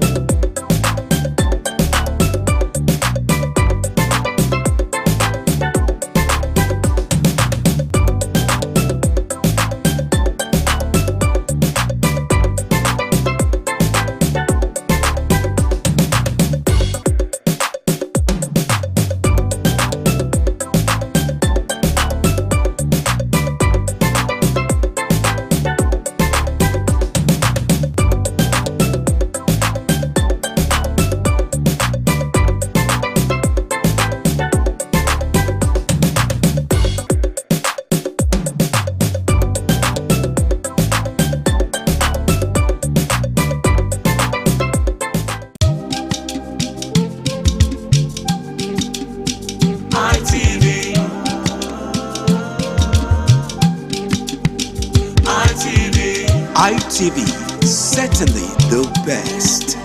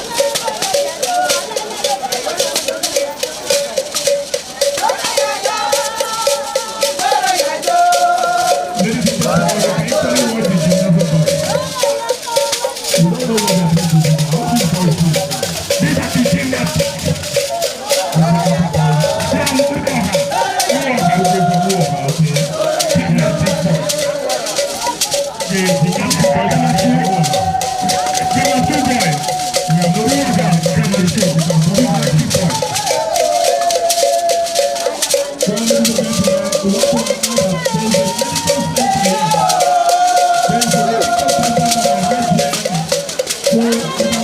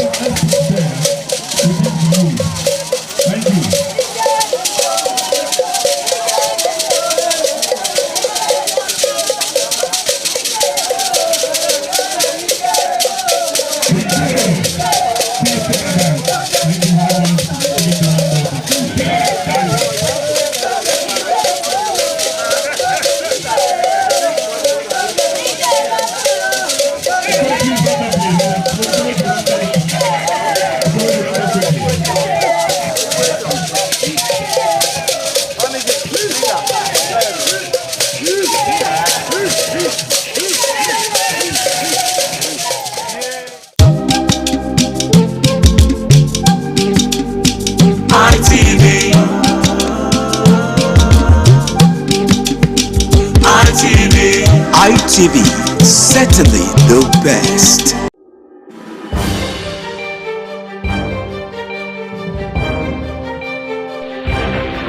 This is ITV.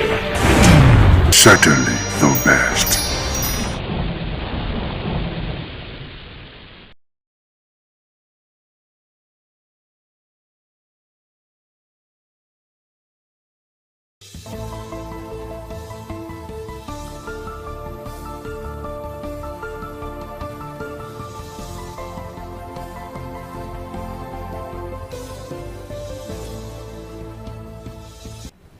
All right, thank you so much and good afternoon. You're welcome to the program African Discourse on Independent Television.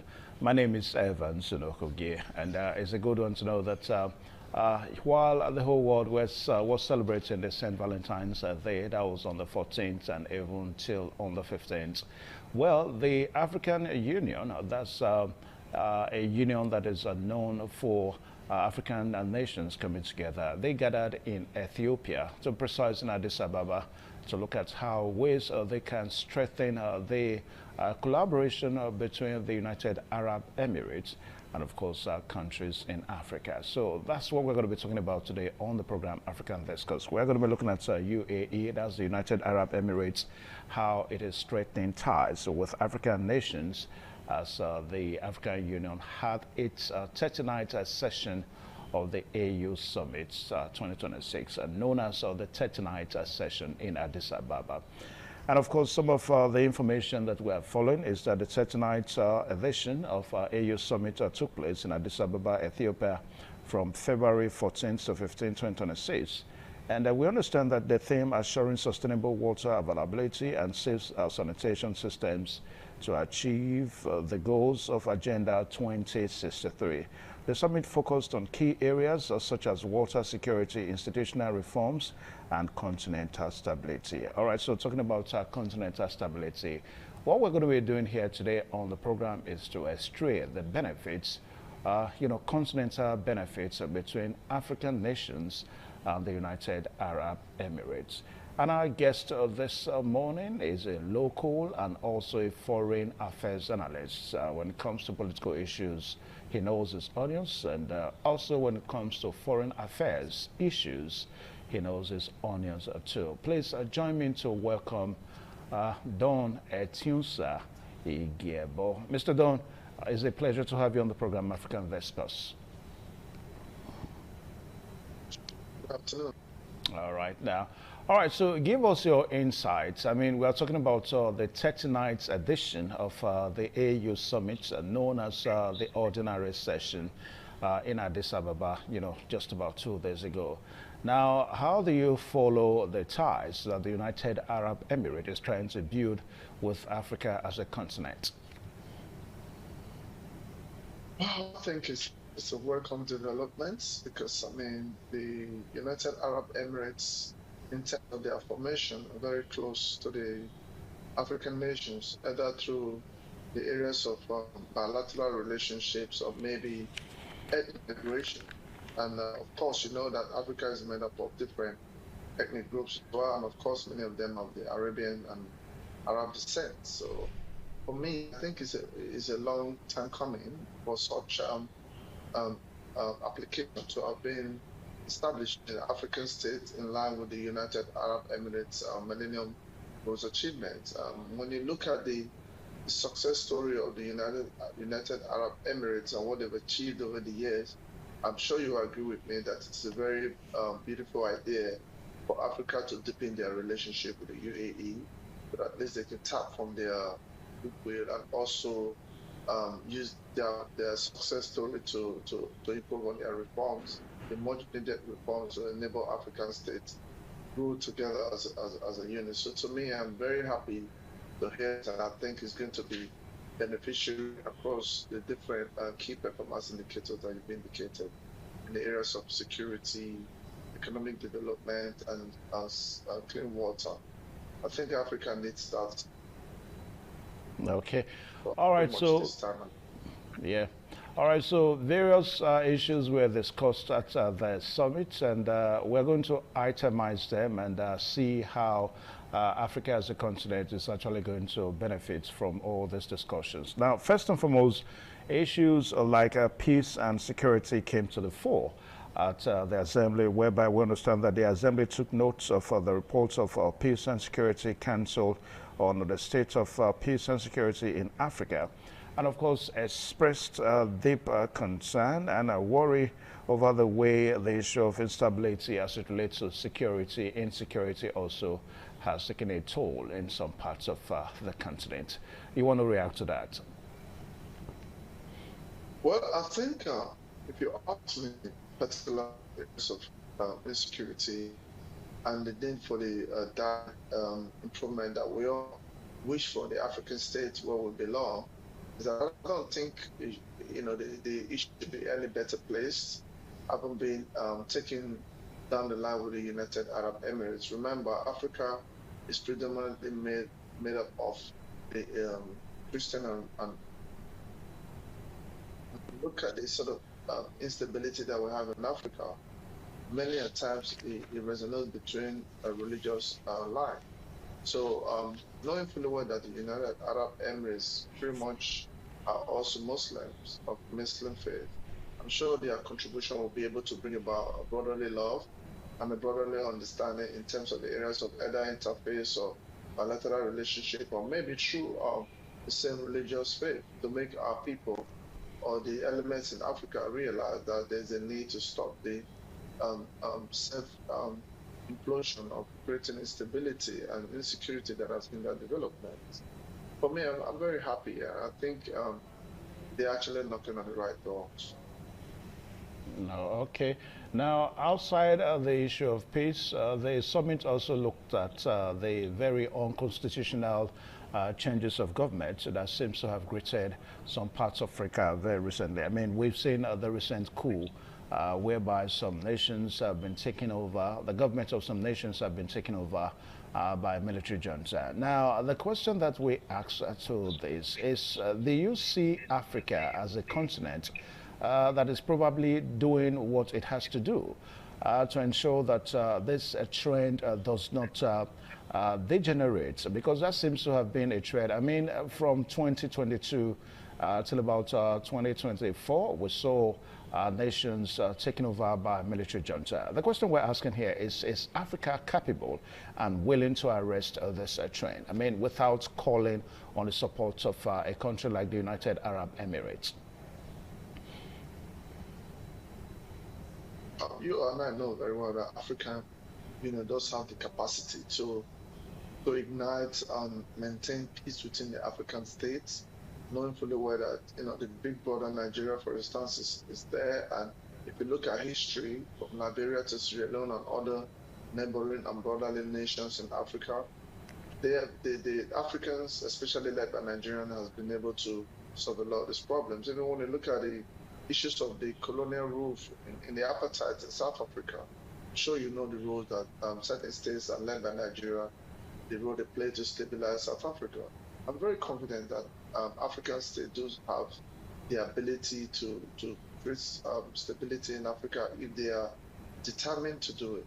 And one thing is to talk about having a system of what you intend to achieve, and the next thing is actually making it happen.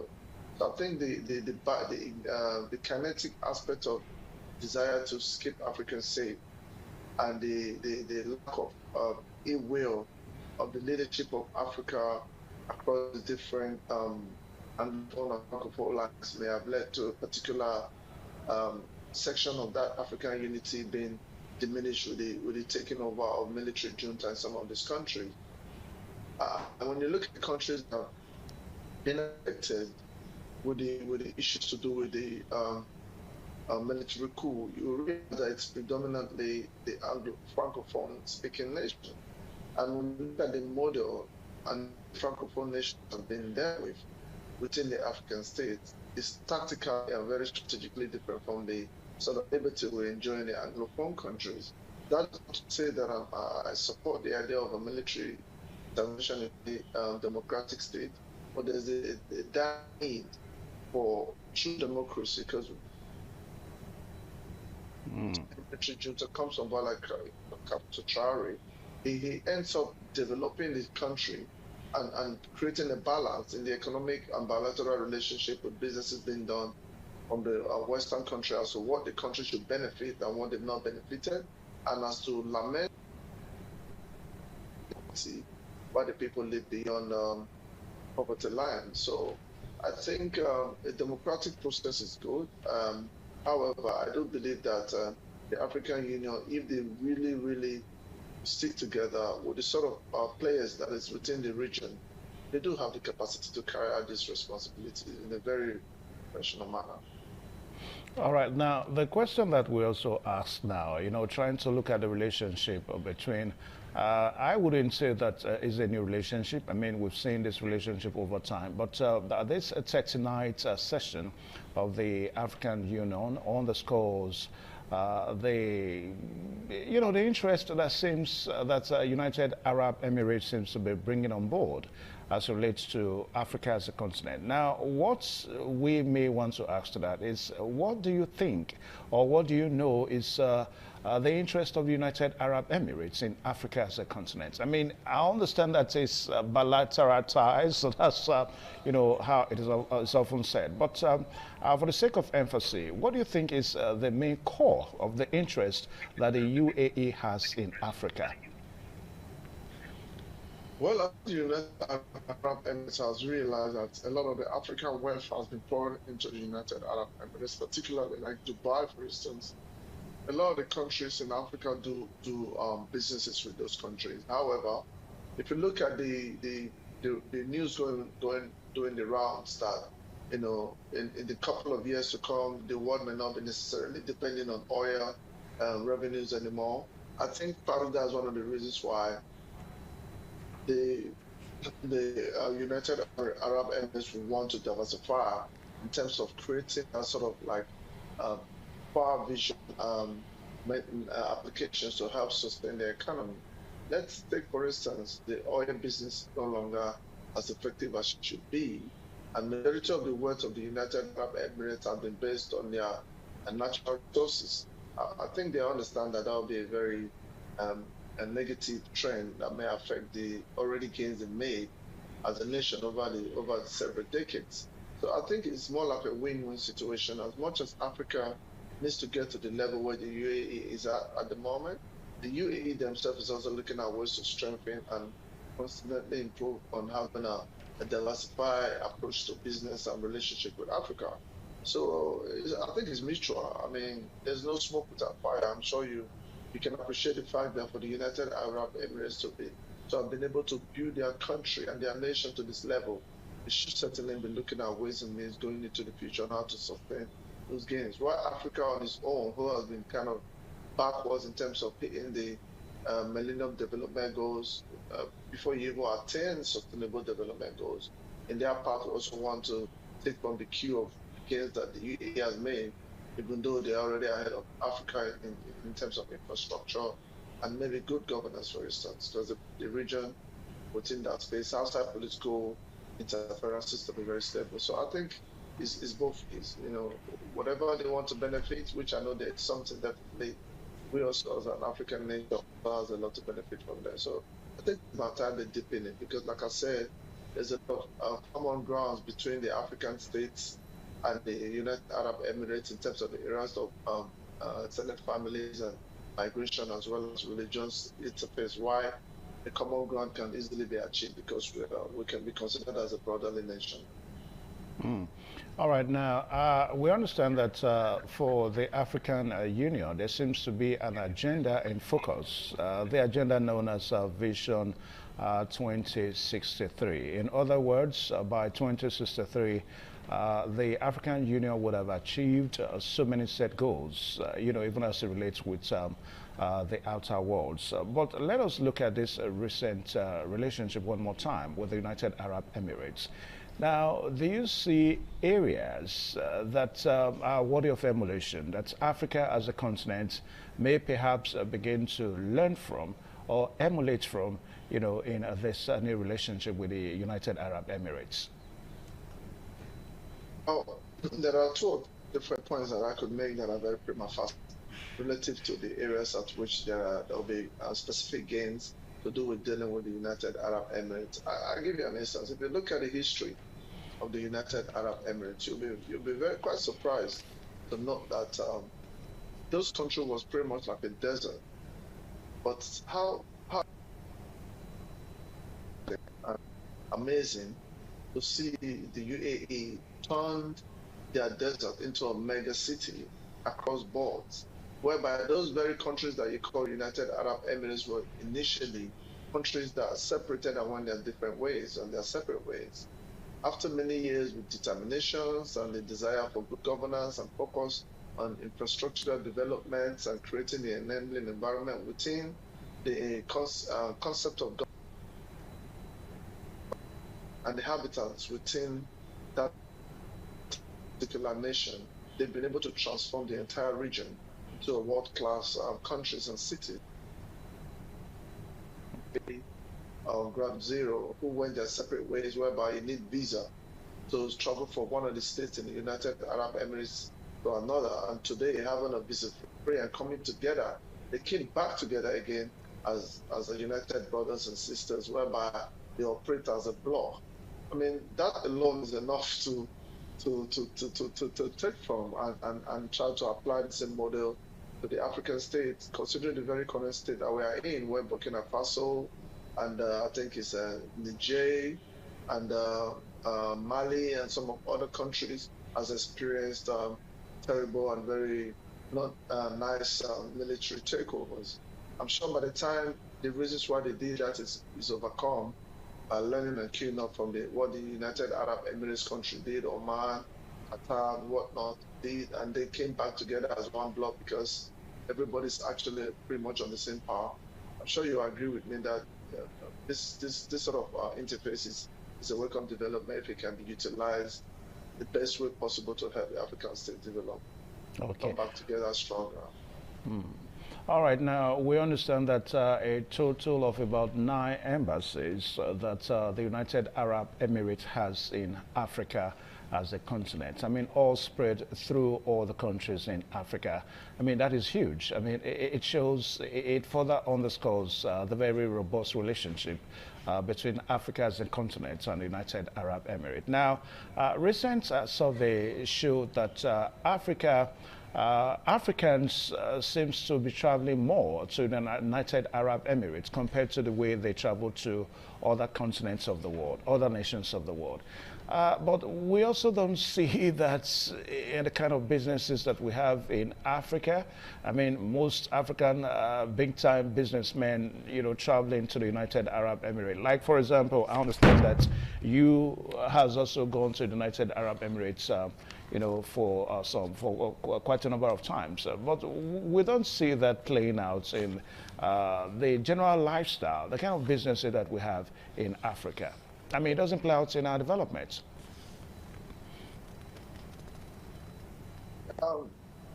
This interface and relationship and bilateral relationship, why they establish it in a certain way, has a lot to do with the aspect of business aspects, the economic benefits and development aspects, as well as the cultural and religious aspects. I mean, there are certain aspects of it, just like you mentioned now, that you can afford to ignore, whilst you pick on the things that you think you really need. For instance, a lot of Africans travel to the United Arab Emirates because that environment has become more conducive as long as you can live within the means of the law. So that is an aspect of development and governance. But then again, in terms of local lifestyle and the sort of beliefs that they have, you cannot necessarily live within its ambit because everybody's of a different religious background. That aspect can be ignored. They say when you Rome, you act like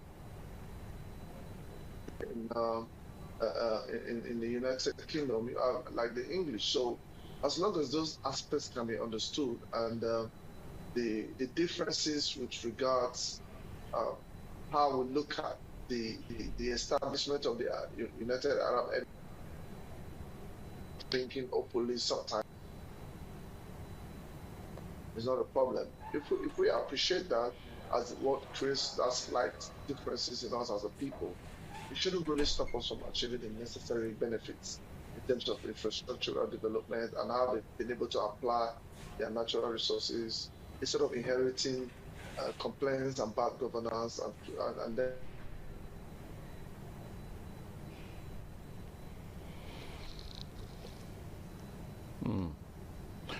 All right, the program is still African Discourse. Yeah, you may speak on now. Yeah, so look at the gains and taking benefit. I think we shouldn't pay attention to this other aspect that is not too in synergy, rather work with the sides that are positive, because the positive side is what we need so badly in Africa, from electricity supply to trading in terms of in the areas of difficult mineral exploration and applying it to the benefit of the people that live in the country.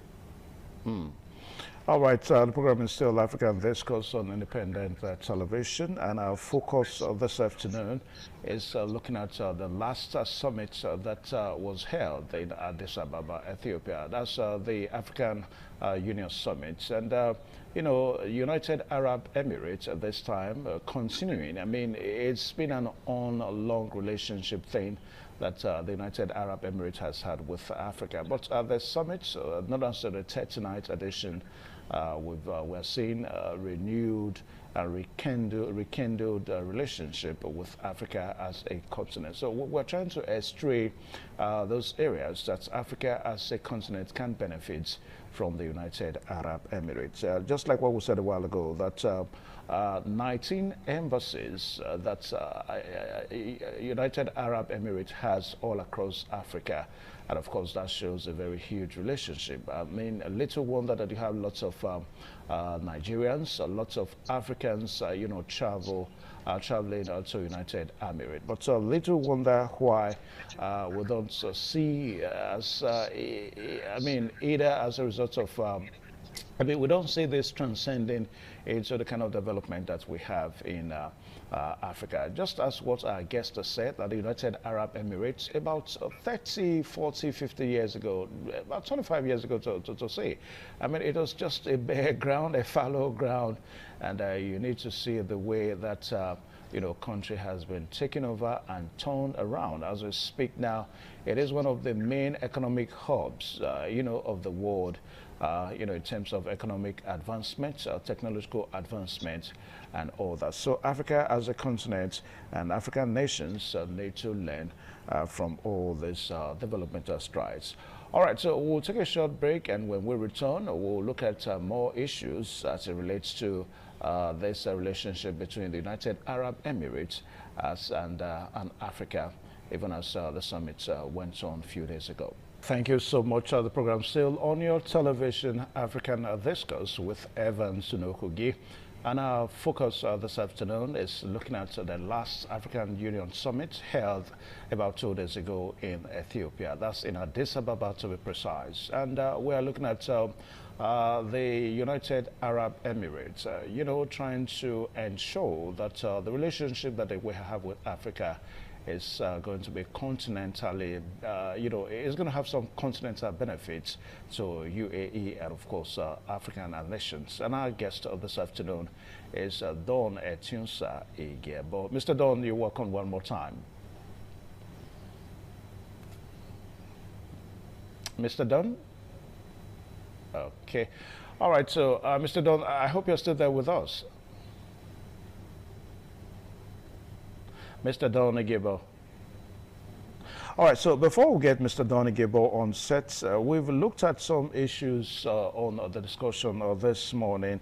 And of course, we've seen the relationship, you know, as it relates to the United Arab Emirates. Then we talked about the issue of security. Then we also talked about the issue that surrounds institutional reforms and things that Africa or African nations need to learn from United Arab Emirates. Then we also saw the one that has to do with Agenda 2063, that there is a mandate for Africa as a continent to ensure that most of the issues that are bedeviling the country would have been, you know, solved, or would have been a thing of the past in the year 2063. So we also talked about how United Arab Emirates can also help in this direction.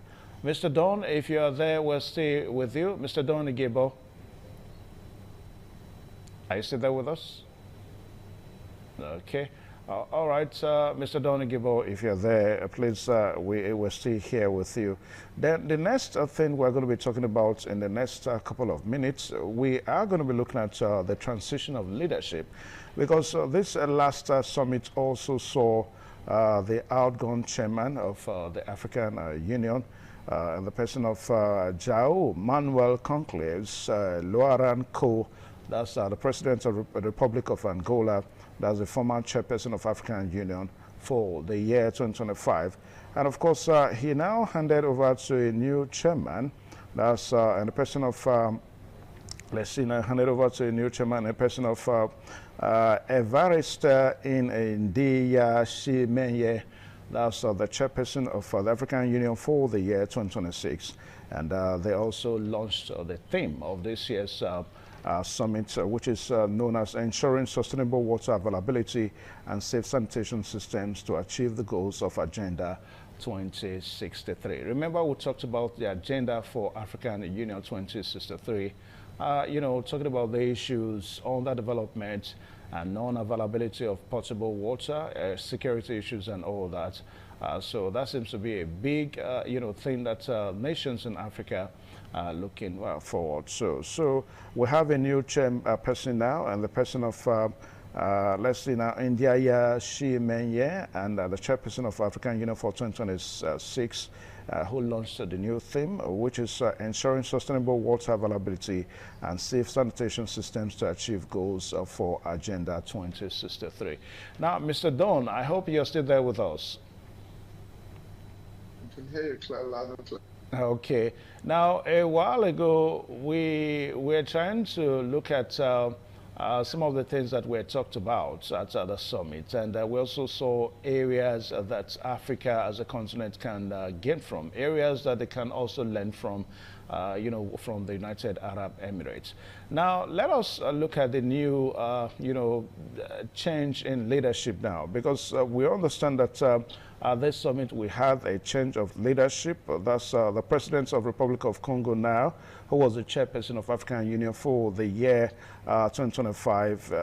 That's the person of João Manuel Conclaves Lourenço, handed down the leadership to a new chairperson now. That's by name. Let's see, his name now is Evariste Ndiyishimiye. That's the chairperson for African Union for 2026. And of course, he launched the theme of the year, which is ensuring sustainable water availability and safe sanitation system to achieve the goals of Agenda 2063. Now, my question is, this new change of leadership, from one person to another, how do you think is going to, further the cause of African Union? Because there is an agenda for 2063. Yeah, well, I wanted that prominent in governance or engagement in any way or form to have a new idea coming at every point in time.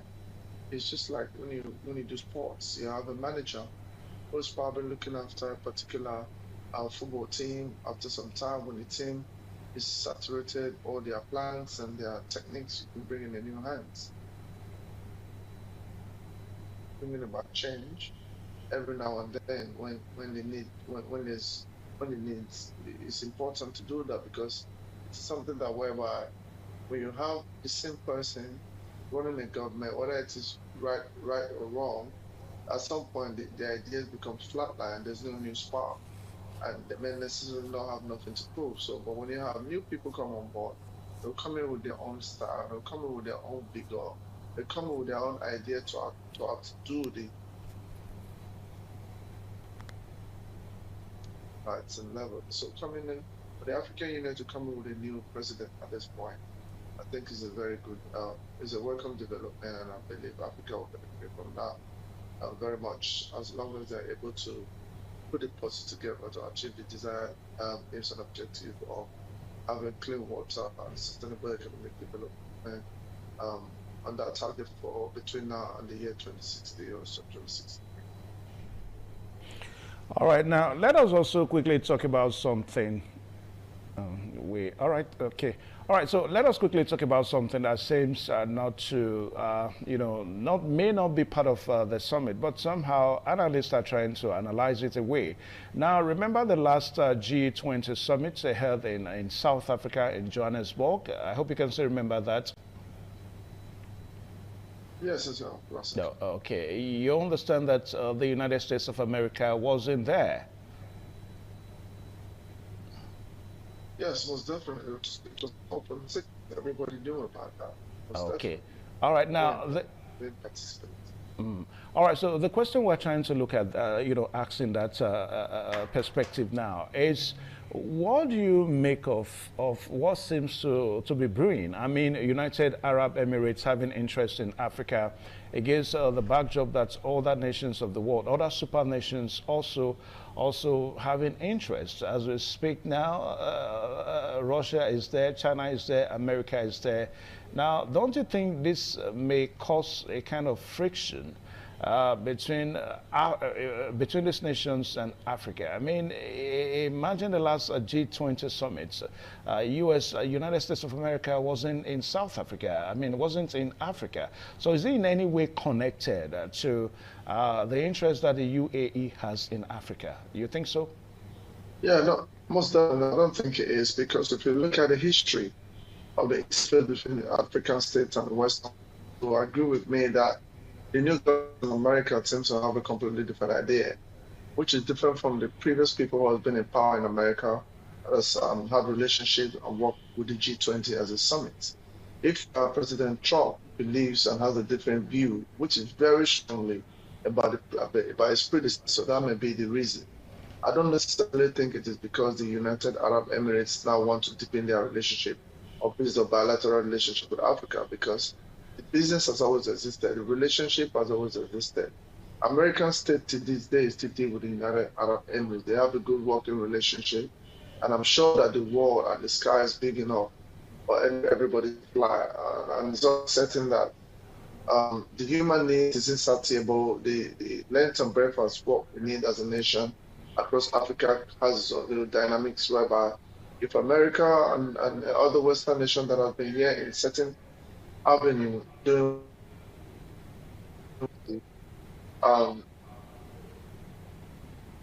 Emirates design will probably be different from that. So I don't think there's a clash of interest at this point.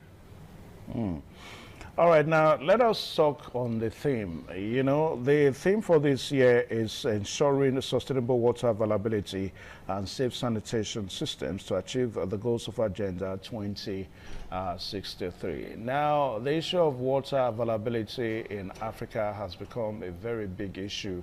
As we speak now, there are still a lot of communities that may not have good and potable water. Now, United Arab Emirates now, you know, having a relationship with Africa, how can they come in this, respect? Yeah, well, if you look at if you take Saudi Arabia, for instance, a little bit further away from the United Arab Emirates, and the model that they apply is pretty much very similar. You realize that because they live in a dry land, like a desert-like environment, they've been able to sustain potable drinking water. Then if the channel came to Africa, where we live in the tropical rain, especially in South Africa, we see that many of the local communities don't have good water to drink, and people get killed and they die from bad water poisoning and other sort of diseases of different sorts. So I think dealing with United Arab Emirates, who lives in a very cold, very hot environment, so they have been sustainable and very good water to drink within their states. I think you agree with me that it is the right move in the right direction for Africa to copy them and copy some of their models, knowing fully well that our own problems is not on that level that they are, and yet they were able to succeed, which can obviously spill out into having a better and potable water, drinking water for our locals in the Africa. All right, a while ago we said that Yeah, we must apologize. We're having lots of, audio problems on this program this afternoon. But the show goes on. Now, Don Etiosa, one more time, like what we said a while ago, that you have traveled to the United Arab Emirates a couple of times. I mean, as a businessman, I do know that. Now, you run us through the model that you think United Arab Emirates is, bringing on board, that is making water available in that country. Remember, we're saying this from the backdrop that United Arab Emirates, a country found in deserts, and they are not lacking water. So what model do you think they are using? How are they doing it so that African nations can also learn from that? A lot of technology, streams and water sources in the United Arab Emirates. They then transport those water using different technologies through pipelines from a very long distance. These are projects that they put in billions and billions of dollars to transport the water and pump those water into the major urban areas where they use them. They purify their water, and they have very expensive and top tech system that they use, and which I think Africa can also apply to help them have sustainable water, especially in those rural areas. And the UAE has had to dictate to achieve their aims and objectives in a very difficult terrain, whereby they have limited source of water. They then transport those water and recycle those water, purify those water, as well as having a good sewage system where they purify water and reuse water in most cases. So I think that is what it really is, because they knew they were limited with options. They actually brought in high-level technology, and I think that is what Africa should do in order to make that threshold to achieve good drinking water for them. All right, now, just before we let you go, because of your very busy schedule, the United Nations Secretary General, Antonio Guterres, also gave his own contributions, to this summit, whereby he reminded African nations that this is 2026, not 1946. And of course, he's pushing for lots of reforms. I mean, most African nations actually need this kind of reforms. I mean, if you take 1946 you take it from 2026, that's a huge amount of, a huge expanse, that most nations of the world may have left Africa as a continent behind. So you want to speak along this line quickly as we draw the discussion to a conclusion this afternoon. Well, I think the president has made it very clear, Jerry's, whatever you called him. So to remind Africans that there's a need for them to realize that they live in the 21st century, African leaders in particular. What the need for them to achieve their aims and objectives and to develop their people if they are truly, truly serious about what they need to do.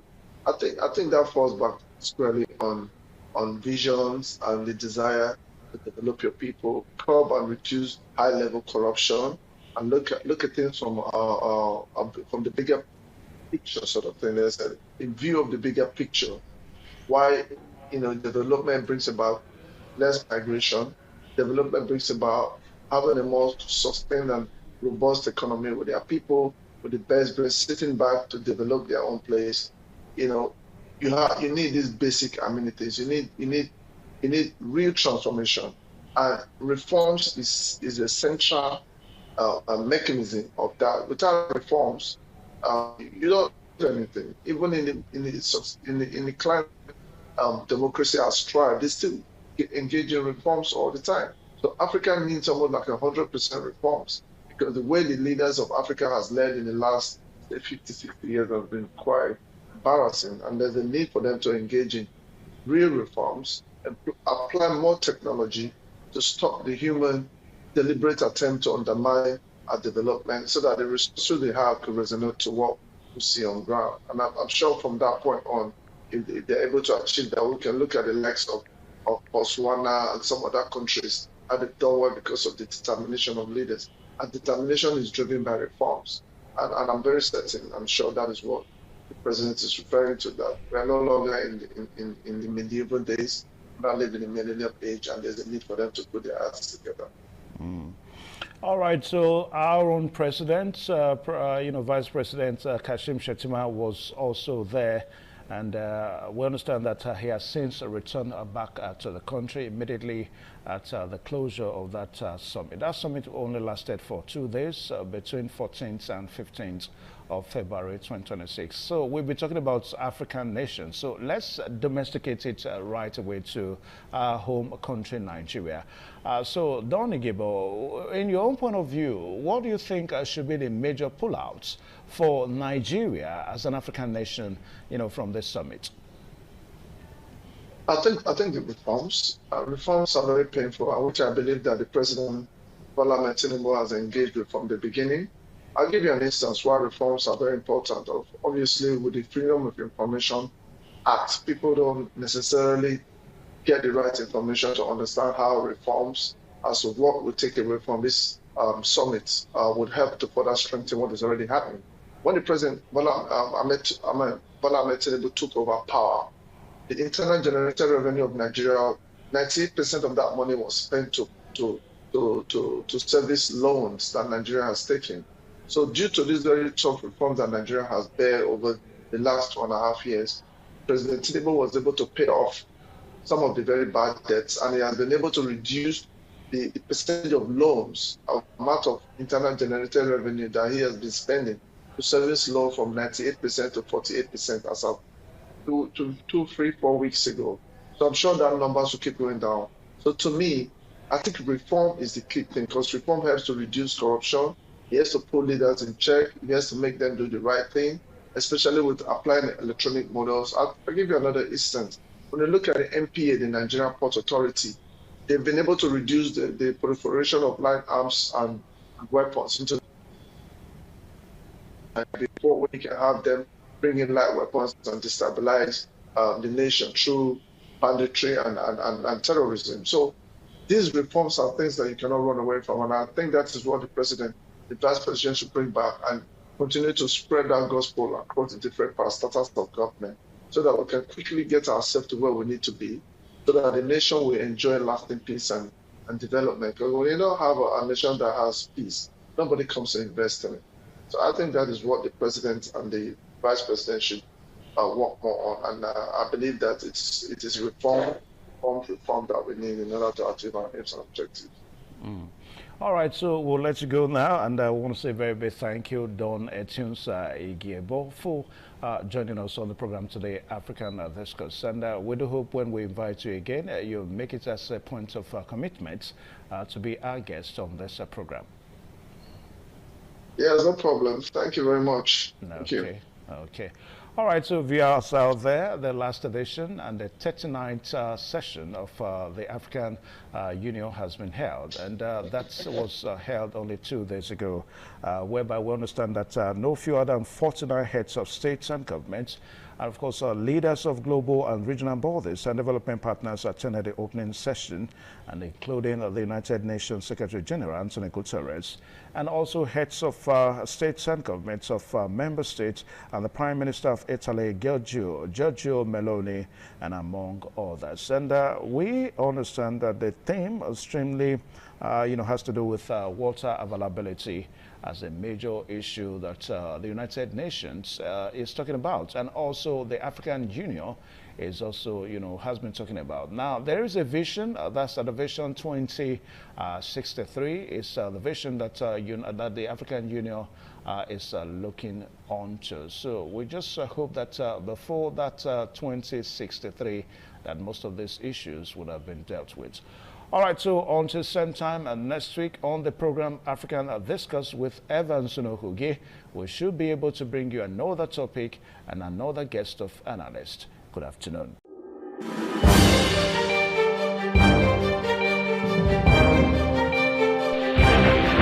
This is ITV. Certainly the best.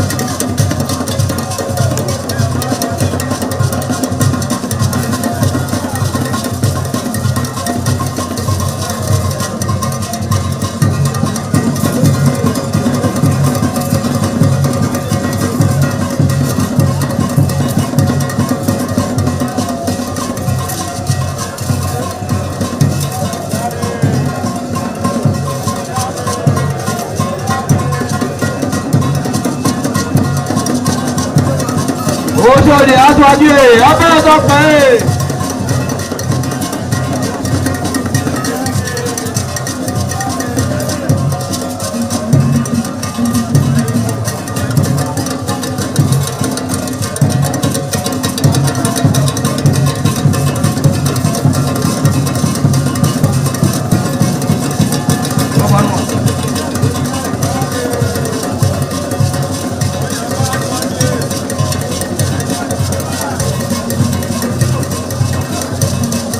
Ayaba dọ́gí abẹ́ẹ̀dọ́ pé.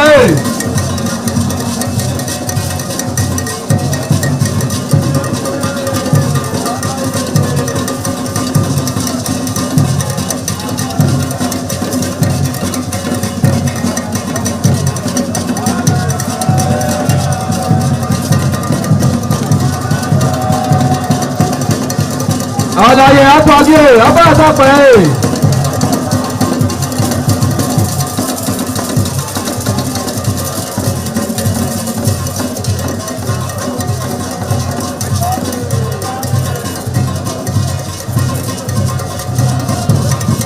Ẹgbẹ̀júwà.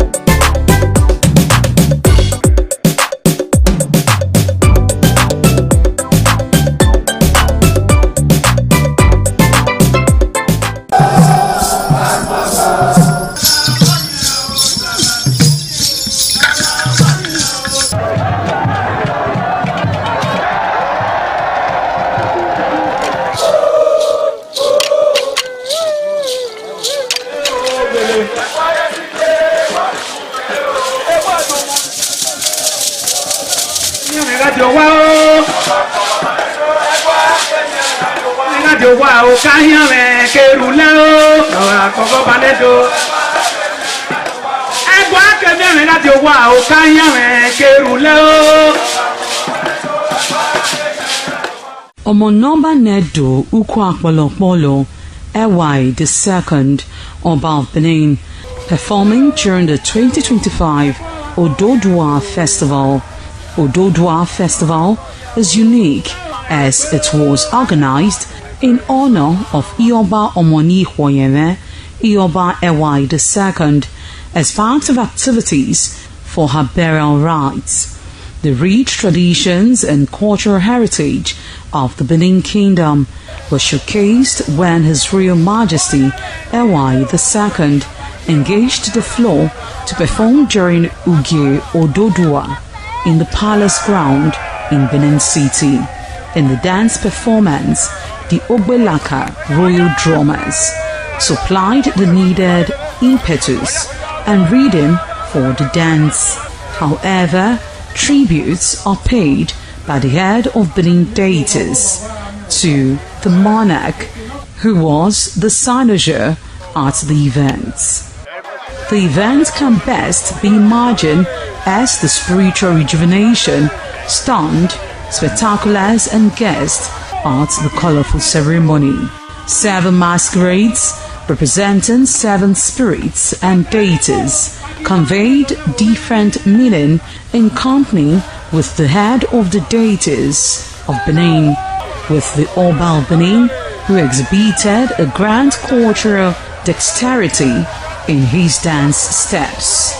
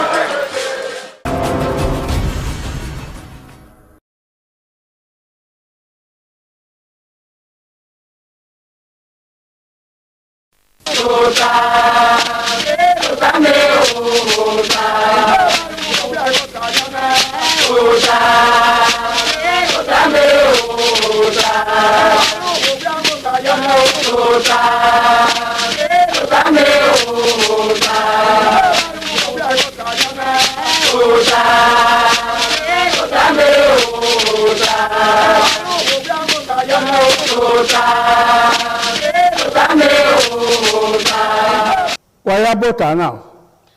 Ugi bota we say niwa. Na ya fere bahabe uza no gbera. Magwa ka ehun. Mana terun wa dole wo na yi. Solobo no gla owo. Ma ya fere na nirun. Na ma la o da o. Owo wa ri ma. Owe ewo idun ni ma ye. Ewo ni ma na nirun. Eni ma nirun ge no solobo la no ge ase ni ma ya fere.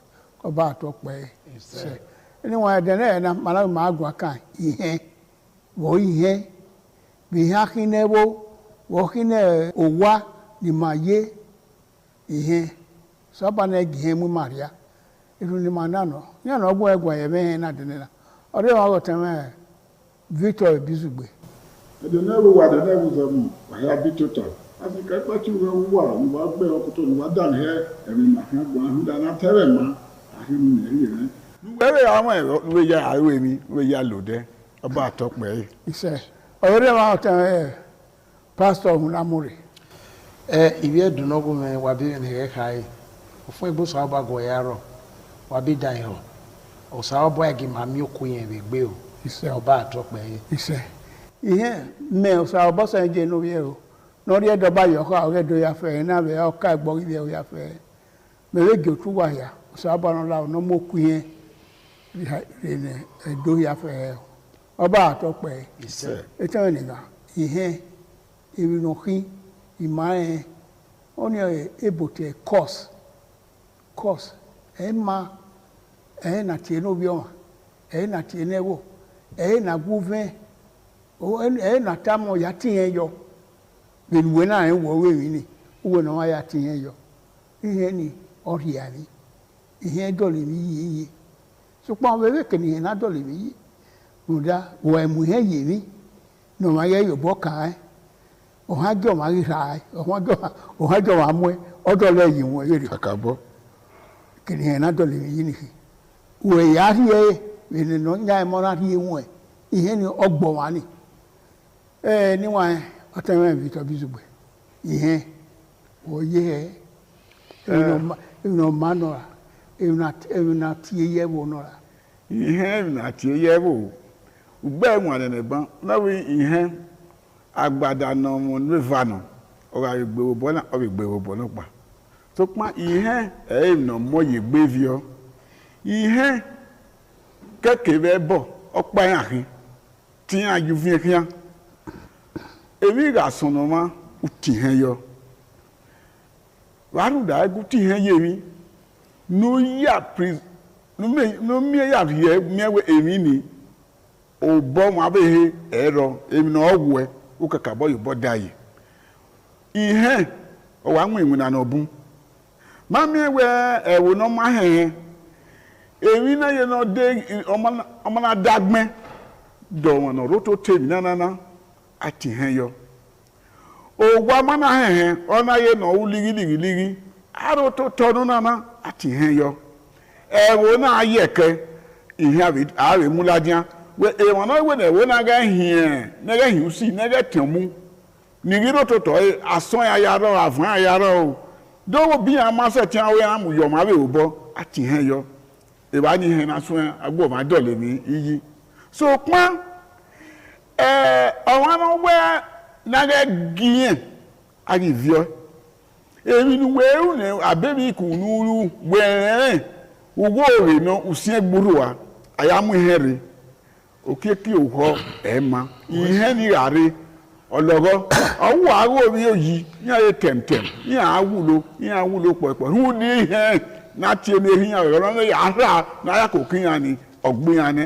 ọ̀sẹ̀ ọba àtọ́pẹ́. iṣẹ́ màá yíbù wẹ̀dì ọ̀tẹ̀ pásọ̀ ihe mẹ́ẹ̀wẹ̀ zebe omusa loboa evinu movement we ya gwani ihe no na te Bible ihe no so ero gbesonia a record a view gunda dia be owe e Bible wa ohun ye fe ba pe ya gi ogbeso muda edigun opa wuwe e Bible ihe no e Bible no Domono wa talk me do no pe wo won tare magwa kana no da e ma no ye ke we oriaki na mie iriaki na mie bi yeke oho na tie repercussion no ye oloroma no le lo koria no da wa nyise afia gbele lehia wa ho iyen le lehia e be no salo bana ka bu we bi no wa we yen ye yoto aro ke bu we zokba eri afia gbe we roto afia gbe ke biye we zokba wa we miye umiye wa we mi run e afia gbe o we mi afia gbe bere ri mata ba be bi no wa o salo bo ayagbona je onwe iye ilele ya fe no na te 10 commandment no ile ori gbe ni no ro iye ora okike thou shall not kill ugagi kill ne oni uriye abiye okike ema we no ti meka e ba no ka we emi na ko aro ayiso emi wa akoro ema yo bo ma ko aro wa kiri ete egbo ma odeno do zori egbo ma wa lelu obo ni oyiwe na ge benu tai ba ge no tolo ma gbe na te irepe wa fi egbo una firi eso o mana kan ya tun mu won irepe oreba o be bon me nyawe obo na ebe tolo we be bo yen mi sunu da we o sika muene eriye mi iyeki o eze po ye ni gbe fi we ken we won we tolo ano we ya tolo nu ya ewu egbe ya ne inwi na rene egbe ya tolo wa ne o wa ni ye ma eveil e ameve la ko wa ye ga so agripa so be na irepe ya ba e ya gon saman ya egbe ne eriye mi iyeki we ga wene ni ozetigari eniyan emo okeke ema nu da iye to sio makoto iye oyo ma mita iye ogbo ma di neyimi iye osiologo ma yo ma gbe dopa emi opa no gire egbiye e ma ni bunro emi we lagbera ni o ba ge mi yen no unda o sa pa je mi fe newe ewe ugawe urai uriene ewona ugawe uriene be no be aye we be no wa egene ke na gbotion ebe ye na bom egbo a ona wo mo pa ma derin unda era ro wa yero wa ye gi kia o salo wo dua no dere ni bro pa mari egbe la na ona tie egege eke ori gba odu ona we ha ona we no sa oba tie we ona we bo ni akinu wo we mi ya ona wo tun wo no pe na tie ebe o we maka gba o ebe yo maka be ri e o boje o e dado o kin o ge eyan ne ogbugbo yin ebe eyan no ge oso won na we ya boy ka be lodo pa ona we wa we ma me ni we ona wo ma iye we ni ka ma na we iye enu baba iye de nu aduza ona we esagion tun enu to mi ovie buye ga de ne ona we gin ta ma wona we ebe bo akiyan ona we nda ebe akporu edi lo wa ona we iye ro we dagbon ne no ri mi o kan afiru gbegbo e kan awa uwe la ma wa ma be la wo wa u sa me no ma won ma be nwa me no ko bo were ona ti ona de ne aba we gbe mi ade ke de afie de ne na unda ori yen ne o sa no go do ati ne wa gbo ma u ya ya zero u gbe emu fua u gbe emu fi eze o we ga o ma mi no dere we iye ni de o ga logo ma ni emi ese ezo oba atope ise anyway wa da matana wa ni gbama wa da matana wana gbera gbiye wadana matana uvara ko oyue akara ni yue abio ugbawani aweno gbawawewa uya ari azen igo umekena fe umekena bowa umekena himoto ihe nihi owa no nyami nuwe yari o betinwe ihe mawo ebedo awebo yaro awe body na ya meti abege no yo amu wa where ayate bona yo when of yaye or why isago eya boya fe ni redo imae areboni no make na no yo hamo ma no so kwa no wo ko we no mana ze ga ya rebo una tie keka tie ni oso wa ni gbe iye ni oso wa ni oso iye omo wiria iye ọwa egene de mawe una gbuhu ogede mu yoto o ze ka yebe umunya ekeni nu weze yo ni ihe no ọwa we na se wona mo wede ni ihe ni gbe okike po ke wu so pa na ye na ihe ile loweke oweke aru ihe no o even weta una tie no wa na ro ko dawe ihe ni o le le se kinu riase ihe ni wa ima ho na mi ugbeso we e ma ni gba ori ma ni age tie ni ma wa mi na ye na ni ya zere we when oba ma ye ni awe ejo we awe awo kayele ta yin afi he so pa kayele so yin tie kwaro awo wori ni efe yo ni efe bu veni yin waru odo fie wori ye la toma gwebo teleyi awe no jon we wo pa ihin to ori ye fi epo ben we we hin ma se we no ma ko se de ye gwa o ma da ro ba o ma da ro wo we o la toma be wa vi osisi ai agun akon ai mi ai ko kuli akwa webo bo so po we wo ni o we bo he aye ekere ni ga vi ese ebobo wede ebode na aduwa edolo pe o nda we emini hehi oyin mata na we enma normali he otana bizugbe ihe mami na wa gwa na ihe na wa ha na asubo ye gbe ihe oyere no ka mo ma gbe ye fi igbera wu nebute SSS odawe yinu gwe huda emaso wage ewo owi atuba gbebo mu eyeliwe ni rari to ya atubero wa mu ogbe ori awa oga kian so pon be ni amana rawe ya amana du oyi huda we etiguwe ara mewe ya mawe ropo na gbin aberi o gbe na baya ogi asin de mi he asin kaka ni gbin ya ti he mara gele we na ni mari o ya yi na oya ti hen yo mami ihe ona be mu eyo we negi o ma iwe eri gbera ekenu pe ise o to na we 50 by 100 we wo pa wa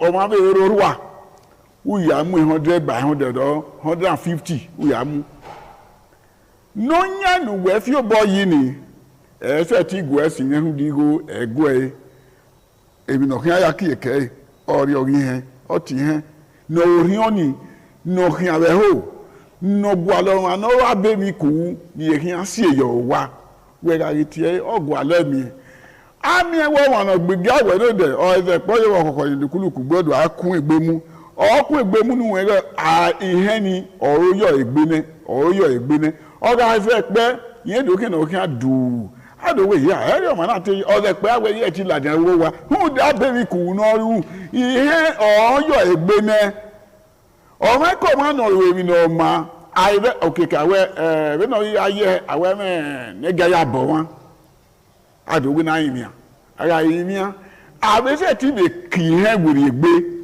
ba edo yimia yo ne bowe no re be no wa we u ya confess we make a confessional statement ya mi eko masalobua osalobua yabo we eri o be ye o ma no we ni ihe na oyo wa ni la egbe ni ona do mi eko ona kiewuri egbe bo awe se o be fo egbe re hu do ni o ke ni ma yo bo wo we ya le ni he ma ke ni ma de yegbegbe hu da e na yegbevio igbano e legbe wi o ma ko wa no ga we sariati ni o ma wu ya ri awo o wu ya dole wo yi e ti na ye nu we ni we na ya dole wo yi ihe wa esike edugburu weye aga owo mo na wa bebi ku una fi aito una ari ya webo ewe wiropa so pa o wani na fi obogbo eyido ne ra o na samogo ba meze awe ho kankan we yin ogbe iguma ogbe kankan ihe kan na we gbe obo atokpe ihe magwaka ni wa we no da hi mana we fioboyo gbido urie ni eso na owu e urie ge owu we mu la wa uduro mura no wa no nya na asora o ya ri amami wa we ebode uda ihe ofian utome ona te so mi piye a gboso wa wo owu kigbesi ya gboso no imanibu yan wa pa ma ka wo yan gbele yan o but ni buwo yan fi obo yido o yan ro no ma keke eduna iye emi he na mi we ni wa egenede ka sunu yo via sunu yo kwa eba sunu ye bonibu ti yara muwe na mi we omo ma ro ho wa gele ya ti ani yemi omo no we mi ni iye na fe wo waro lo ma ne do ma ri oko aya bi yen oni emani me a wera me ya o bi yen gbeso owo ko na owo fi owo yo ha owo yen ma fi owo yo ha we do bi yen eso we yen gele fi owo yo ha abidu we bẹ̀rẹ̀ mi wẹ̀ èmi ni máa ọmọ àrùn àì fúndà ọ̀rìn nùbẹ̀kì ládìá ilé náà yà wà àánú yà kó wẹ̀ ọ̀rí àwà àhó ni ọ̀rọ̀ àwà ìyẹn náà ni wọ́n ẹ̀mí ọ̀rẹ́ ọ̀sẹ̀ ẹ̀ wẹ̀ tó bú ọ náà rò kọ́ àfihàn ọ̀nà fíwẹ̀ ọ̀rọ̀ ọ̀nà fíhàn ọ̀tọ̀ mi lẹ́yìn àbá rẹ̀ dàgbé ya ìyẹn ẹ̀ máa ẹ̀rìnà síkẹ̀gbé sọpá wo bo we ni kata si ihe odo le mi yi eje ni ria eje bo ria we ewe ọmọ no we na le mi no wa dun ai we so we genede de koko wo wa ru emi no ria oke polo oteka o wa aziba o wa de koko o de kan oteka awa no iye so we ro ai we ru e ba fa ọmọ mi no si e ne dade wo radio na ba me e mama ni o me no si e na na mi we iya ilu e ilele na te lo uhi awa ihe e lohi thou shall not kill thou shall not steal ye gbodo yi o bible ni tala ni wa ihe e no udadu hi ne dado ele bewo ke na le court ke na le wo wa ke na le awerima ke na ege baba ho emi nu na ema una we won ni ugbo me na agbeyo oro so pon ri he ugu emi ame ihe ni ma o so bo no mi mafa no mi emo ni ma be afa wo te awa ke he o tan e pastor domo onana e bone no wa iwe do wa mi na ya na de sino kan me ihe ìyẹn mi no mo ka ma wekin mi ra no ma gbo o zebo ma na gbo bi edo pàtàkì no wekin no ye mi no me mo ave ko won we eni kemi na agbon na na me ero wa we mi esi ero wa we da ero emi yen na esoro na tie o sanowo do ayagbon ona ye yunwe erun ohun afian gbe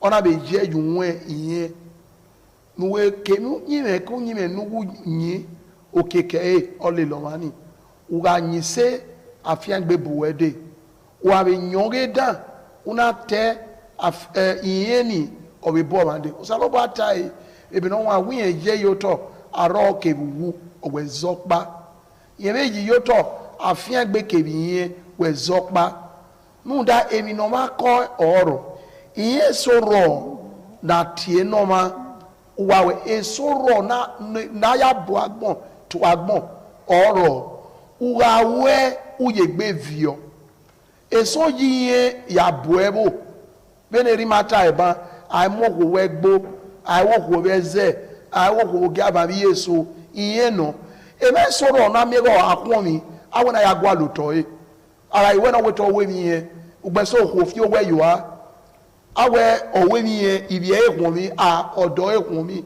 nda oleba ene odo bo yawe mi agwa na ni iye olawa ni ado awon mi wewewe amai weri omo wa de fe dokma emi wa sunu emi yon lawa ataye yo to ni aya rile owani aya rile eboni aya rile won tagbon meno saloba rile won tagbon na orile sonya unye ugawu bene ni mata bible no wa be oya yebota thou shall not ugawu iye le lo mani wa be we ni esi afiangbe le lo e be soro na osaloba wa afiangbe nu de ni esi ni ewu yen ga mi mi ko no ro emi o ko e mi yekin e ma fiangbe be kin da do bonu ri fie mi ge orewe iye na ya hwe iye nu we zese yi aya ebu edowe iwe re gbeta iye nu zese yi iye nu we ya hwe kwa aya ebu edowe oyo mana oyo we na re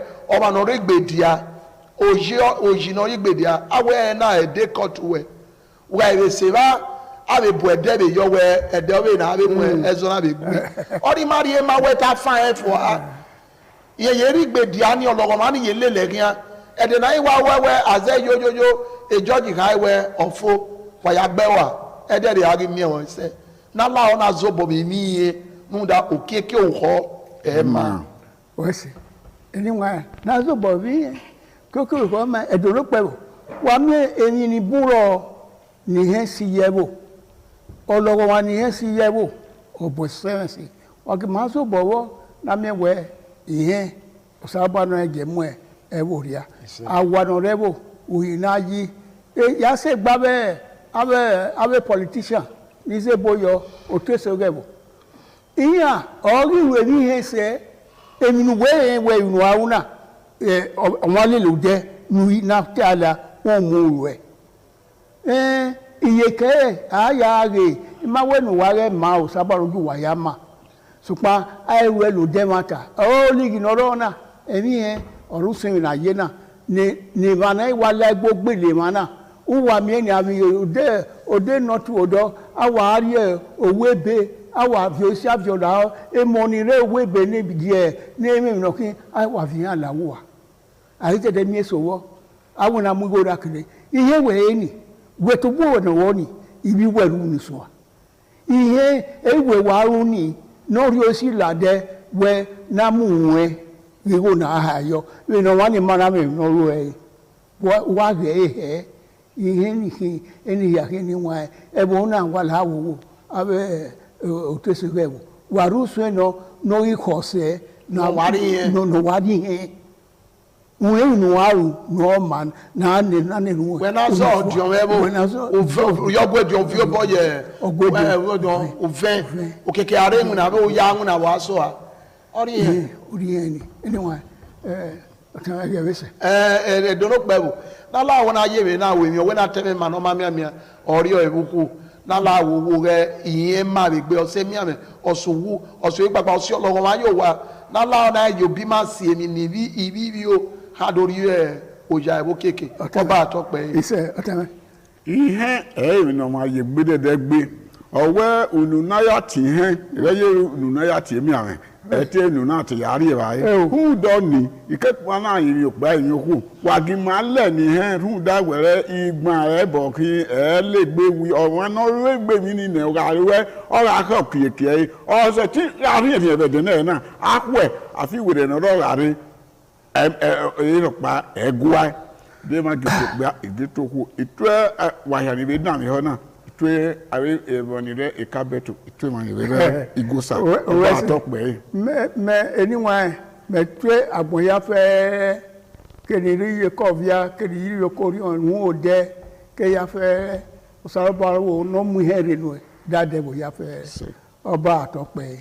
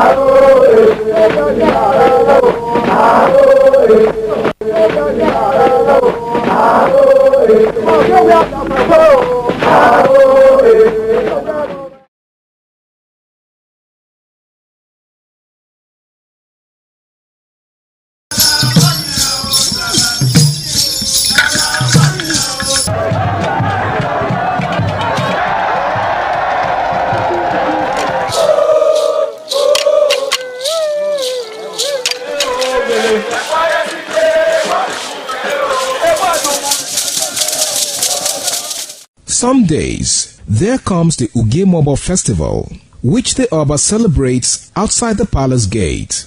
A pavilion is built of red cloth where rites are performed to drive away all evil spirits still unsatisfied by the year's sacrifices.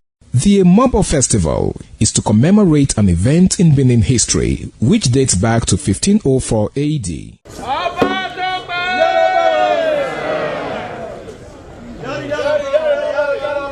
Yari yari, Oba Tope. Yari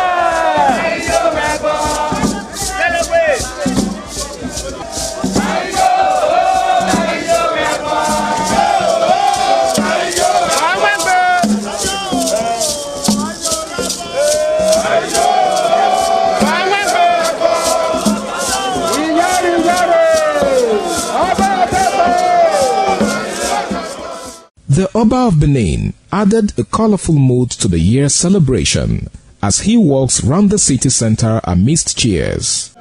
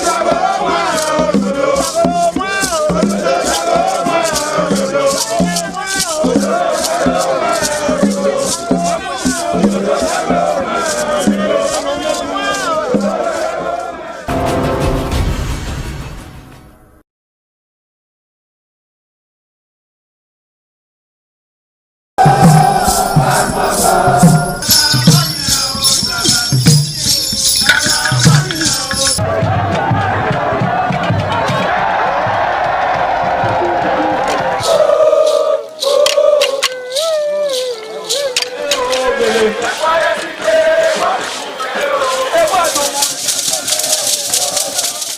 Ekoko masquerades from Ute village, whose cult is connected with Obaeware and his mother, Elere, appear on this occasion to bless the Oba. Ekoko is a ritual masquerade that dances to please the guests and the Oba.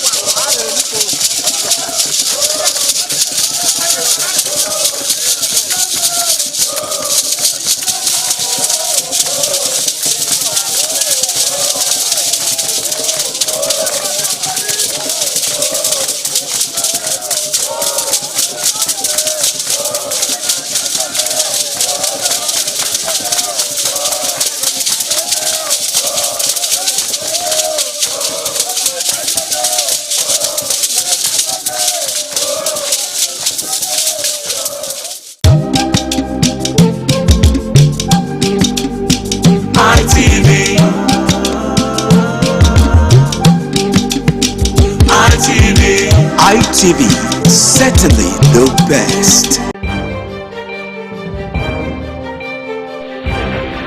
This is ITV. Certainly the best.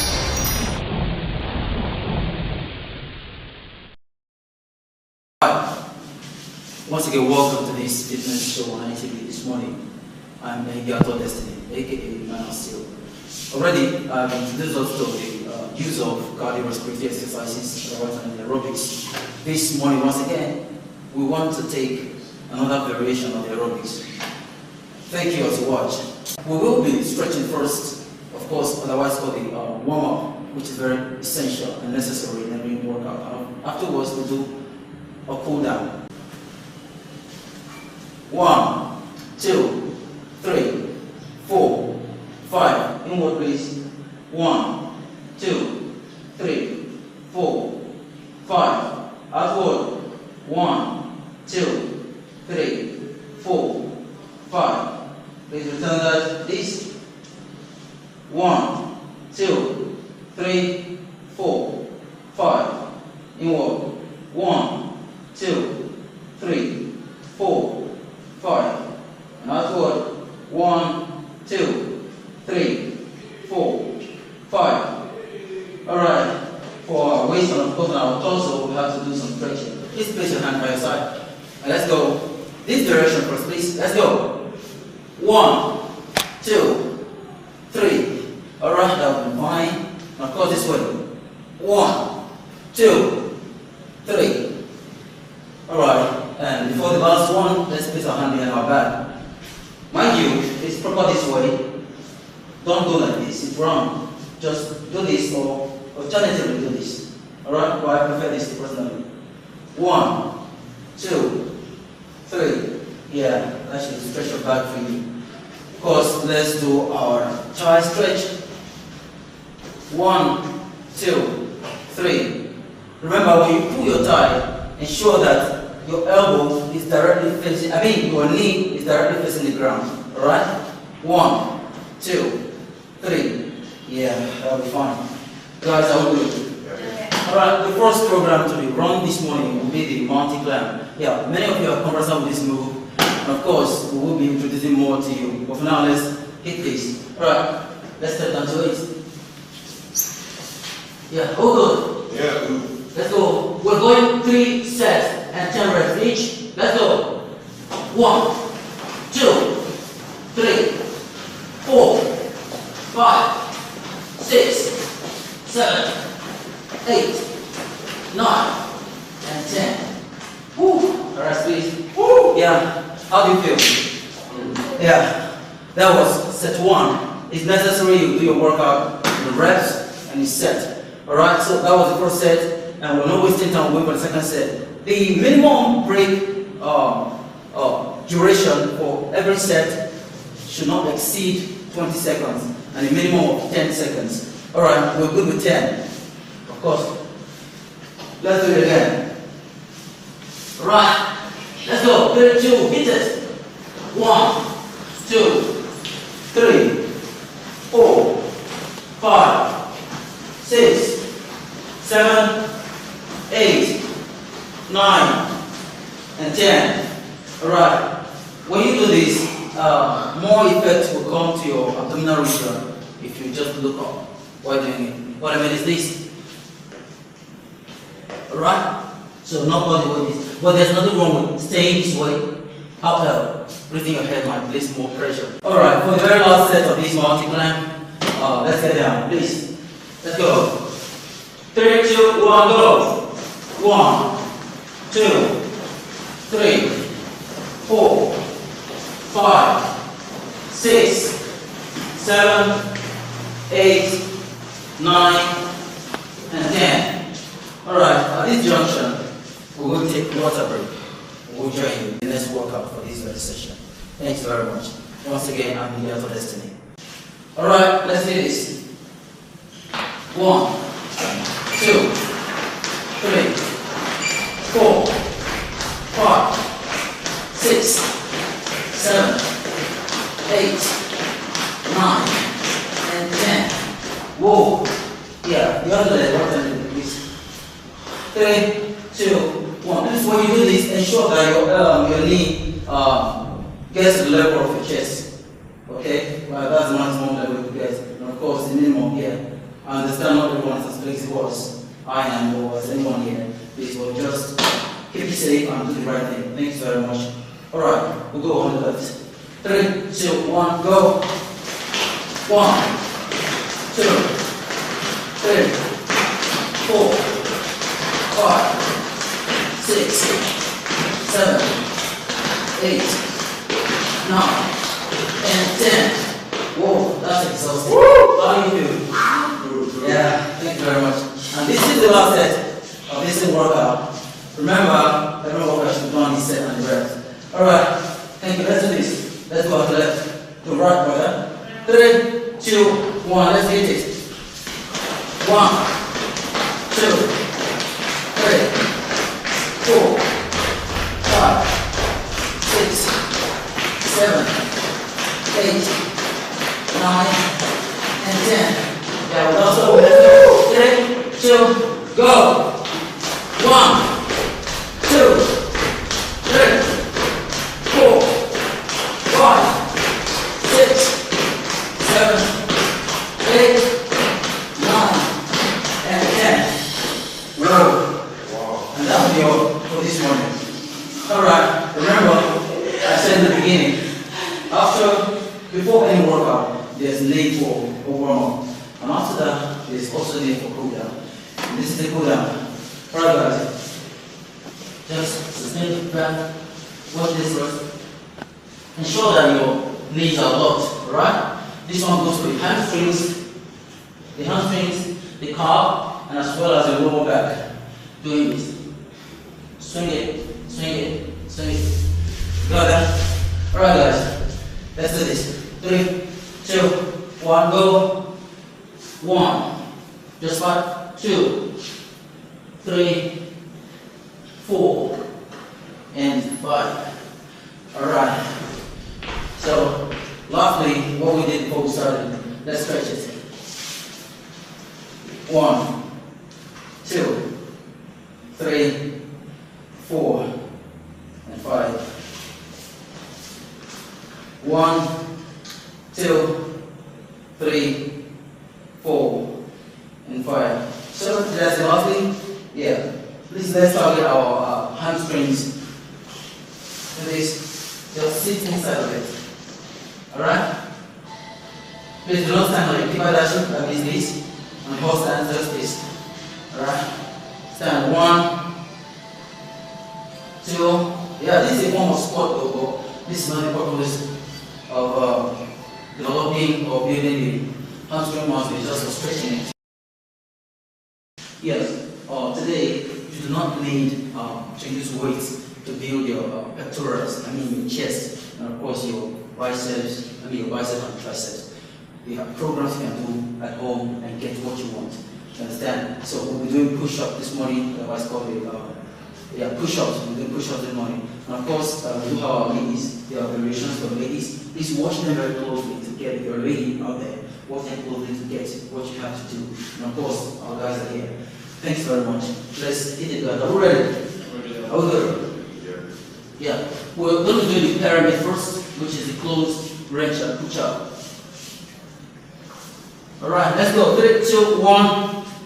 1, 2, 3, 4, 5, 6, 7, 8, 9, and 10. Whoa, how does that feel? Yeah, that's the first set for this morning.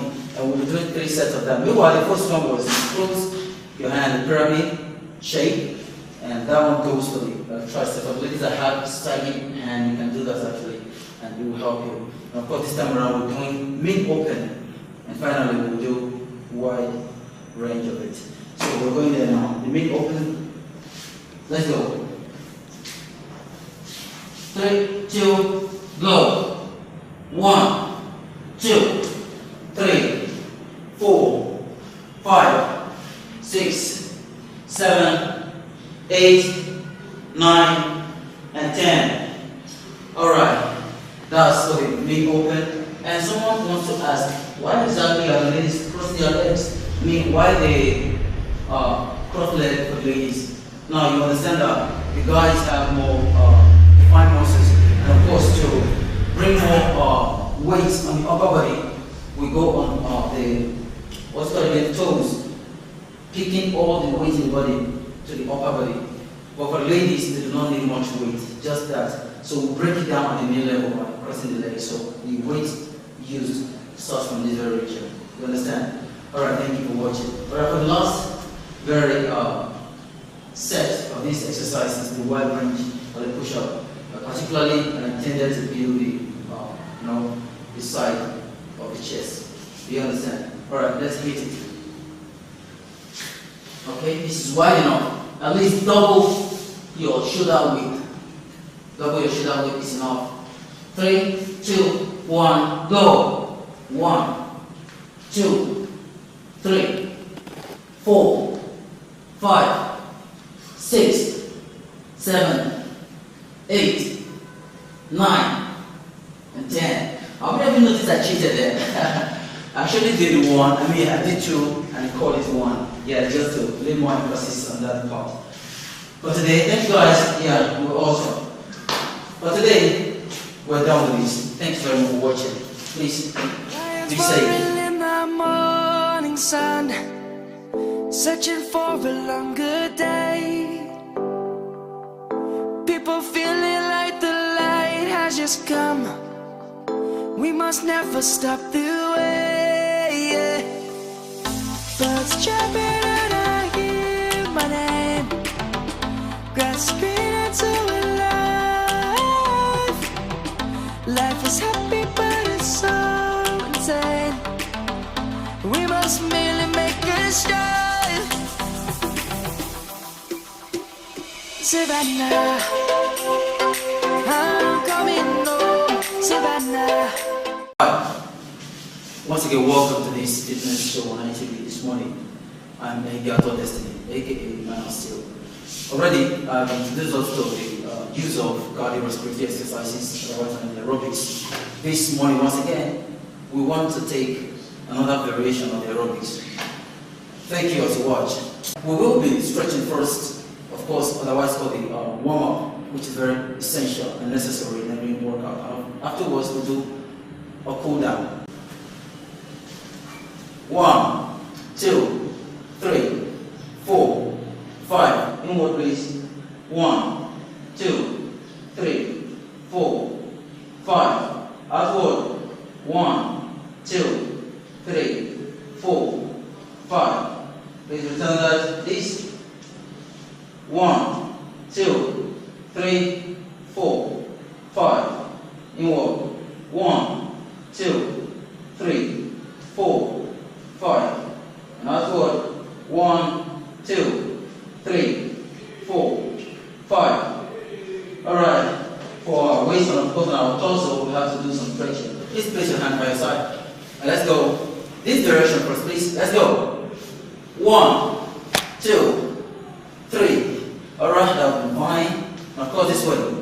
1, 2, 3. Alright. And before the last one, let's place our hand behind our back. Mind you, it's proper this way. Don't go like this, it's wrong. Just do this or alternatively do this. Alright? But I prefer this personally. 1, 2, 3. Yeah, that should stretch your back for you. Of course, let's do our thigh stretch. 1, 2, 3.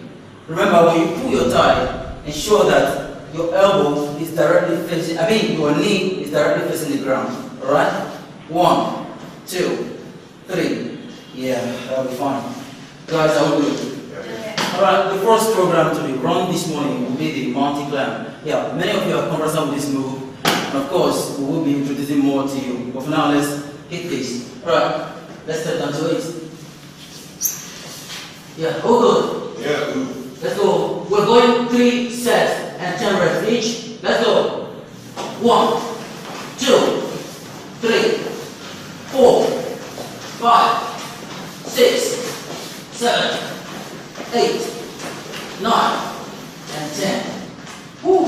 Alright, Yeah, how do you feel? Yeah, that was set 1. It's necessary you do your workout, the reps, and you set. Alright, so that was the first set, and we're not wasting time, we'll wait for the second set. The minimum break duration for every set should not exceed 20 seconds, and a minimum of 10 seconds. Alright, we're good with 10. Of course.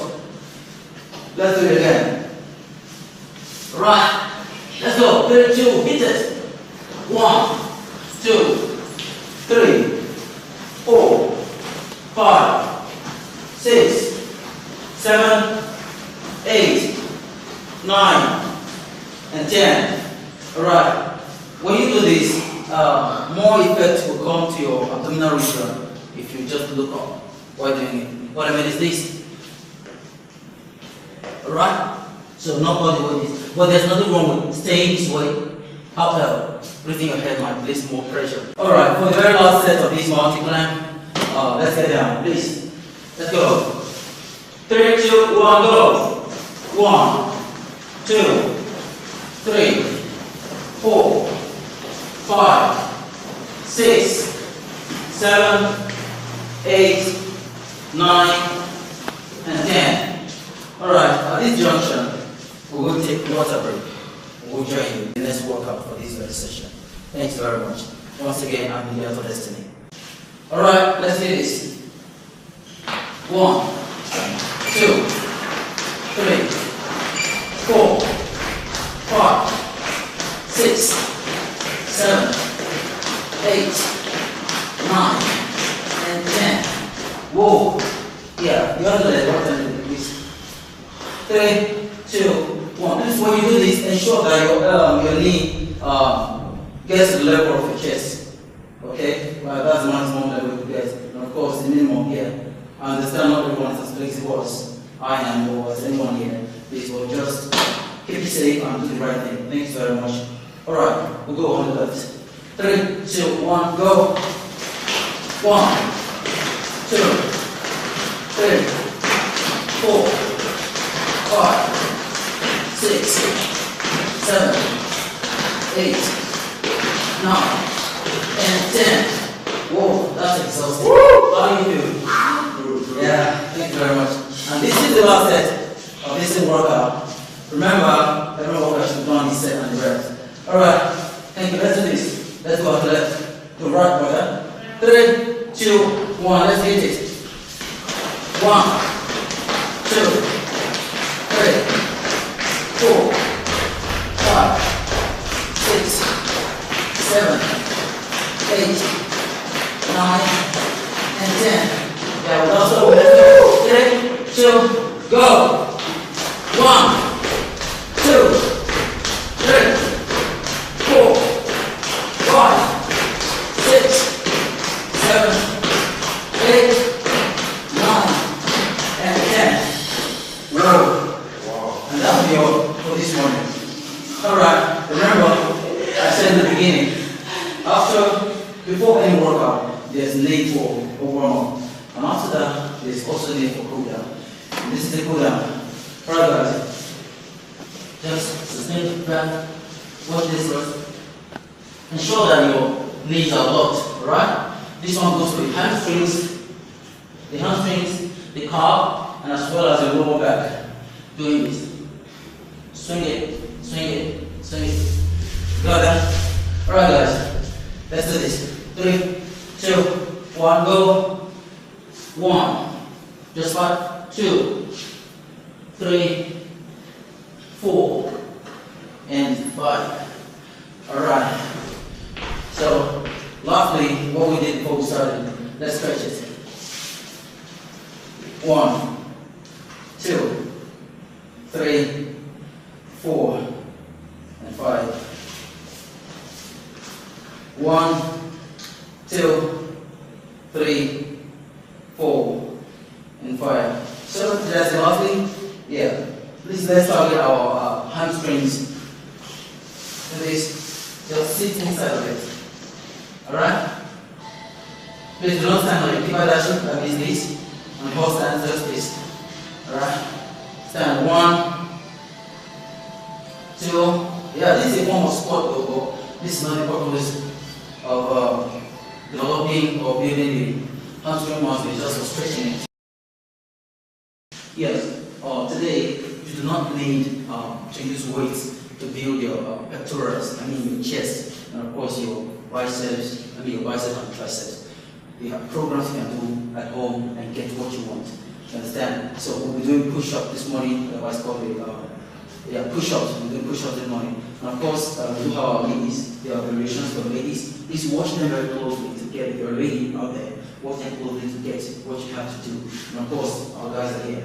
Thanks very much. Let's hit it, guys. Are we ready? Are we good? Yeah. We're going to do the pyramid first, which is the closed wrench and push-up. Alright, let's go. 3, 2, 1. 1, 2, 3, 4, 5, 6, 7, 8, 9, and 10. Whoa, how does that feel? Yeah, that's the first set for this morning. And we'll be doing 3 sets of that. Meanwhile, the first one was close your hand in pyramid shape. And that one goes for the tricep. For ladies that have sagging hand, you can do that actually, and it will help you. And of course, this time around we're doing mid-open, and finally we'll do wide range of it. So we're going there now. The mid-open. Let's go. 3, 2, go. 1, 2, 3, 4, 5, 6, 7. 8, 9, and 10. Alright, that's for the big open. And someone wants to ask, why exactly are the ladies crossing their legs? I mean, why they cross legs for the ladies? Now, you understand that the guys have more defined muscles, and of course, to bring more weight on the upper body, we go on the toes, picking all the weight in the body to the upper body.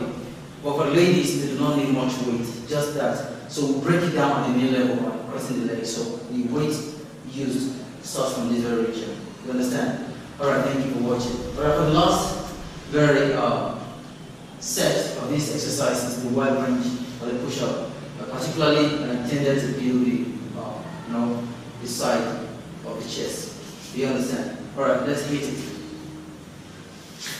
Okay, this is wide enough. At least double your shoulder width. Double your shoulder width is enough. 3, 2, 1, go.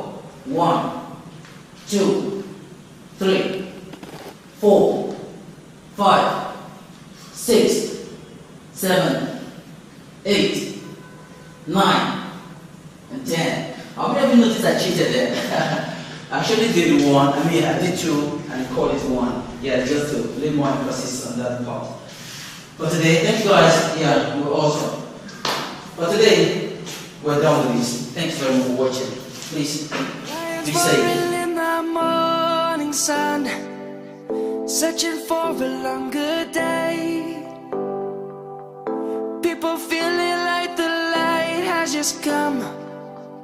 We must never stop the way. Yeah.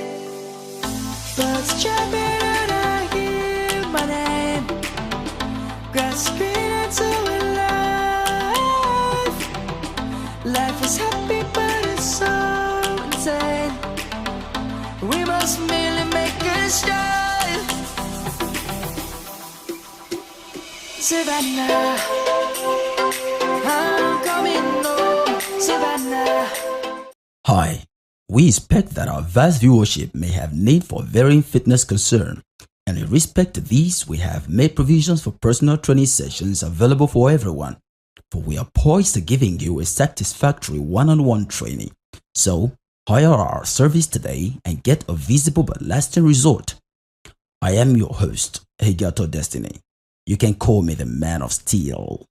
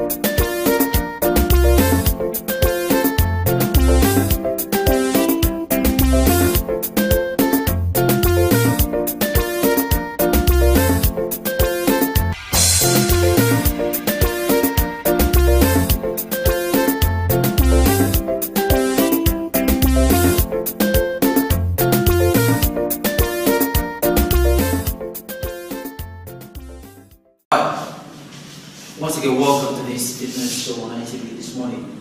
I'm Gato Destiny, aka Man of Steel. Already, I've introduced us to the use of cardiorespiratory exercises, and aerobics. This morning, once again, we want to take another variation of the aerobics. Thank you as you watch. We will be stretching first, of course, otherwise called the warm-up, which is very essential and necessary in every workout. Afterwards, we'll do a cool down. 1, 2, 3, 4, 5. Inward please. 1, 2, 3, 4, 5. Outward. 1, 2, 3, 4, 5. Please return that. This 1, 2, 3, 4, 5. Inward. 1, 2, 3, 4, 5. And outward. 1, 2, 3, 4, 5. Alright. For our waist and of course on our torso, we have to do some stretching. Please place your hand by your side. And let's go. This direction first, please. Let's go.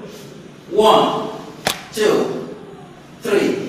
Alright, that will be fine. And of course this way. 1, 2, 3.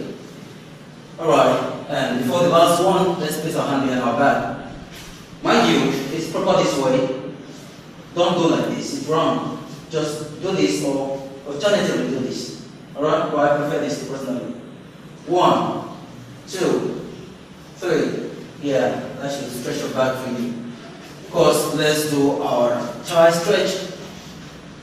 1, 2, 3. Remember, when you pull your thigh, ensure that your elbow is directly facing, your knee is directly facing the ground. Alright? 1, 2, 3. Yeah, that'll be fine. Guys, are we good? Alright, the first program to be run this morning will be the mountain climb. Yeah, many of you are conversant with this move. And of course, we will be introducing more to you. But for now, let's hit this. Alright, let's step down to it. Yeah, all good? Yeah, good. Let's go. We're going 3 sets and 10 reps each. Let's go. 1, 2, 3, 4, 5, 6, 7, 8, 9, and 10. Woo. Alright, please. Woo. Yeah. How do you feel? Yeah. That was set 1. It's necessary you do your workout in the reps and it's set. Alright, so that was the first set. And we're not wasting time waiting for the second set. The minimum break duration for every set should not exceed 20 seconds and a minimum of 10 seconds. Alright, we're good with 10. Of course. Let's do it again. Alright, let's go. 3, 2, hit it. 1, 2, 3, 4, 5, 6, 7, 8, 9, and 10. Alright, when you do this, more effect will come to your abdominal region if you just look up while doing it. What I mean is this. Alright? So not body weight is, but there's nothing wrong with staying this way. However, lifting your head might place more pressure. Alright, for the very last set of this mountain climb, let's get down, please. Let's go. 3, 2, 1, go.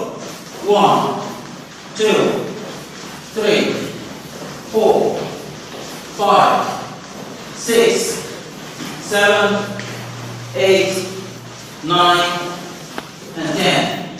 Alright, at this junction, we will take a water break. We'll join you in the next workout for this very session. Thanks very much. Once again, I'm here for Destiny. Alright, let's do this. 1, 2, 3, 4, 5, 6, 7, 8, 9, and 10. Whoa. Yeah, the other leg, what time is 3, 2, 1. This is when you do this, ensure that your knee gets to the level of your chest.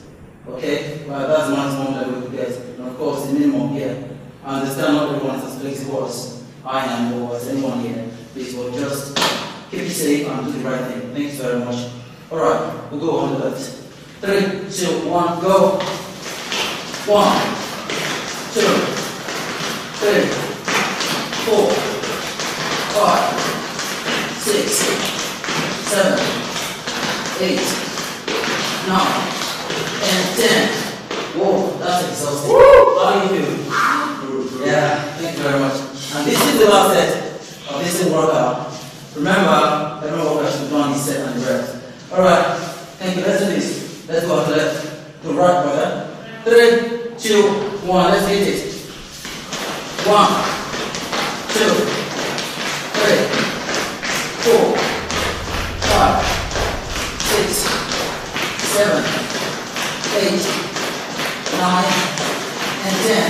Yeah, we'll also let's go. 3, 2, go. 1, 2, 3, 4, 5, 6, 7, 8, 9, and 10. Whoa. And that'll be all for this morning. Alright, remember, I said in the beginning, before any workout, there's a need for a warm-up. And after that, there's also a need for cool-down. And this is the cool-down.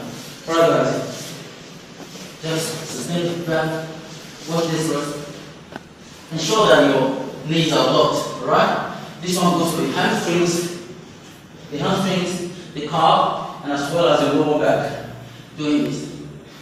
Swing it, swing it, swing it. Got that?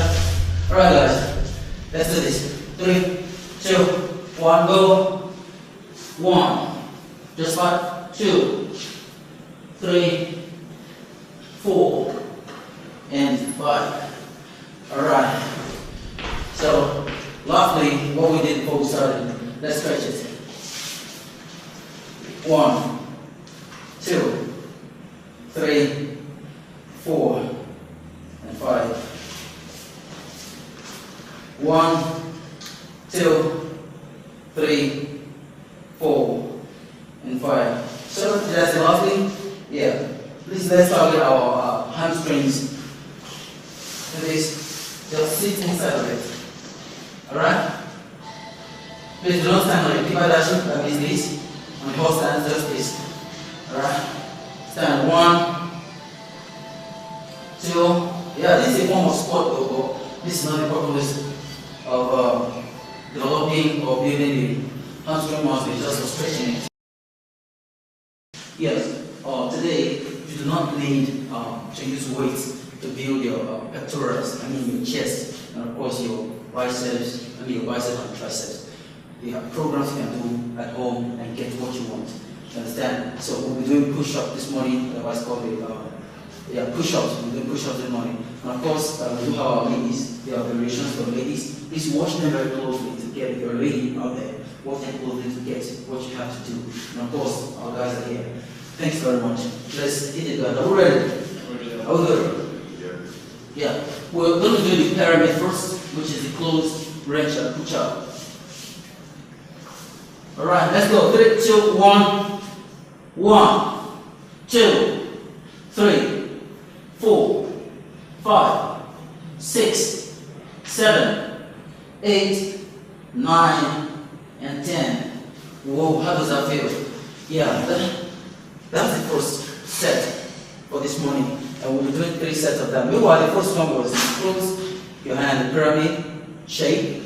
And that one goes for the tricep. For ladies that have sagging hand, you can do that actually, and it will help you. And of course, this time around we're doing mid-open, and finally we'll do wide range of it. So we're going there now. The mid-open.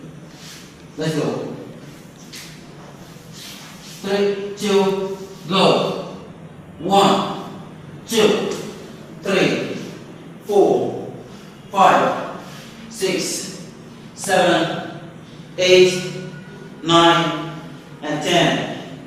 Alright, that's okay, big open. And someone wants to ask, why exactly are the ladies crossing their legs? I mean, why they cross legs for ladies? Now you understand that the guys have more defined muscles, and of course to bring more weights on the upper body, we go on the toes, picking all the weight in the body to the upper body.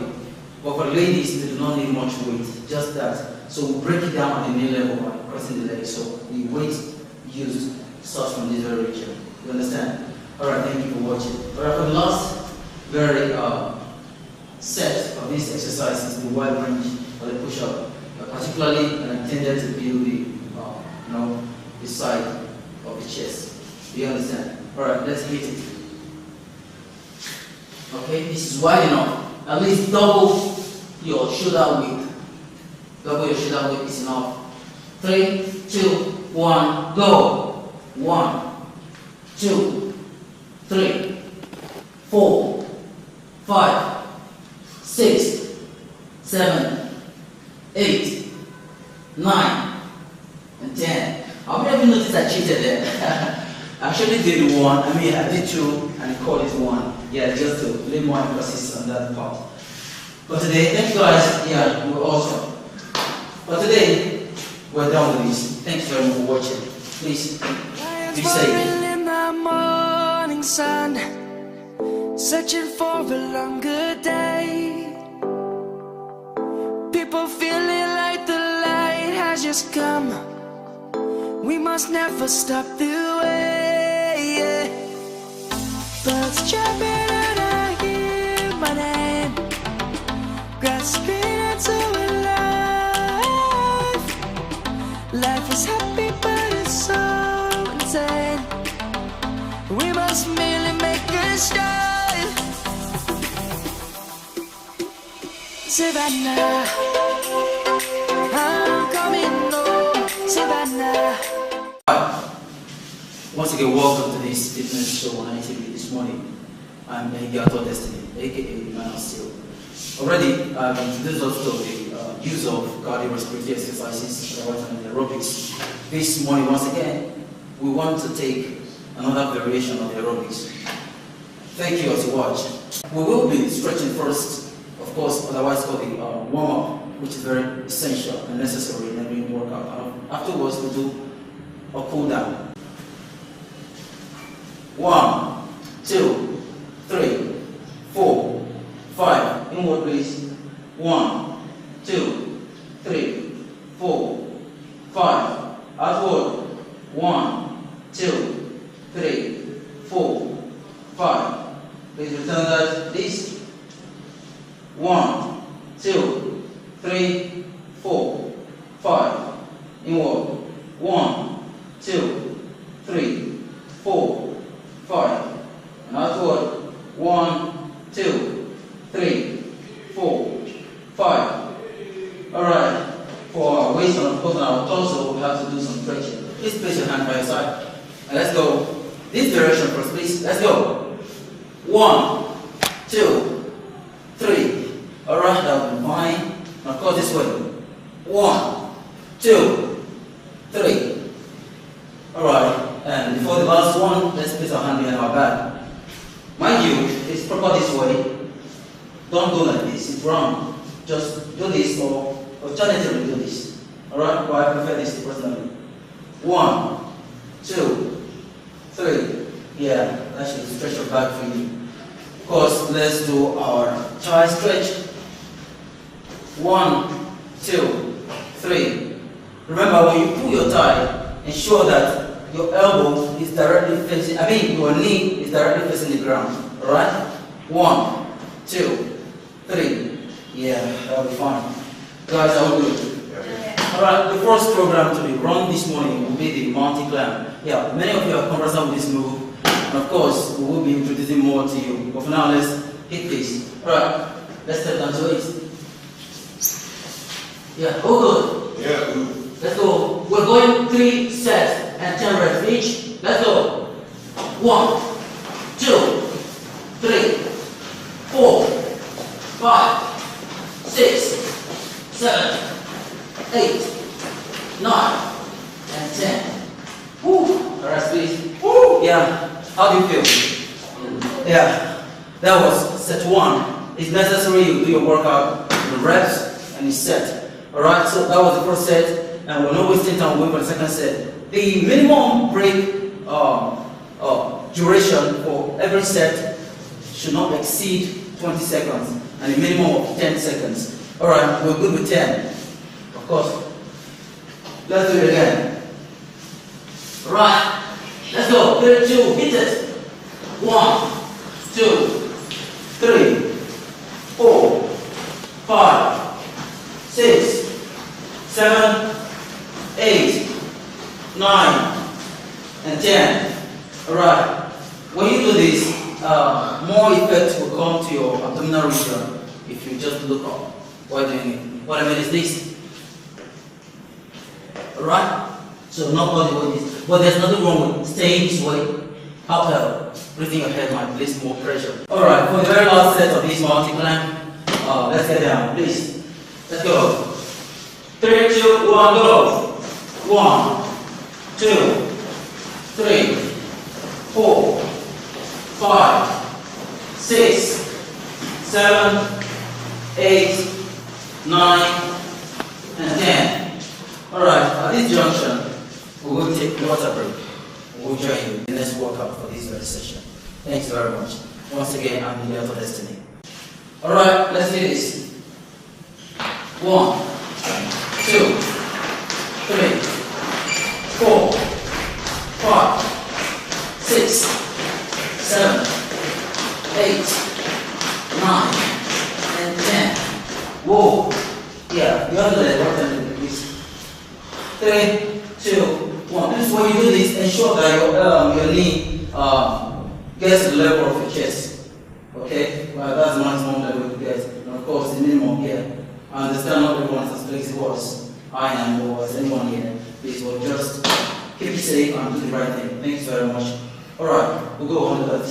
3, 2, 1, go.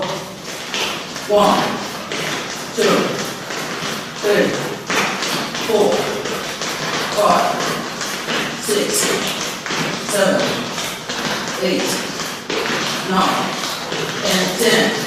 Whoa, that's exhausting. How do you feel? Yeah, thank you very much. And this is the last set of this workout. Remember, every workout should be done this set and the rest. Alright, thank you. Let's do this. Let's go to the left, to the right, brother. 3, 2, 1, let's hit it.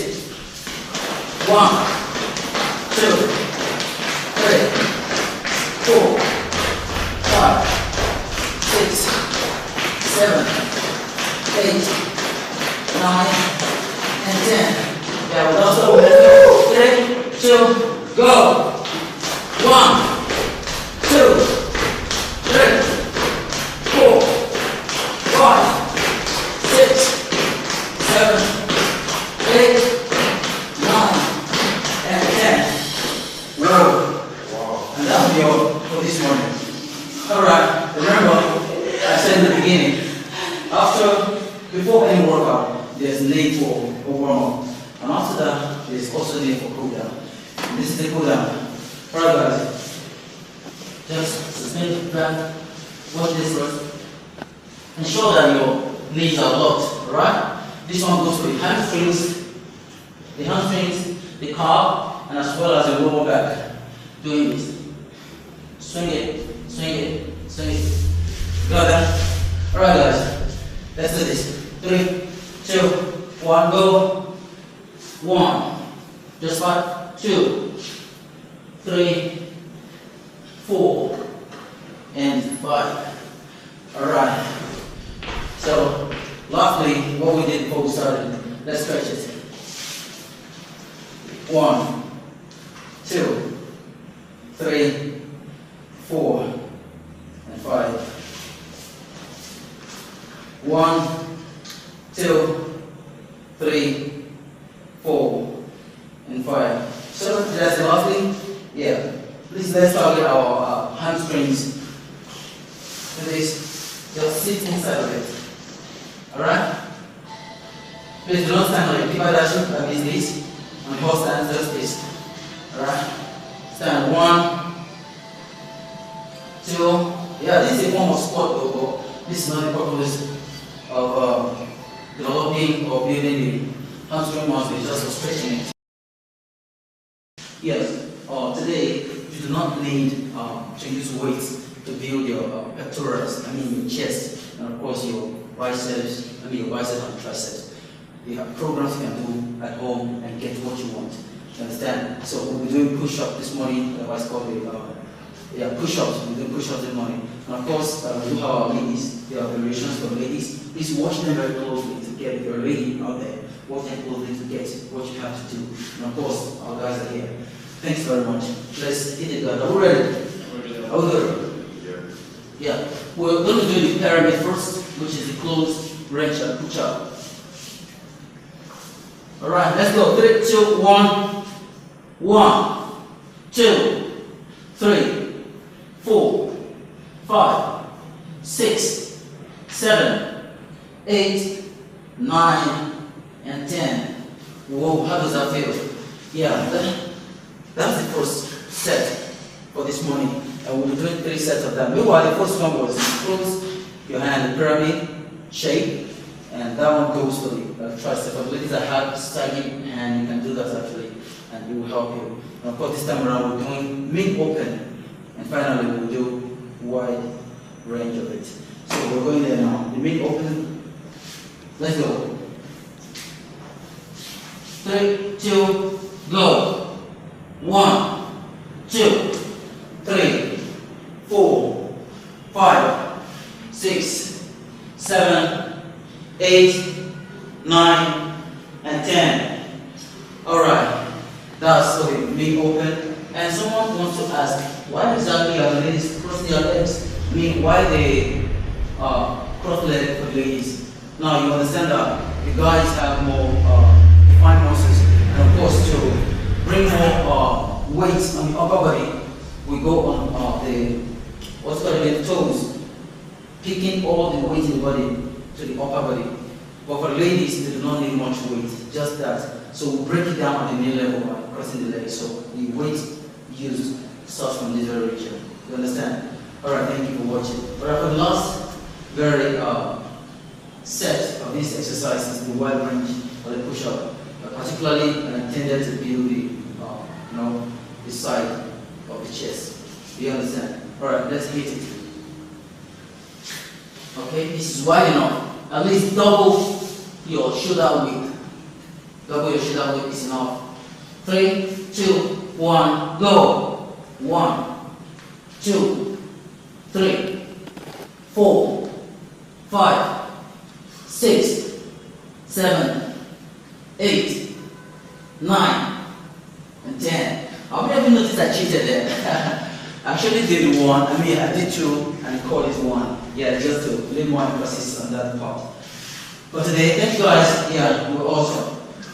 But today, we're done with this. Thanks very much for watching. Please be safe. In the morning sun, searching for a longer day. People feeling like the light has just come. We must never stop the way. Birds chirping and I hear my name, grasping into life. Life is happy but it's so insane. We must merely make a start. Savannah, I'm coming home. Savannah. Hi, we expect that our vast viewership may have need for varying fitness concern, and in respect to these, we have made provisions for personal training sessions available for everyone, for we are poised to giving you a satisfactory one-on-one training. So, hire our service today and get a visible but lasting result. I am your host, Higato Destiny. You can call me the Man of Steel.